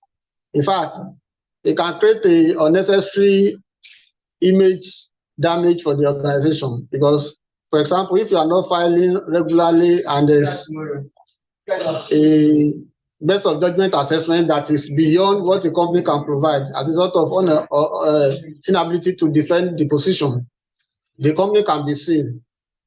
District fines from both the local authority and the federal government and the FRS are not small. For example, if Lagos State come and destroy your establishment, The minimum district fine is 500,000 and it's huge on a startup business. So monthly payee payments is very, very compulsory for any organization operating in any state. Every state has their own internal revenue agency, which the company can register with. For example, in Lagos State, it's called Lagos State Internal Revenue Service. In Ogun State, which is LRS. In Ogun State is OGIRS, which is Ogun State Internal Revenue Service. In Rivers State is Rivers State Internal. Most of them are fashioned with the state of the name of the state. For example, Kano is also Kano State Internal Revenue Service. So, for any startup business, compliance is key, and one of the compliance that is key at initial, at the beginning of is you must declare, register with the state authority or federal authority, and file the monthly ones that are required. For example, the major two monthly ones are payee filing and VAT filing for the normal regular tax. For the advance or prepaid tax, which is like withholding, is as the transaction occurs. If you don't have a transaction that attracts withholding over a specific period of time, you may not likely file for those particular period in withholding. But immediately you have deductible transactions. That is either a service, a contract, or a supply. Those are the major areas. Contract can be construction, it can be any other thing. So those are the key major areas, and they are with different respective rates, which must be applied. I think most of those things are already available on internet. If you really particularly want to know the applicable rate for tax for the withholding deductible, you can easily consult the internet. So, but I will just give few of them that are common. For supply, unfortunately, I think I'm running out of time, and I think we just have to cut it short. Perhaps we can drop reference and then we can wrap it up. I have just 2 minutes left, and we need to wrap this up. I'm so sorry to cut it short. Okay, sir. So I'll just ask in 1 minute, please, the rest of just 1 minute. I'm sorry. Mrs. Stella, 1 minute. What financial advice do you give entrepreneurs who are just starting out? Just 1 minute, please. Okay. Think long term, right? Don't just be in business for like a hustler, like you're just looking for money to pay bills. No, look towards build for long term, because when you build for long term, you'll be able to put structures and systems in place that will help you to stay and remain sustainable. And of course, like Professor Felicia shared earlier, renovate and reinvent and keep reinventing your business idea to get better and better. Not that you start this business today because it looks like 1 month, 2 months is not working, you jump into another one. No, stay at it. So that's my advice for entrepreneurs. Thank you so much, Mark. Prof, also in 1 minute, can you just tell us the common mistakes that financial people make in terms of finances in startup and how they can avoid them? Just in 1 minute, can you just list some of them that I think are the common mistakes that we need to avoid? You're muted, Ma. Thank you so much. I think the first mistake will be underestimating cost. And to overcome this, they should do thorough and detailed budgets, like we have talked about at the beginning. And they should include all possible expenses that can come from their business. Second, which is the opposite, is overestimating revenue. So many startups fall into this mistake. And that's when they assume overly optimistic revenue projections. Like Dr. Salvation says, start small from where you are and scale up. Don't jump, they'll say, I want to blow. When you blow, you scatter, you can't be gathered again. So start small from whatever point you are, start small and then scale up. So don't overestimate, don't have revenue projections that are not really realistic. That is the way out of overestimating revenue. The next will be lack of cash flow management. We have talked about cash flow management. It's a lot of mistakes they make in terms of when they don't know how to match source of finance to use of finance, leading to burnout and liquidity issues. To avoid this, there should be regular monitor of cash flow. What is coming in? What is going out? Is this one more than this? How can now make sure there are no gaps? So these are things they should do. And the next would be they should set financial goals. Like I said, if you are going somewhere, you don't know where you are going. Everywhere you are at every point, you look like it. But you have a financial goal. That goal, like Dr. Savishon said, that vision is what brings the provision. Your vision is key. So when you set that goal, even when there are some things that look so good, it looks like gold comes in, they will not cause distraction because you know where that vision is. So that is the way to go. And to overcome that is what we call SMART. Your goal must be specific. It must be measurable. It must be articulate. It must be realistic, and it must be time-bound. Don't leave it open. There must be deadlines set. There must be realistic things. And there's a way you measure at time what you are doing. When you can put that SMART in place, then you know that you have a financial goal that you can pursue. And finally, the last mistake is that they must not ignore financial metrics. Many times, startups ignore these metrics, even when it's staring them in the eye. The first time, the teaching problem with liquidity, they will see it obviously that they are really overspending or overstretching the capital in the hand, but they will ignore it and then they will continue. I think the way to overcome that will be regular track of what your metric is saying to avoid burn rates, to avoid customer churn out, and to avoid not having a gross margin that is commensurate to what can lead to growth. Thank you. Thank you, Ma. Thank you, Prof. Thank you, Mrs. Stella. Thank you, Mr. Adilowo. I'm sure we had a fantastic time. Thank you so much for being part of this. We're 3 minutes ahead of our time.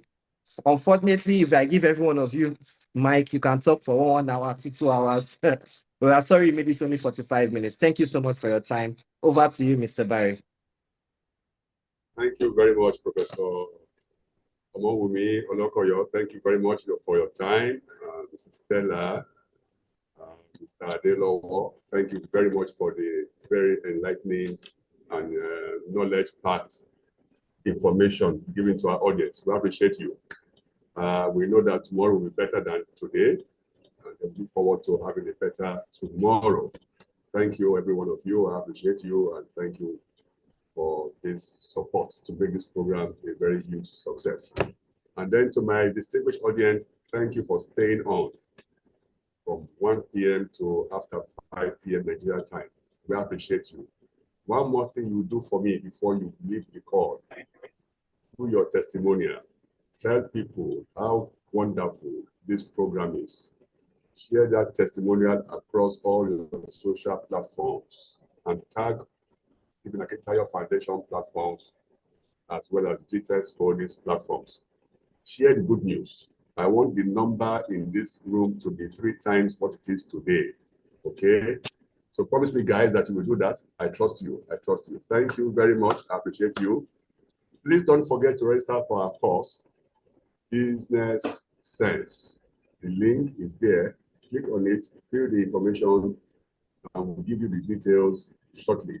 Same way, Dr. Stephen's books, a book combo, where you buy the entire book for over $3,000. Dr. Stephen has given you a generous offer. Take all the books for only $546. What an offer. I want you to click on that link now and then pay for the books. $546 for over 42 books. Come on. That's one generous offer. Okay. Also, sign in for Dr. Stephen's mentorship program. You want to be great? You can see that Dr. Stephen's mentees are on the program. Dr. Salvation is Dr. Stephen's mentees. Look at what he has done in 4 years. Yesterday was Dr. Ade Sokon, am I correct in the presentation? Was Dr. Stephen's mentee. Where he has gone. Come on, what are you waiting for? Don't you want to be as successful and even more successful than his mentees? I'm sure you want to be. Take the lead now. Sign on for Dr. Stephen's mentorship program. Can we drop the link for the mentorship program on the chat on the chat group now, so that they can sign on for the program right now? Don't delay. Don't forget, procrastination is a big theft of time. Do it now. Now. I love you guys. See you tomorrow. Don't forget, same time tomorrow, Nigerian time. It will log in by 12:50 p.m. Nigerian time. I want to see you. Have a good time. Bye. Thank you. Thank you, Mr. everyone. Barry. Bye. Thank you so much. Thank you. Thank you. Thank you. Thank you, Mr. Barry. Thank you. Good night. Thank you. It's Thanks, nice being everyone. with you, Mrs. Stella. Thank It's nice being with you, Bye. Mr. Adelowo. Bye. Thank you. Thank you, ma'am. Bye. Thank you. Bye. Thank you, Okay, Mr. bye, Adelowo. everyone. Bye. Great being Thank with you, you. ma'am. Bye. Thank you. Okay, bye.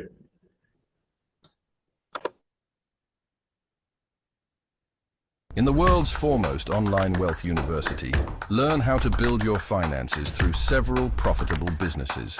Learn how to start and build a business into a successful global company. Learn how to trade Forex, stocks, and crypto in the financial market. You can learn how to build a real estate empire like Dr. Stephen Akintayo, and even learn about e-commerce, public speaking, and digital marketing. With our new state-of-the-art mobile app, creating wealth by gaining knowledge is even easier. You can now take your classes on the go and in multiple languages, interact with tutors, join an ongoing discussion, and expand your horizons. Download the Stephen Akintayo University app today and start your journey to financial freedom.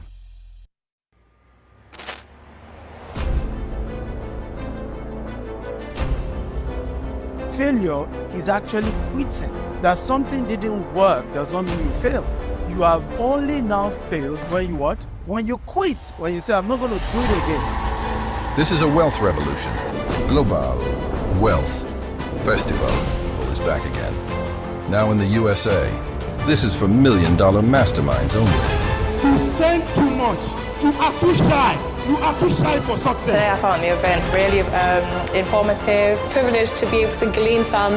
This is phenomenal. The Global Wealth Festival, which is taking place at the JW Marriott Houston downtown, 806 Main Street, Houston, Texas. Date 23rd to 24th August 2024. Time 9 a.m. Global Wealth Festival. Global Wealth Festival. Visit www.stephenakintayo.com/GWFUSA to book your seat now. I have so many power. I have Sanctus and Etorias. I have Ramande. I have Abido Sheka. I have never touched those ones. I have Sepre. When it comes for power, I have Rebadu. I have Ganduka Gandusa. I have Ndaboski Baos. We've had Grant Cardone. We've had Dr. John Maxwell. We've had Ryan Serrant for the Global Wealth Festival. We are back again to the United States of America for the Global Wealth Festival USA. Dr. Stevens with me. This guy is amazing, phenomenal human being, okay? I got 10,000 people watching this today. I respect you greatly because you have taken the initiative, you've taken the step to say, we want to make things better for people. And I love to be with people who add value to people, and you do. What's up? There you go. All right, get focused. Take these beautiful things that I've got. Please stay. I want you, I need you, oh God. Don't take these beautiful. To book your seat today, visit www.stephenakintayo.com/GWFUSA.